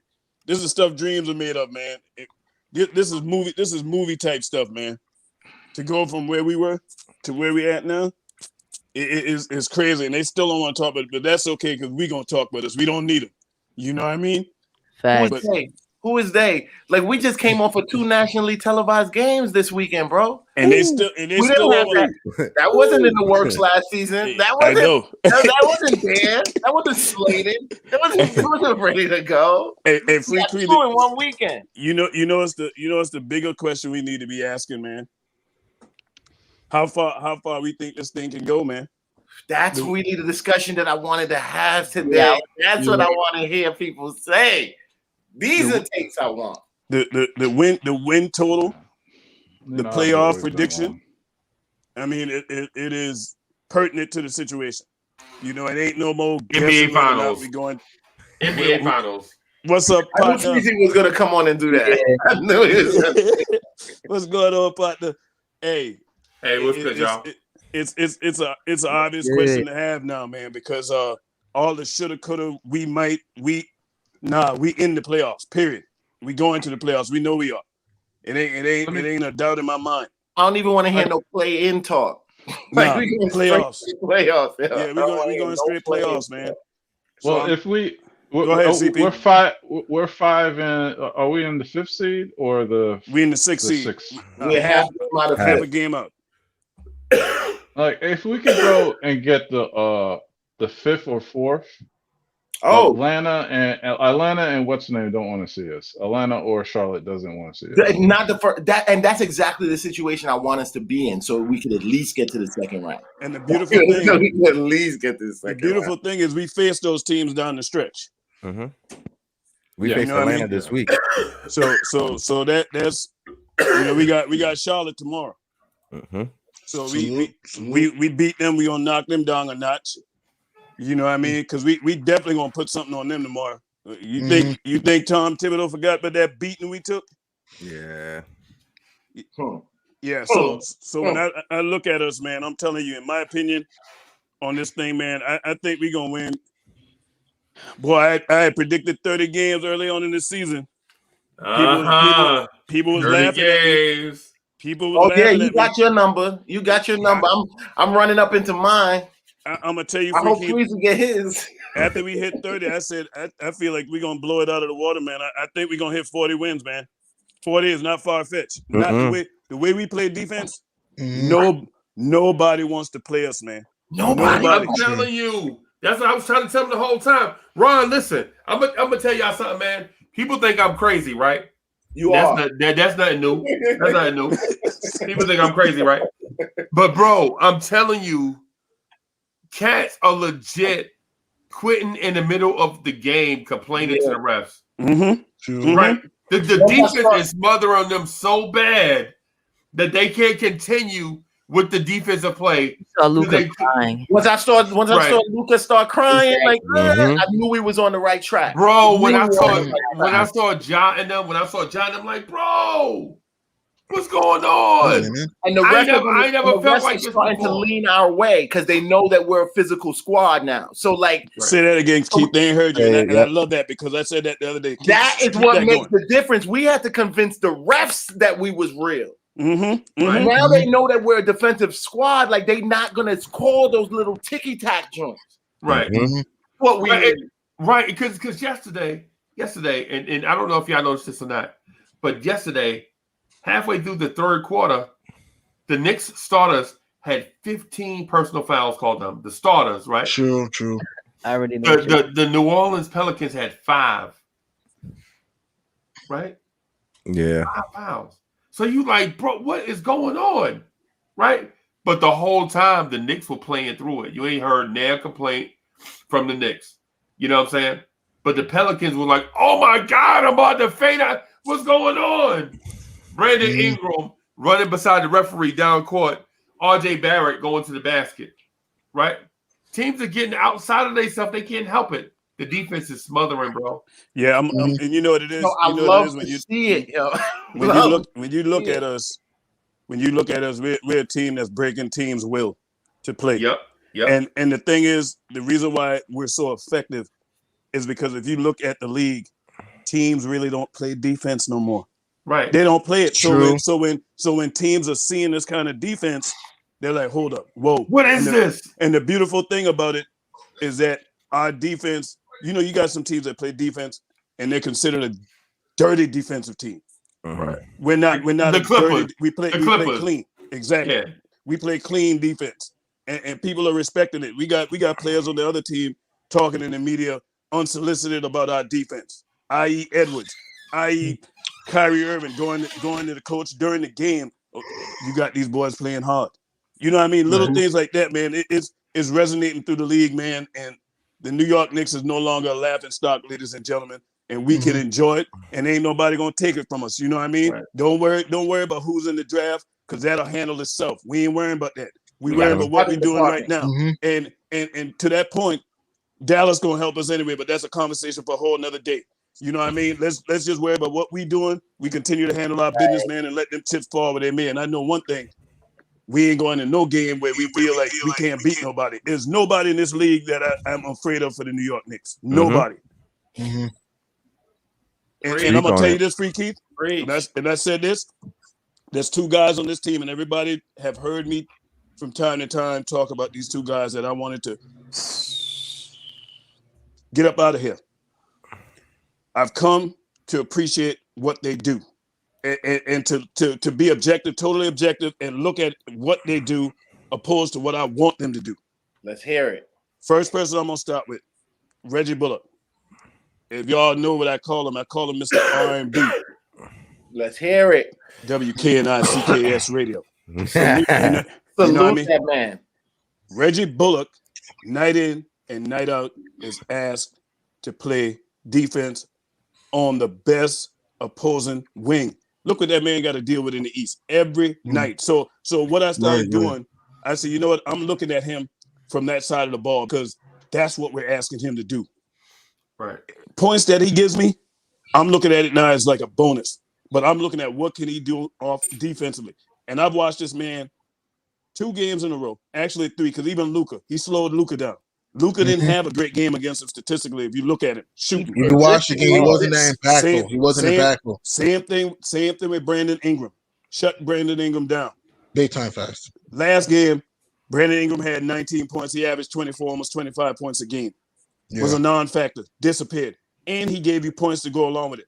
So the thing that I'm recognizing with Reggie Bullock, man, it takes a lot of energy to be a two-way player. When you chasing these guys night in and night out, that takes a lot. So I said, hey, I got to be objective.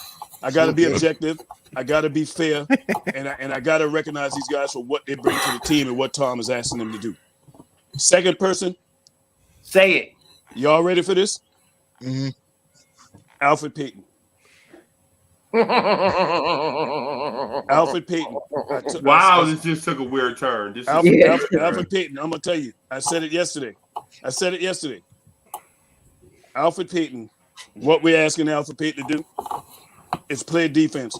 Right now, if in my heart of all hearts, if I'm sitting here still crying saying Alfred Payton don't score, I'm being delusional. I'm being crazy because that ain't what he does. You shouldn't be looking for Alfred Payton to score at this point. If we still crying about Alfred Payton scoring baskets, we shouldn't ask for that. Now the assist thing, that's fair because he's the point guard. Yesterday, that man got me 3 assists and only played 25 minutes, and had about 7 rebounds or something like that. So I looked at that, didn't have a turnover. It might even have 4 assists. So I'm looking at what he does. He get to the basket, but what frustrates me when he get to the basket is missing a lot of them bunnies. But hey, he is what he is. I recognize his limitations. So them 2 guys, I got them on in a category by themselves. Now them other guys, I'm gonna add Noel to that. Go ahead. I'm gonna add Noel to that bunch. Yeah, he's another one. I don't. Noel's been phenomenal, clogging that paint. And also, did you see that vicious block on Ingram in the overtime? That was great. Dude, he's got one. He's good for one of those vicious blocks every game. Though. You're expecting it now. You're not even you're not surprised anymore. You're just expecting it now. It's coming to the point, like you guys were saying, like, our defense. I'm thinking, who's getting it? Who's getting it? Our defense is so Who's getting suffocating. it? It's getting to the point that when the fourth quarter starts, the Garden DJ needs to start playing the small violin because it's over. It's getting to that point. And I tell y'all this right quick because I got to get going, man. I got to go pick up them groceries. You know what I mean? Yeah, man. But yeah, man. But Nerlens Noel, he's another one. That's his job, is a rebound and play defense. If he give you points, that's a bonus. But these guys who are called on to score, RJ, Julius, Derrick Rose, quickly, you know, everybody got a role on this team, man. Everybody don't do the same thing. So I'm starting to just really look at this team for what it is, man, and grade guys on that and not grade them in comparison to other guys on the team. Because if you do that, you're going to be disappointed. Just like Frank. Yeah. What team are you putting Julius Randle on? All NBA. What team? In my opinion, you already know where I'm going. I'm gonna answer this. I'm gonna let you answer this by giving you some context clues. I'm gonna go back to the All-Star voting situation. When I voted for the All-Star, the only person I voted for was Julius Randle. Period. I didn't vote for nobody else. So that'll answer that question. If you can read between the lines, where you think I would say he should go? Where you think, Kev? Come on now. Where you think I would put him? You're gonna put him on the first team. You're gonna put him on the first team. Thank you. Period. But I think politics will get in the way of it, unfortunately. I don't care about the politics. Numbers don't lie. Ain't nobody being asked to do what this guy is doing at this rate. Nobody. And shout out to Jim Boogie because he brought up a good point too. A lot of these guys they're gonna consider for this all NBA team to miss a ton of games. Julius only missed one. Only one. So they can miss me with that, man. Absolutely. And that's what I want to.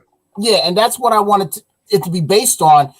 If you're not playing every night, I mean, even if you're out here and there, when you're consistently out, and they're gonna put you on that NBA all NBA team, first team like that, I got a problem with it. Man, Kevin Durant was the captain of the All-Star game and he didn't play. He was injured. He didn't even play. How you gonna pick it? How you gonna pick a team? How are you gonna pick a team and you're not gonna even play? Why even have captains? Just go back to East versus West. No, I like how they doing it like this. No, I would have rather someone else from the East. If else, KD's hurt, let Giannis be let Giannis or let Jimmy, someone else from the East. Hey, well, fellas, man, hey, I enjoyed it, man. Free Keith, boy, you and CP had me crying. Yeah. But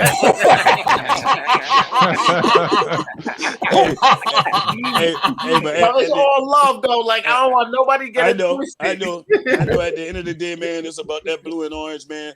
We all represent that thing, man, and we all want the same thing. We just got a difference of opinion, but it is no mistaking. Ladies and gentlemen, the New York Knicks are back. You heard me? So, y'all enjoy that thing. And if you haven't subscribed to the Blorange Tales family, Nick at Night podcast, the morning drive, make sure you get there. It ain't a request. You heard me? Let's get there. It's a command. Let's get these things up, man. Get them likes up. You know what I mean? Support Uncle Freezie. Support everybody doing this thing, man. Hey, let's get our popcorn ready and sit back and enjoy the ride. You heard me? Enjoy the ride. Enjoy the ride. Next year, handle itself. Don't worry about next year. Exactly. Exactly. Yo, if we pull out this 7, if you look at our schedule, the only team that within the next 4 games that scares us is Phoenix. That's the only team. Exactly. No, Phoenix, you never know with Phoenix. Don't forget the Suns. That kind of talk scares me. I know the Suns scare me a little bit, but I want to score that point. Scare me. I know, but listen. Scare me. All right, no, 100%. You gotta come every day with 100% effort against your opponent, especially in the NBA. But what I'm just pointing out is just like the only one that me personally I'm afraid of is Phoenix. The other teams, they could surprise us. We could sleep on them, and they could get us. But the only one that I'm really, really worried of, if I had to put money on it, is Phoenix. And the Suns, you never know. The Suns just got blown out by the Spurs without DeRozan, so you never know. We do that dumb thing where we play down to teams, and that like we lost that Minnesota game because of that. And I'm hearing that these teams coming up are going to get the same treatment. And I hope that I hope we come out with the same fire like all of these are. Hold on. Really? I gotta have this conversation with y'all again. So we look at names on paper and say, hey, I don't know how we feel about this team or that team. Come on, bro. I've been telling y'all this since January. that nobody wants to play us. And now, since we going upside the bully head and the room full of bullies is being cleared, we starting to invent them. Now we got to create bullies. The Phoenix Suns, who are they? They were a lottery team last year too. They add one piece and improve too. Phoenix Suns ain't won nothing. They having a good season just like us. But you know what though? They ain't played us yet. They have not shown the blueprint where they can wipe the floor with us. Right? They beat some of the same teams we beat, and they lost to some of the same teams that we lost to. Phoenix Suns, bring it on. Bring it on. I don't care nothing about no Phoenix Suns. I mean, you have a good point. The Suns did get blown up by the Spurs without DeRozan, so the Suns are not unbeatable. I'm just saying is that what we're saying is that here go G Money, G Money, G Money. Let's not act the Suns are trash, man. Let's not act like that. G Money, do I have to mail you a dog? Do I have to put a dog in the mail? All right, so you're telling, okay, how about this? We might beat them at the Garden. Maybe we may win at the Garden. In Phoenix, I don't know. We could beat them at home and away. G Money, you know that logic and reason don't exist on this platform, right? We can beat all of these teams. Like we can be good, but we're not good. We're not going to beat everything. We can beat all of these teams. I think really the issue is inside the team. Like before I see a loss to the Suns, I see a loss to the Nuggets. The Nuggets. Denver, we may be lucky. We may be lucky. Without Jamal Murray, who knows? Or some team that we played down to that we Wait a minute. So their second best player is out for the season, and y'all still don't give us a chance. No, that's my point. I think we could beat Denver. We could beat Denver. Yo, so Hoodie Kev is texting me, right? Hoodie Kev is legit like, yo, these cats tripping. Didn't they say the same thing about the Milwaukee Bucks, the LA Lakers, the Dallas Mavericks? The narrative stays the same. All right, I was wrong about the Mavs. Did I just admit when I was wrong about the Mavs? I didn't make excuses. We won. I was wrong. So, right, I'm not the only one that's wrong. I was wrong. I'm not going to make it to any of these teams, yo, that we supposed to win. I'm telling you, our reputation for being a tough out is spreading across the league like wildfire. Yeah, like team. Like the Brooklyn Nets legit needed a Kyrie Irving call on Julius Randle in order to stop us from beating them. Hated that game. Right. Right. We legit was one Julius Randle jumper in and out from to go to overtime. Right. No. I'm talking about from beating the Sixers. The last time the game for Julius Randle was in and out. Oh yeah, sure. Yeah. Right. And so we talking about all these teams that could possibly beat us, and I'm talking about. I believe all these teams we could possibly beat. Well, I believe I could fly if I would say that. We could beat every team, but we're not. But here's the thing, though. Nobody beats every team. Go ahead. Sorry, CP. Go ahead. Sorry. That stretch, we are going to be on a 6-game away streak. Memphis, Denver, Phoenix, LA. That is going to be tough. For some games, we may get a break, though. For some games. So I'm not going to chalk it up to because look, you're not going to be sleeping in your own bed. Your practice time is cut because you're going to be traveling. It's going to be tough. And plus, playing in Denver with the altitude, it's tough. And Memphis, we haven't won this since 2006, so yeah. Memphis is a playoff team. I think Memphis beat themselves when they played us. Phoenix is Phoenix. We're going to play them, and we got the LeBron James and Anthony Davis are going to be back May 11th.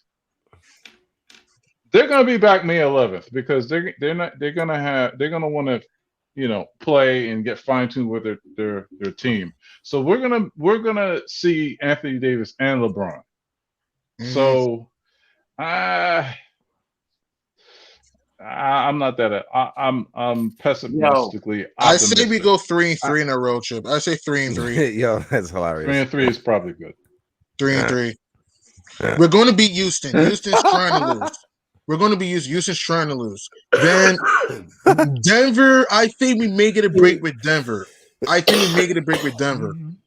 Memphis is debatable. I'll be that. Clippers and Lakers. Shout out to Redman. I'll be that.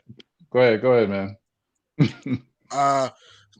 Look in our road trip, we're going to beat the Rockets. I'm very confident we can beat the Rockets. Then we got the Grizzlies. That can go either way because remember, Memphis is trying to avoid that playing themselves. Don't forget though, they're trying to make the playoffs. Then you got the Denver. I think you got the Denver Nuggets. I think without Jamal Murray, we might win that game. I think we could win that game, but it's not a guarantee because Denver is still a tough team. Any game that got a mic on it, we winning. All right. The Phoenix Suns, look, we might get them at the Garden. We may beat them at the Garden because we're a better home team. But on the road, I don't care what y'all say, we're going to lose. Then we got the Clippers and Lakers. We don't know what those two teams are going to do by that time. If they're resting players, we may get a break. But if they're playing players, I don't know. So you're saying we're at their mercy? What do you what? What are you saying? You're saying we are at their mercy. I said no. I said depending on what they do, they may allow us to be competitive in that game. No, I think we can be competitive. You guys are making it seem that I'm saying we're getting blown out. I never said that. You said depending if they rest players or depending on something else. I mean, I gotta be honest. Look, I'm a true Knicks fan, but I'm not going to say, "Hey, we're gonna win every game from here on out." I'm not gonna lie and say we're gonna win every game. They don't want to hear that, G Money. They don't want to hear that. They want to hear. They're going to hear. Wait, we changed the corner. It's over. No, I believe we'll make the playoffs. I still think we'll make the playoffs. Turning the corner don't mean that you're automatically like appreciating and acknowledging that you've turned the corner and being celebratory of that fact is not the same as being like, "Hey, we've made it. We are." As no, I'm happy that we're in this. I'm not talking. I love it. I'm just saying. Against a 42-win team, and we only won 31 games. I'm gonna think about the 30. I mean, do we have a chance? I mean, I got a chance with Halle Berry. It don't mean it's high. Huh? No, you don't have a chance. No, every Knicks fan should be happy. I'm happy. Every Knicks fan should be happy. In my opinion. No, what I'm saying is getting hot at the right time is a real thing. We got 14 games left in the season, and I think Freezie's having that energy. Like, I'm not scared of no other team. Like, I'm not scared of no other team, and I understand that. I understand that energy, but at the same time, I get what G Money and CP the artist is coming from. We gotta be logical. We're not saying, "Hey, we're going to destroy everything." Hey, we're gonna go. We might get one. We might beat them at the Garden. No one's saying that we're gonna go undefeated for the rest of the season. No one's saying that we're gonna go undefeated in the playoffs. What Freezie is saying is we have that energy that right now where we are at in the season, no other team expected us to be here. No analyzer expected us to be here, especially top defensive team in the league like we doing. So I'm gonna ride the wave, and I'm gonna be optimistic at the same time. Be like, hey, we could lose or we could win, but I'm not gonna be scared of the other team. I get what Freezie and Keith was saying. Right. I'm not. Like we could lose to the Suns. Cool. I'm not calling it a loss. You're gonna have to give it to me first. I'm not calling no losses. None of them. I'm not calling. That's fine. You sound there like, that's a definite loss. That's a definite. Nah, I'm not doing that. We can lose definitely. We can definitely lose, but I'm not definitely calling a loss. Just like something's not a definite win. When we look at the schedule, it's not a definite win. What I'm gonna say is that I have the faith in my team from how they've been playing. They're gonna win the game, but it's not definite. It's not an absolute fact. We should have beat Minnesota. That should have been definite. But when we lost to Minnesota, it was when we were stumbling. But when we lost to Minnesota, at the same time, those stretch of games, we weren't clicking. Like, it wasn't like how we're playing right now. This 6-game winning streak, it's a totally different team than what it is now. Even if we're missing Burke for the last 2 games, this is a totally different offensive-minded team. Like, these teams are worried about us right now. They're worried about us. Hey, and guess what else, G Money? I'm going to say something to you, right? And guess what happens in 10 days? Mitchell Robinson starts doing team activities. Dope. He's gonna come back for the regular season. Like, and guess what else? Let him chill. Guess what else? With no lens. But no, listen to what I'm saying. I'm not saying that Mitch is the cornerstone. What I'm saying is Mitch is depth, right? Oh. And guess what happens when Alec Burks get out of COVID protocol? More depth. More Right. depth. Right. And then More so you add that to a team that has already turned the corner, and then you're gonna tell me about the Phoenix Suns? I mean, I'm not going to add like the Suns are not. The Suns are deep themselves. Again, I'm not saying we don't have a chance. I never said that. Deep with who? I never said that. Don't. You say you don't care what we say. We're losing that game. That's what you said. No. You don't care what none of us say. I said, listen. At the Garden, we may win that. Maybe at the Garden. And I then don't see you us said- winning against Phoenix. I don't. Oh, no, you said that. I don't care what nobody say. We're not winning that game. That's what you said about that game specifically. Are you talking about in the Garden or in Phoenix? Phoenix. We're playing Phoenix. twice. More likely If we're you- going to lose that game. Time Yes. out. That's not how you phrased it the first time. That's not how you phrased it. So why is it that he has to phrase it to make y'all so comfortable? It's not about And, making and us what- comfortable. and everything It's I about say, then everything don't I walk say. it back. Then don't walk it back, CP. Because my thing is like, if you're gonna put something in definites, that's where the issue is. Definites and facts and calling things facts. And this is definite. Like I'm not calling no loss definite. And that's what he did. He said, like, I don't care. We may win the one at the Garden, but initially he said we are definitely losing that game. No, I said in You Phoenix. said you don't care what none of us say. We're definitely losing that game. That's what you said. Because we're a better home team than road team. I'm not and saying also why. listen. I don't care why. The Suns for a stretch won 10 straight home games. They're deep, man. I'm not gonna pretend we're playing, the Sacramento. I'm not gonna pretend we're playing a bum ass team. I'm not saying the Suns. He's just I'm not respecting the saying talent. Right. Exactly. I'm not saying we don't have I'm not saying we're going to lose by You're 40. not That's listening not to what what I'm saying. I'm saying that I don't see us winning in Phoenix. I'm sorry. And I don't disagree with your opinion. How you said it the first time, I don't disagree with your opinion being like, oh, like we might lose. Like, yeah, we might lose.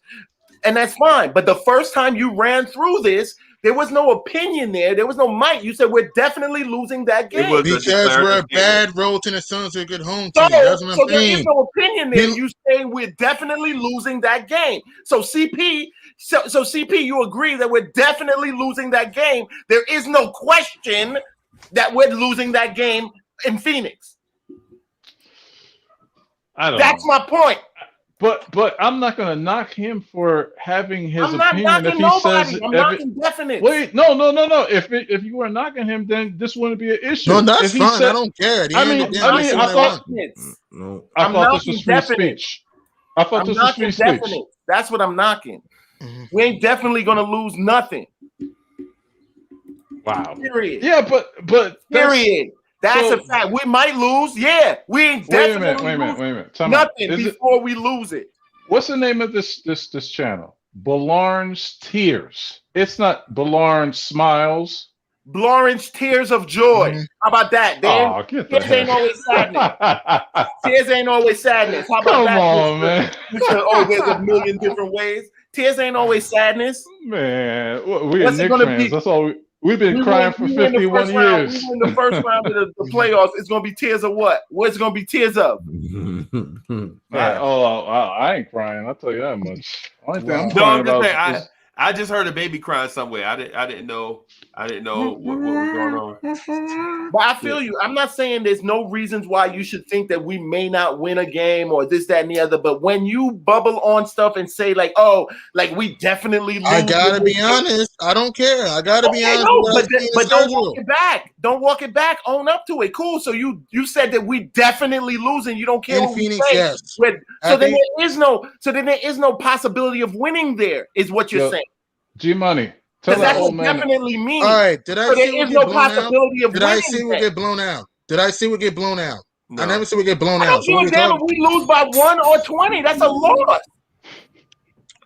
But I'm sorry, G-Money. man. The question wasn't whether we were getting blown out. CP. The question was, you said it was definite that we are Yes, losing. happy. Yes, it's So there definitely. is no losing the chance for us Dallas to Suns. win in Phoenix, is what you're saying. I gotta We be don't- honest. So we Tell don't that- have a chance to G- win in Phoenix, is what you're saying. So what, I just want to you make want it me to say? clear We're gonna win in so Phoenix? everybody on the chat know that I'm not talking about no mights and maybes. I'm talking about definites. So you're saying that we're definitely going to lose, and there Yes. is no way that we can win that game. That's what you're saying. because G-Money, tell that old man you said I said what I said. Tell that old man No, you said I said what I said. Correction. Hey, I'm sorry because we're not a good road team. I'm not going to pretend our road record is not 13, 17. If you are standing by it, you're saying we're definitely going to lose. Then I just said we're and going to we lose in cannot Phoenix. win. We I'm cannot going to win repeat that that. game. Is what you're saying. I'm so asking G Money. So let me ask this because you know G Money is our guy, man. And so sometimes he'll know how to talk to y'all because he see old men out there and he just go upside our head. You know what I'm saying? I'm like, and I'm like, chill, G Money. You know what I'm saying? We friend folk around here. You know what I'm saying? Yeah, we friends around here. You know what I'm saying? You ain't gotta be so combative. G Money just like bust on the live stream and be like, I'm telling you. I'm like, calm down, bro. Calm down, right? It's friends around here. You know what I'm saying? But I want to ask G Money this. Didn't we say the same thing about the Utah Jazz? All right, like what? That was one game, okay? One game, but the Phoenix Suns at home is one game. So all right, so you want me to believe we're gonna? All right, No, I you don't want want me you to to believe we're gonna believe win in nothing. Phoenix? That's what you're telling me? No, he's not saying that he not wants you to saying believe in Phoenix or whatever, like bully, whatever. What he's saying is that if you're gonna say something like what you said originally, don't walk it back by saying, "Well, there's a possibility that we could win." No, that's I just said in the Garden. I think it's a possibility we can win at We're the not talking Garden. about that game. We're not talking about the Garden. We're talking about playing in I'm Phoenix. not talking about that game. We beat the Utah Jazz. Yo, he said what he said. Get off I'm his asking thing, him, man. CP Yo, Scott. can we move All I'm on? asking him is to clarify that if what I'm hearing is correct, we have no chance of winning in Phoenix. That's what I want to hear. If that's correct, Okay, Fine, I'll you say want me to say that? it. We don't got no chance. I'll say it. okay, And y'all can kill me. I just want it on record. I want it on record. That's a difference. That's a different thing than there's a slight chance that we could win and we might be able to win. We can't lose. We can't win at all in Phoenix. It is a definite loss for us in Phoenix. There is no way we can win. That's all I wanted confirmation on. And I don't even think that loss will even hurt us. That Like, is if we not lose- even the question right now, bro. My thing is like, why do we have to appease y'all? That's true. Intellect, like it's God dang, like we don't control. We're not God. We don't control nothing. It's just our opinion. appease somebody. I'm the one that said. I'm the one that said. Based on what you said, I'm the one that said that. Yes or no question. It could have been done like 5 minutes ago. I'm the one that said that the only team we could lose to is Phoenix. I'm the one who said that originally. Like I brought up the fact that the only team that scares us is Phoenix. Yeah, that's exactly. Because but at the same time, I can still have the end. But at the same time, even though I'm scared of Phoenix, that's the only team that could beat us. I still have faith that we could win. Right. That right there is the point of what I'm saying. I understand that they're a great team. I'm not saying that they're a bad team, but you will never. I ain't giving them nothing. I ain't giving them no win that they ain't get yet from us. Like I'm not gonna say like even if I'm walking into their house like we definitely losing that game. That is some. We have a chance to win. They might win. They might beat us, but we definitely have a chance to win. Hey, so when I was in the military, man, and we were going to certain places, and cats were nervous, our Sergeant Major used to tell us to sound off for the equipment check, right? And we were like, sound off for the equipment check. And what he would be doing is saying and for the rated the PG version is there nuts in the room? Basically, is what he was saying. Sound off for the equipment check. Check to see if you got some, right? So what I'm saying is when it comes to the Phoenix Suns, bro, I ain't scared of them. We already knocked off the best team in a conference at home. So why would I be scared of a team that's not the best team in a conference? What happens the second time we played them, though? You're talking about the Utah, first time we played them. We blew a big lead in Utah. We got smoked in Utah. And like I said, it's like Freezie always he gives you like Nobody is saying that the we can't lose sweetness, but he never gives you like the bitterness. Like, you know, every argument he said, he reaches way down deep to like this. Dog, if it don't work, Wow, CP just goes, wow. if it don't work, try a little Why you be tenderness. doing that, Freezie? Because CP the artist, they be trying to play me with that mess, bro. CP the artist, if you can't get her with the sour, try a little tenderness, bro. Come on. Oh my God, I can't believe you use that old what's that, Oldest Redding? Man, you don't know what song that is? That's Oldest Redding, ain't it? Oh my God. That's Oldest Redding. Try no tenderness. Come on, man. You thought you were gonna get me on that one? Come on, no, man. I thought I was gonna sneak one by you. No, you listen. As I was saying, right? Why is it that y'all have such a problem with us being so negative? We don't I'm not play on even the negative. team. I'm not a negative person. I'm not. I hear you, G Money. I hear you, G Money. It's Well, I'm not just about saying, it's like positive. Here. It's definitive.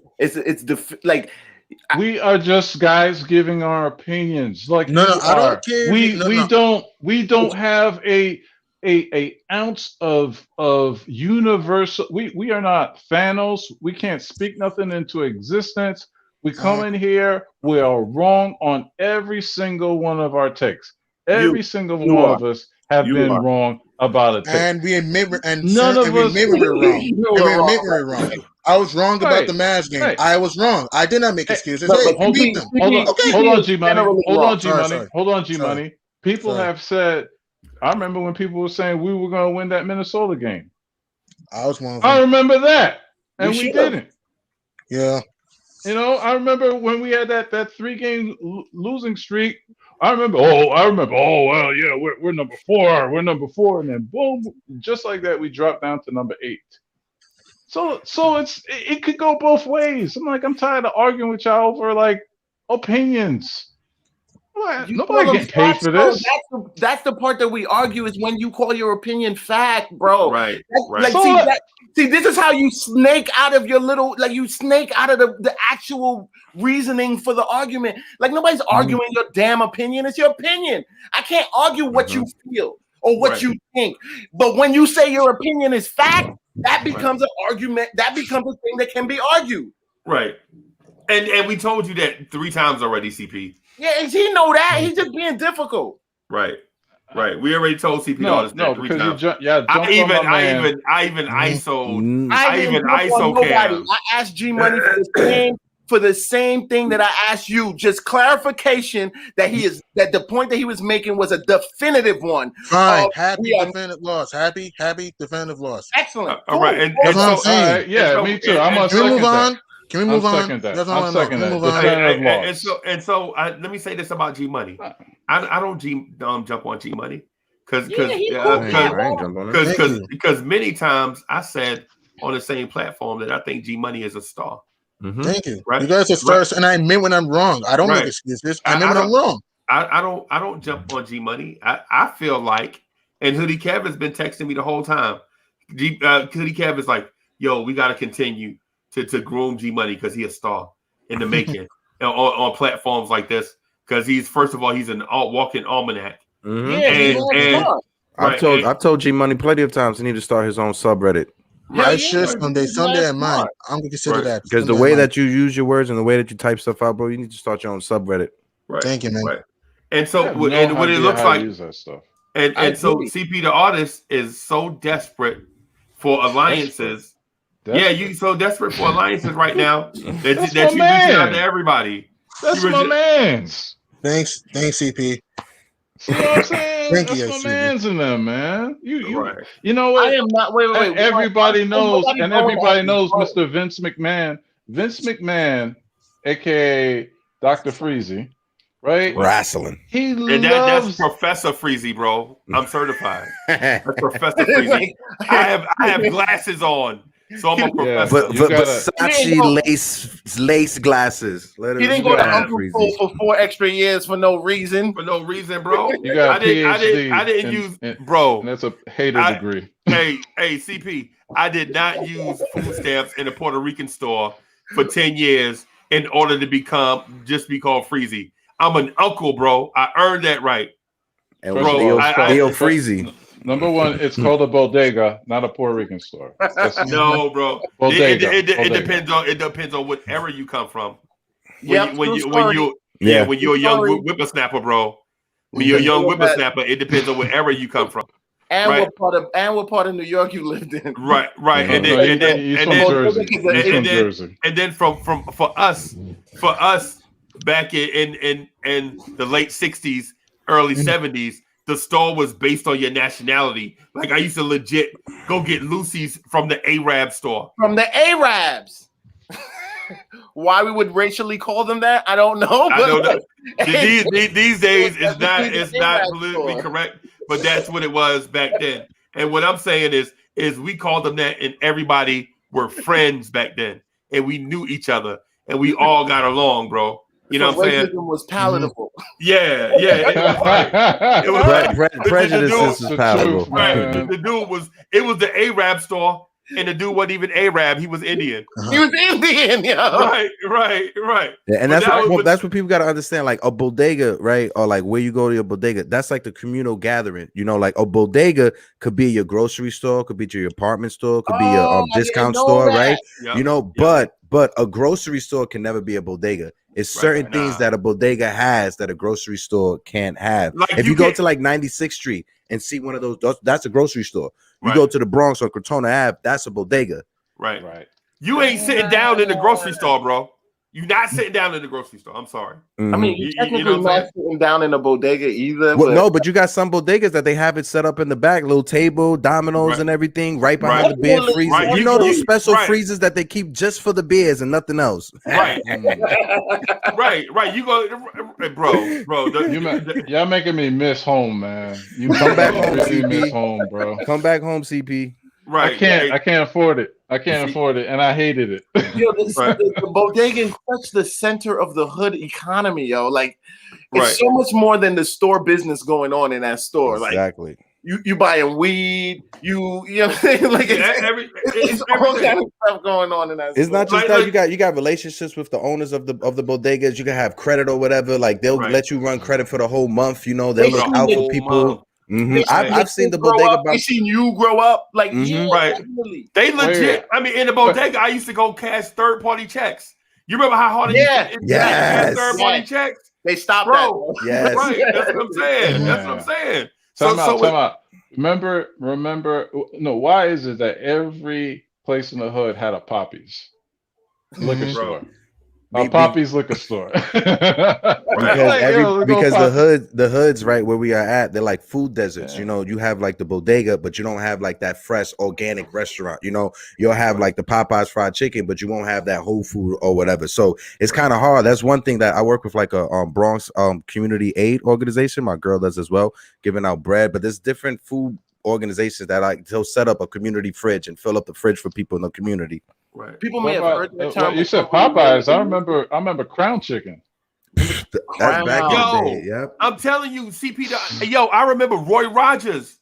Oh, now you remember Crown? You remember Crown fried chicken that was with the White Castles? Y'all remember when we had Bojangles up here though? Yo, let me tell you something. No, not Crown. Churches. You remember Churches that used to be in your White Castle? My fault, CP. Yeah, Churches. I'm telling I didn't see Churches until I moved to the South, bro. And in our little league, right? Well, we used to play with wood bats. This is before aluminum bats, bro. This is like 75, 76, right? Dude had a team. It was Vadakis Delicatessen and Church's Chicken playing each other on field one, right? That's what I'm saying, dog. Back in the day. That's why when I said the Puerto Rican store, bro, we come from a different era. It's not disrespectful because we respected all cultures because we were all coming through on the same plight. They were broke, we were broke. Yeah, if you we were trying to survive together. Yes, yes, that's what I'm saying. And we didn't have information. See, information is power, bro. But we didn't have information back then. We got through the struggle by helping each other. Yep. You know what I'm saying? So when I say the Puerto Rican store or the Arab store, I don't say that as a sign of disrespect. I say that's because I come from, and I respected them, and they respected us. You know what I'm saying? That's what I'm getting at. So if somebody watching, you know what I'm saying, and you like, yo, I didn't know Uncle Freezie spoke like that. Nah, bro, I don't speak like that. I speak out of love, bro. I speak out of love. You know what I'm saying? One thing I do miss was that because of the information age, we kind of lost some of the culture, like some of the connection that we would all bring to the table. You know what I mean? Whether you're Jamaican, you know, from Arab descent, Puerto Rican, Dominican, whatever. I miss that when we used to come together, we were a melting pot of things. Like, so I miss that from being now in the South, because the South is still segregated. You know what I'm saying?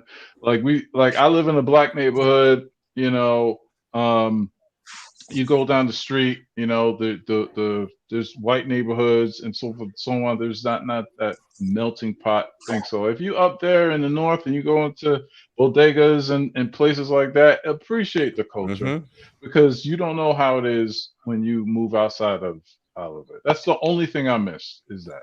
Yeah, you can't be 2 a.m, CP, and you go get. There's no place for you to go get a chopped cheese at 2 a.m. Come on, man. You know I gotta, bro. Right. You know I gotta go. You know I gotta go. I gotta go to the QT. Yes. QT. Are you serious? Or Waffle House? Bro, the Waffle House is serious business, bro. The Waffle House is serious business, bro. The Waffle House down here, the Waffle House. So the Waffle House ranks third in terms of establishments. Down south is church, school, Waffle House. You know what I'm saying, bro? Because ain't nothing like getting them hash browns smothered all the way. What, bro? And bro, I'm telling you, I leave the party, and before the homies be like, "Hey, Uncle Freezie, what you about to do, bro?"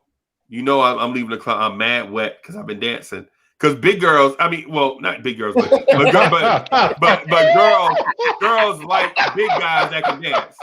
So you met the big girls. Well, they come out to have fun too.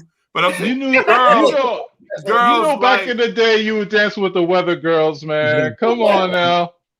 Hey, so what I'm saying is girls like the big guys that can dance. You know what I'm saying? For some reason, like the other dudes would be out there, they be mean mugging, you know, around the dance floor, drinking a drink, they ain't doing nothing. But as soon as I come out there on the floor, here they come. They like big guys that can dance for some reason. You know what I'm saying? So I get out there, do my little thing, you know what I'm saying? Having a good time, do my little, and so my shirt be wet, clothes be wet, be sweaty.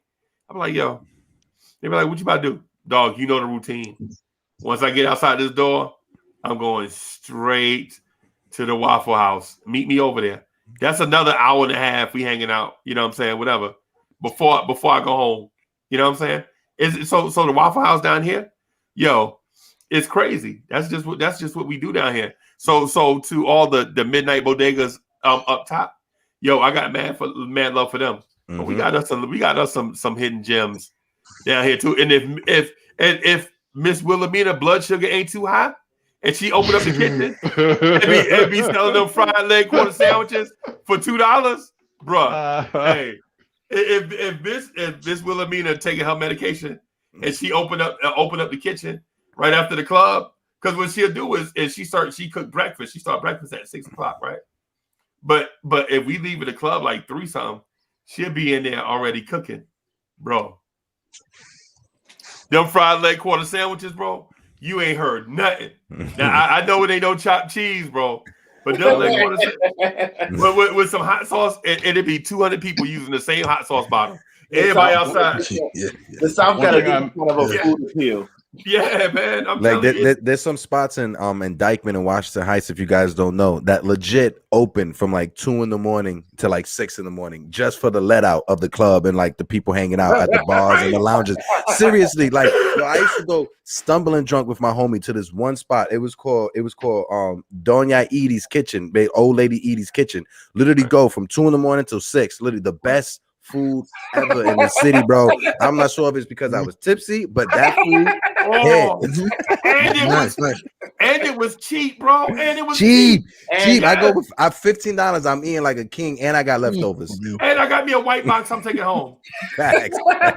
Right. That's what I'm saying. That's what I'm saying. So it's one of those deals where you know every place and everywhere gonna have its charm, bro. Because people in communities really love and appreciate each other. It's not just about them opening the store and trying to get all my money. Yeah. You know Can what I'm I saying? say something positive about the Knicks right now? This is breaking news. Say it. We Burks is are 9th in the power ranking. Wow. Right? Wow, that's low. I mean, that's 2 months ago we were 11th. Yeah, considering that they was rarely low. put us in the top 10. Right, we're a True. top 10. We're a top 10 team, though. We're a Yeah, top 10 they team right rarely now. put us. I've That's seen true. probably one other time we was in the top 10. We're a top 10 team. That's Yo, a I'm lot. telling you, we coming at people's necks. Man, I just love my team, yo. Yeah, same here. Same Yo, here. I love my Freezie, team. you're a Met fan, right? So you could know when I'm saying this. And I was speaking on Ron's show, and I was saying I never remember ever seeing in any of the sports a player sign with a team, bum in his first year, and the second year like kill it. You know, I would say the last time was probably when Beltran signed with the Mets. His first year he bummed it. His second year he killed it. You know, so what Julius is doing is something different. I've never seen it or don't ever remember seeing it. Right. And so and in the case of Beltran and Julius Randle, both were trying too hard. Mm-hmm. You know what I'm saying? Both were trying too hard. That's all. Mm-hmm. That's all. Beltran tried to save a franchise, right? But you can't save a franchise, bro. You just gotta do the best you can do. Mm-hmm. You know, play your part. Remember Alex Rodriguez when he was with the Yankees? Can't stand A-Rod. I'm a Yankee fan, and I'll tell you, I can't stand A-Rod, bro. Oh, me neither. Right, man. I can't stand the Yankees, bro. Me neither. Well, look, I'm gonna be honest with you. You're gonna hate me for this. So I was a 3-team fan.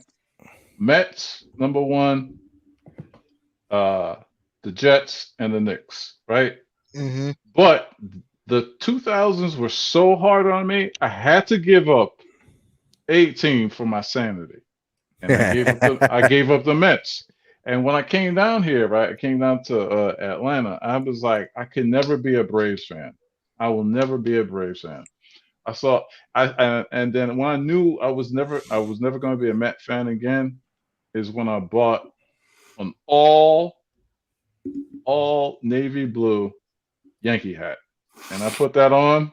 I looked fly in it, and I was like, okay, now my Mets fandom is dead. It's officially dead, and I can't even watch baseball anymore. It's boring, bro. It's CP, boring. my grandfather went to his grave upset that I would not be a Yankees fan. And mind you, I spent mad summers in the South Bronx. I'm talking about like every summer I would spend like 3 or 4 weeks in the Bronx, right? Mm-hmm. And the whole time I was there, I'd be talking trash to the dudes on the block about how this wasn't as fly as Jersey City. And they laughed. They were like, the Bronx? You comparing the Bronx to Jersey City? Are you serious? And I was like, but when you're a kid, you don't know, or you just repping your hood. Yeah. The only reason why they ain't beat me up is because my grandfather had clout. You know what I'm saying? My grandfather was the mailman. You know what I'm saying? My grandfather delivered the mail. And so they'd be like, yo, they'd be like, yo, Pee-wee, man, you got to do something with Uncle Freezie, bro. He talked trash from the time he come out the door to the time y'all bring him back in the house. He be talking trash about how many Ataris y'all got and how the air over in the Bronx smell funny, how this ain't Jersey City, how the Bronx is whack.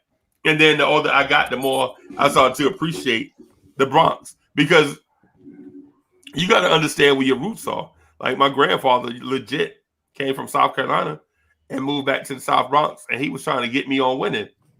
But I was like, have y'all won the World Series? He's like, nah. And so I'm like, so what are we talking about? Mm-hmm. This is like 1974-ish. I was little man, little kid. He was like, yo. I was like, yo, y'all won the World Series? He's like, nah, the A's won the World Series. I was like, yo, the Mets was in the World Series last year. What are we talking about? And he's like, yo, this little kid, bro, if I could take him back, if I had the receipt, I would take you back to the day you was born and put you back. Right? Because he couldn't change me into a Yankees fan. Right? My Uncle Roy had $200 worth of Boston Celtics merch in the shopping cart. This was like 1980. $200. Hey, listen, man. $200 for broke kids in 1980. Y'all know how much $200 was back then? That was like 2000.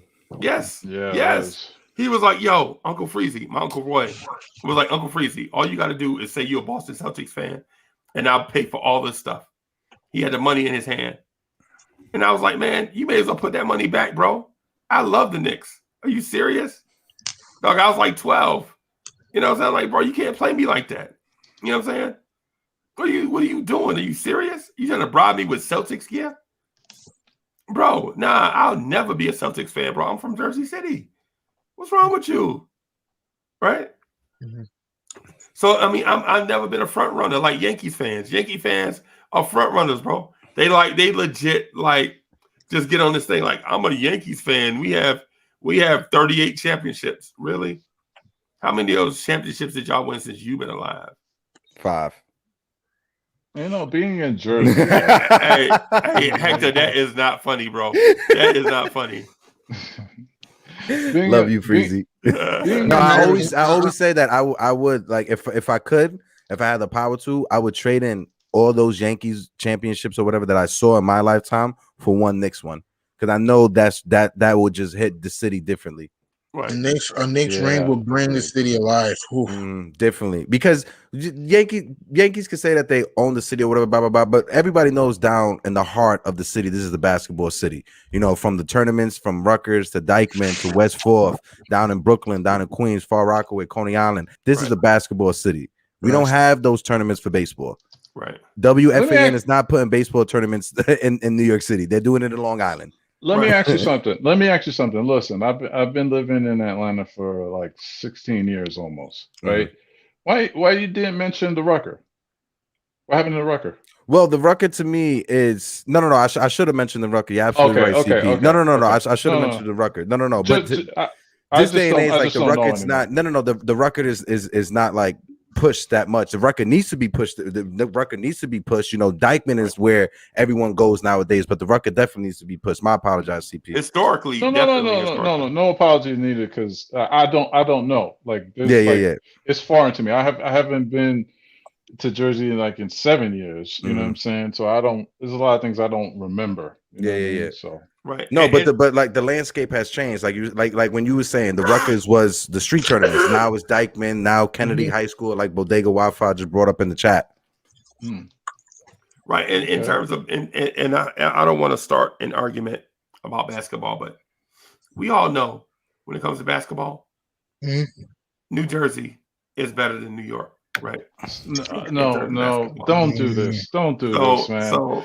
Look, everybody, his name is Uncle Freezie. You could find him at Big Freezie on Twitter. Please tweet him. So okay. Who's the last great basketball player to come out of New York? The last great Kemba Walker. Great basketball player. I know the greatest of all time. There's two of them. Michael Jordan and Kareem Abdul-Jabbar. Michael Jordan's from Wilmington, North Carolina. Where was Michael? Born in Brooklyn. He was born in Brooklyn. Where all greatness is born. Hey, but y'all, like when I hear y'all talk, y'all say, Shaquille, man, I'm born and raised in such and such. Born and see the and raised part is a different thing, but born, you still get a piece of the energy. Yeah, Tupac was born in Brooklyn. Tupac was born in Brooklyn. You can't. Hey, CP, would you say Shaq was born and raised at? No.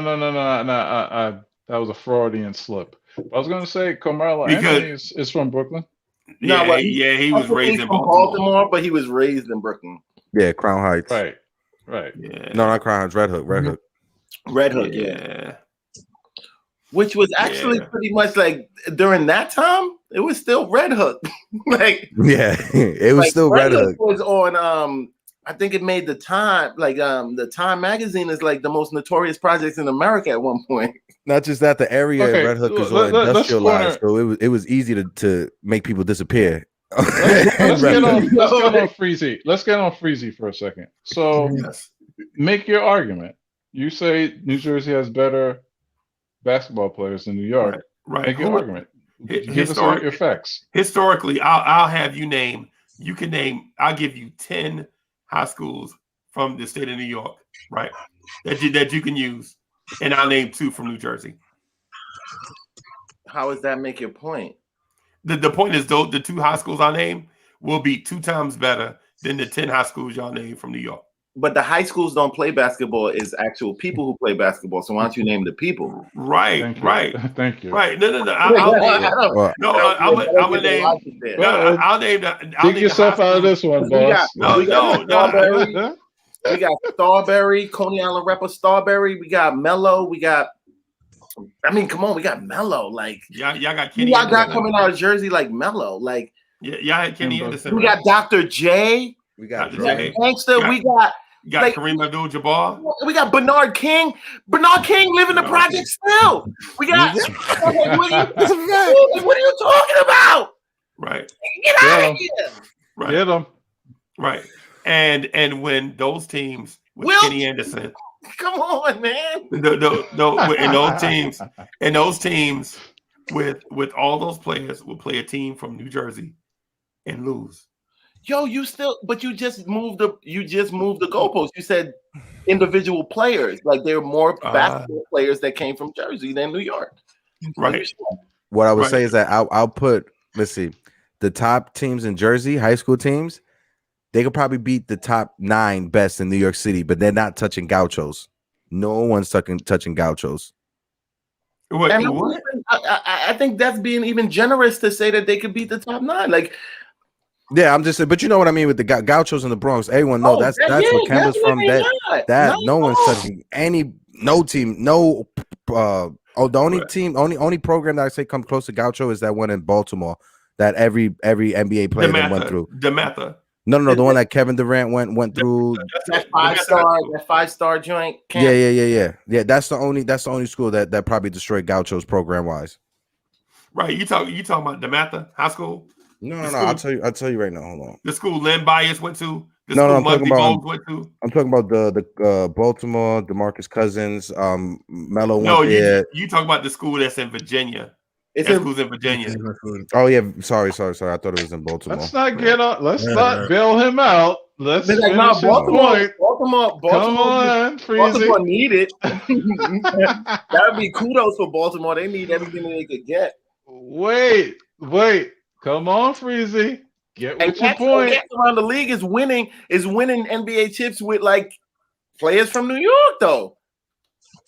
Well, I will say this though. I will say to Freezie's point, Kyrie Irving, let's say J.R. Smith, who else? Jersey. This is Jersey. Karl Anthony Towns is from Jersey. I have that soft ass. But is it facts though? Is it facts that he saw? Is he facts that he saw, Keith?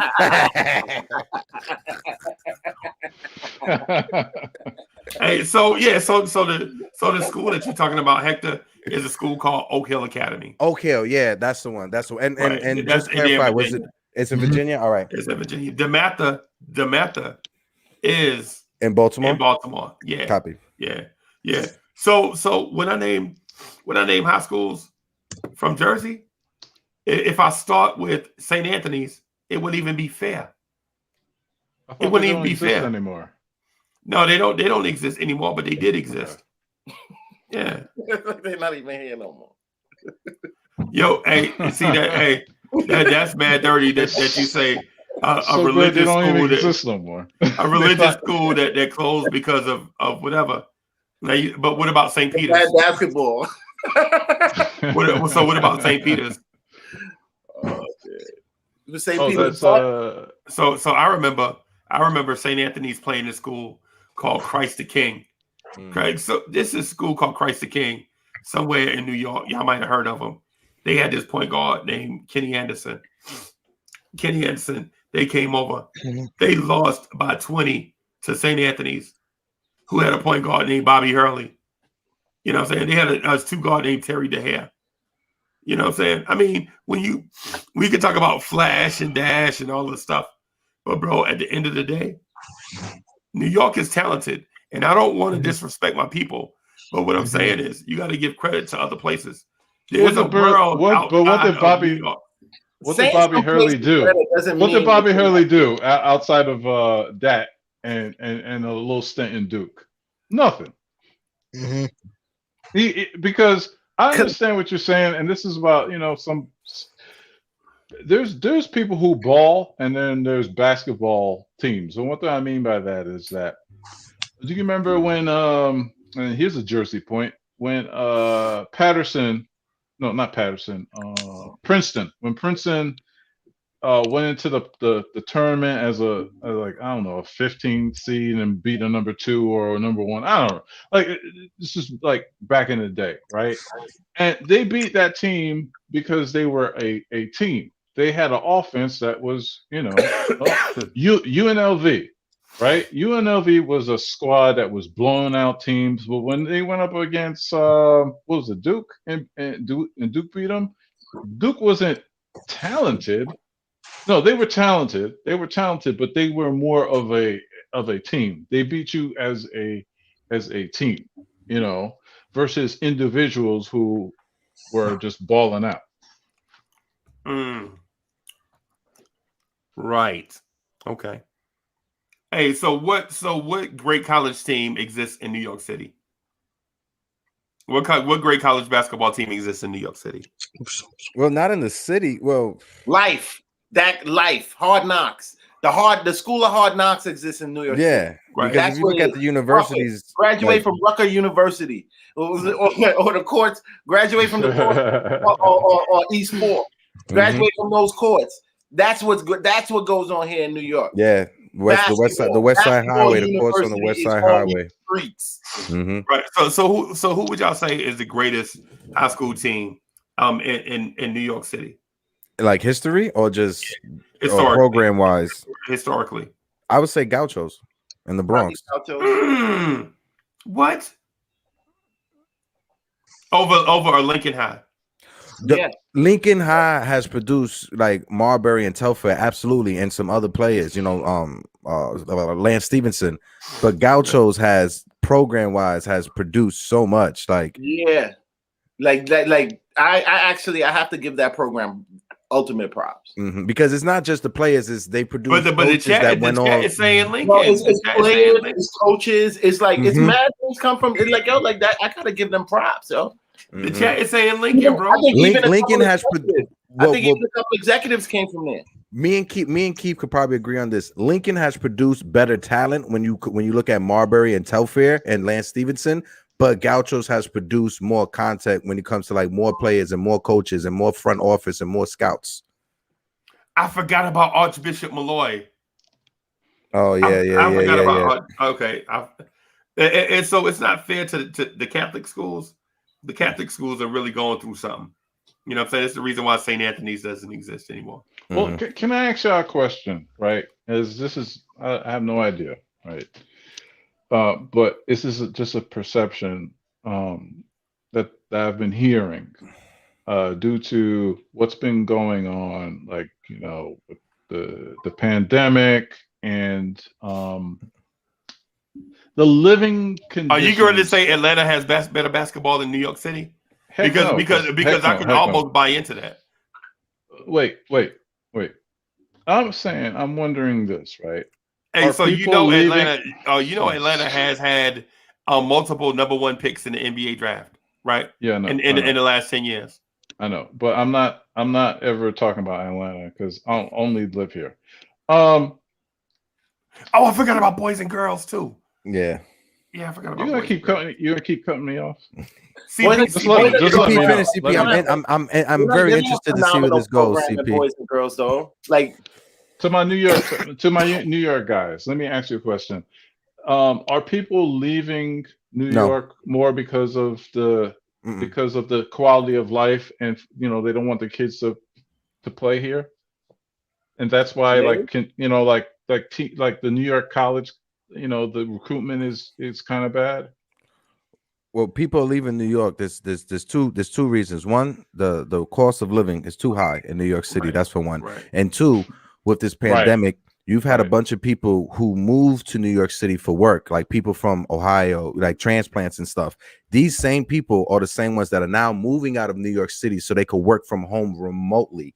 So even though they're working from home remotely in Detroit or Ohio, wherever they're from, they still pay state and city taxes because they're working in New York City. Their job is from New York City. So you have some people that they went back home because of the pandemic so they could work remotely. And then you have some people that are trying to relocate just because for better schools and for cost of living. And a lot of these hood areas got gentrified. So like those people that you're talking about, they like, it's not like these people disappeared. They move out. They like Atlanta and Georgia got like probably like half the population of hood New York in it right now over just the last 10 years of gentrification here. And sadly enough, your basketball talent comes from those ranks.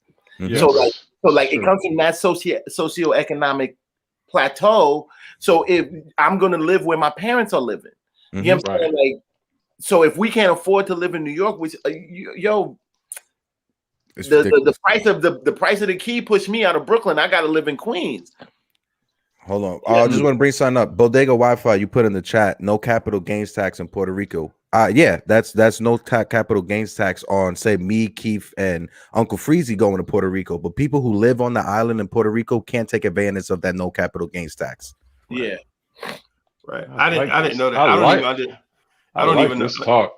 I like this talk. Oh, CP, I have these kind of talks all the time, bro. Yeah, like this is the stuff I like. I like this talk, so I haven't chopped it up with you in a minute. I know I've been super busy, man. Like I've been super just trying to. I'm starting a new job with ADT because I finished school when I first got up here with Freezie for electrician. So I graduated, so I'm just waiting on trying to get this job. Yeah, thanks, bro. Right, and so hey, that's my alarm system, by the way.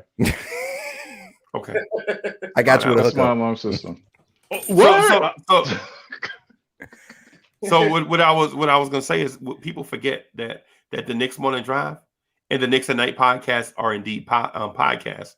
So what we like to do is talk about 80% Knicks and 20% culture, and so that differentiates us from others. And sometimes we get so heated with the Knicks talk that we forget that these are podcasts that are stored in a catalog where people can go back and listen from day one and listen to the progression throughout, in podcast format, right? And so Hector and I have had conversations, say way back in, was it November? I begged him to go, like, come on, man, stop doing it. Hey, come on, man, I ain't worried about your camera or whatever it was. And so what we want to do is I had my busted iPhone. That's what I had, this busted iPhone that I was trying to go on with Freezie. So I used to be on for 30 minutes. My Drake would overheat and kick me off. Right. And but the thing, and our conversations would be like the potpourri of culture. Like we talk Knicks and then we talk other stuff, bring it back to Knicks and talk other stuff. But the main thing, we want to let people know is that even though we talk Knicks, we're real people, right? Like at the end of this live stream, which will probably be in a few minutes, and at the end of this live stream, we don't just go somewhere and then get back into the matrix, right? We're live people that have real life issues. Like when I saw CP the artist 4 years ago, right, doing something for Sim, I was like, wow, this dude's a millionaire. This dude flew in on a private jet and such and such. And then I looked, I was like, I rode in an 03 Honda Civic. no, Honda Accord. I was like, yo, what up, Sim? I didn't know that, bro. You know what else you didn't know? I am the first guest that Sim had on that channel. I'm the first guest. Wow. So when you talk about the godfather of this whole Knicks thing, You better put CP the artist in that. I thought you was lineage. gonna say Sim, you selfish. I thought so too. You an You better put egomaniac, bro. CP the artist in that thing. I was his first guest. He was the CP guy. the artist. CP the artist. Like I Salute to made him. I Sim. made him. I made him an offer he couldn't refuse. My guy. This dude is legit an egomaniac, bro. No. We chopped it up. You know what I mean? No, this was before we even met. You know, I don't even know what happened, but I don't want to make it about me, man. But I want to, before we get off, I want to ask, do you guys live in New York and you know the vibe. You guys know the vibe. Are the Knicks, not because of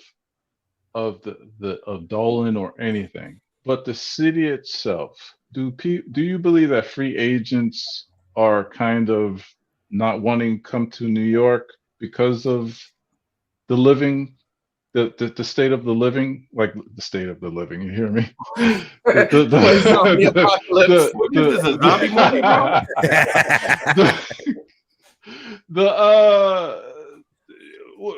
you call it? Living there. No, Quality of life. I don't think they're young guys, bro. I think that this kind of energy is probably what a young cat would want. Mm-hmm. What they don't want, what cats in this, especially this generation, like they don't want no problems, bro. Like they don't want to come here. It's not you want to come here for the New York and the Knicks and the New York quality of life, like, especially being a young black millionaire. You bugging out. Like, this is probably the best place in America to be if you young and black with bread. Mm-hmm. But it's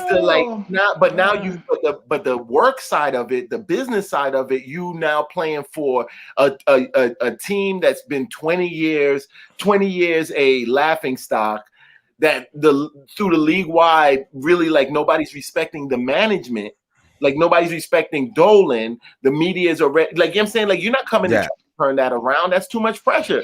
Yeah. Looking back at it, it's crazy for us to even have thought that KD was coming here. Right. So this place would have mentally crushed him, bro. Mm-hmm. Mm-hmm. Yeah. He'd be in a crazy institution right now. I agree with you 100%. If the media or if the overlay of Dolan wasn't what it was right now, people will want to come here for the simple things that you said before. People like to point out, but the Knicks, they practice facility is in Westchester and the Gardens. That don't mean nothing. There's two ways to get around that. There's a ferry that takes you from 34th Street all the way to Westchester. That the people in Westchester who live in Westchester and work in the city who got money, they take that ferry down to 34th Street. So that's a phallical argument. Two, if you're on the West Side Highway before 8 a.m. or before 3 p.m, there's no traffic. You're good. So that argument of the whole like practice facility, it's nothing. But what you said, Keith, about the aura around James Dolan and just the media circus around him, if that man would just disappear, like I said earlier, I'll be reading subreddits and stuff, and there's subreddits that say that the shareholders have told Dolan, back up, just stay in the music studio and just shut up and just leave the team alone. You know, like I'm not gonna put 100% faith in those Reddit posts and stuff like that, but I believe it because the shareholders last year, if you remember, before he fired David Fizdale and he hired Leon Rose, the shareholders were talking about trying to force him to sell the team. It was a big media circus, and then he hired Leon Rose. Then he fired David Fizdale. He started doing all these back moves to reactionary just to save his butt. Right. Right. But I'm gonna say this though, we don't and buy those shares of MSG, by the way. For as much as we I wish I had the money. For as much as we talk about Dolan, like really, like he has less impact on the actual workings of the team than most other owners that really aren't even basketball people themselves. Yeah, they're not They're not one. The whole logic of like, I want my owner to be somebody who knows basketball. No, your owner is not doing that. The owner is a businessman. What makes a great business person is you hiring the right people. That know what to do. Right. Elon Musk is not Tony Stark. He's not smart. He hires the right people. The motherfucker from Amazon, Jeff Bezos, sorry for cursing, Jeff Bezos is not smart. He hires the right people and put them in place and falls back and let them do their jobs. James Dolan always wants to have his hand in the pot. He wants to be praised. Jeff Bezos, especially Jeff Bezos. Do you know his backstory? Yeah. Wait a minute. We can't say they're not smart. No, bro. We can't bro. say they're That's- not smart. I mean, Well, James Elon Musk is not I mean- sitting down creating rockets for Tesla. Like Well, that's a fact. One could argue his intelligence is in picking the people that. Yeah. That's what I was gonna say. Right. So, The right business people, yeah. So his skill, his primary skill is being a CEO. Smart. They Right. just aren't the geniuses that needed to be that needed to know every part in order to build the machine that they're now leading. They had to be smart enough to get those people. And Dolan is I mean, he was given this from his daddy. He was given the franchise, from his daddy. Hold on, CP. Hold on right there, bro. James Dolan took this franchise to one that was rank and had a terrible reputation to one that's the most valuable franchise in basketball. Right. I don't think that has to do with Dolan though. Like if you who was in charge? Who was in charge? Hold on. It's what it is that he was given the perfect cards. He was dealt the perfect cards. Look at what he got. He owns Madison Square Garden. He owns Penn Station. He owns the land that Madison Square Garden is on. That's different than a lot of these owners. These owners, they may own the team, but they don't own the arena. They may own the team and the arena, but they don't own the land that the arena's on. It's a difference. James Dolan has his pot and everything. So for him he owns Cablevision. So at the time that he took control of the team in 2000, the technological boom was already in motion. That had nothing to do with James Dolan. Cable and all of that. He was just be able to reap the rewards of other people that laid out the foundation. One more thing, he owned the Forum, and he sold it to the Clippers. Yeah, he owned the Forum, the property. Yeah. He still owns the land. He sold the building. Don't get it twisted. That's the thing that people don't understand. Yeah, don't get it twisted. Yeah, I saw that too. What they get? That was a very slick move too, by the way. Is a land lease. Like so, he sold them a land lease. Like for like the next, I think it's like 60 years is the contract or whatever this, that, and the other. So the land is still owned by the Dolan or MSG or whatever the entity is, but they just leased it to the Clippers. You're right. Dolan and on the side note, right? If you guys are hearing my voice and you want to get rich, don't buy a property, buy the land. There you go. Because if you buy the land and somebody like Walmart comes like, hey, we want to build a Walmart here, you'll be like, how much you paying me? Sure. If they want to build a condominium on that land or whatever, you're gonna ask. That's a quick M. That's a good M. Not just that. CP is also say like when you buying a house, right? You have property tax, right? Right. Yeah. Your property tax, it goes on. It's a percentage of what you spent on that house or on that property, right? So if it's cheaper for you to buy the land and build a house from the ground up, your property tax is going to be way cheaper than you going out and buying a house that's already made and on a foundation. These are the little things that, like, again, in our families, especially in the hood, that we don't get these little like touch points that don't seem important, but it's very much important in terms of like transfer of wealth to you from you to your little ones. Right. Hey, I told this dude this thing one time, and he laughed at me. I was like, "Yo," he was like, "So what you gonna do with that money?" If something happened, and it's something personal, and I was like, "I'm gonna buy a trailer park." And he was like, "You gonna buy a trailer park?" I was like, "Yeah, I'm gonna buy a trailer park, and I'm gonna do such and such and such and such with it, right?" And he's like, "Man, you crazy." So whatever happens, blah blah. He's like, "Yo, whatever happened to that?" And I'm like, "Bro, that money is doubled, tripled, quadrupled, whatever." You know what I'm saying? It's like a trailer park is like owning an apartment building where you got multiple families paying such and such. But anyway, I gotta rock, y'all. Yo, get out of here. Love this convo. Yeah, man. We gotta get together more often. Definitely. Hey, I'm gonna try to be on in the morning more. Hey, CP the artist, thank you for allowing us to split some microphone time with you. Behind us, we appreciate you, bro. Anytime, my son. Thank you. He called me son. I feel so great right now. Your CP, hit me up. I'm gonna hit you up on IG or Twitter. That way, like, I'll let you know whenever I'm gonna have one of those convos. You could definitely jump in. Oh man, my pleasure. Yeah, CP the artist. Yeah, got everything. you. Later, chat. Later, Uncle Freezie. All Always right, love you, y'all. my guy. Yeah, man. All right, y'all.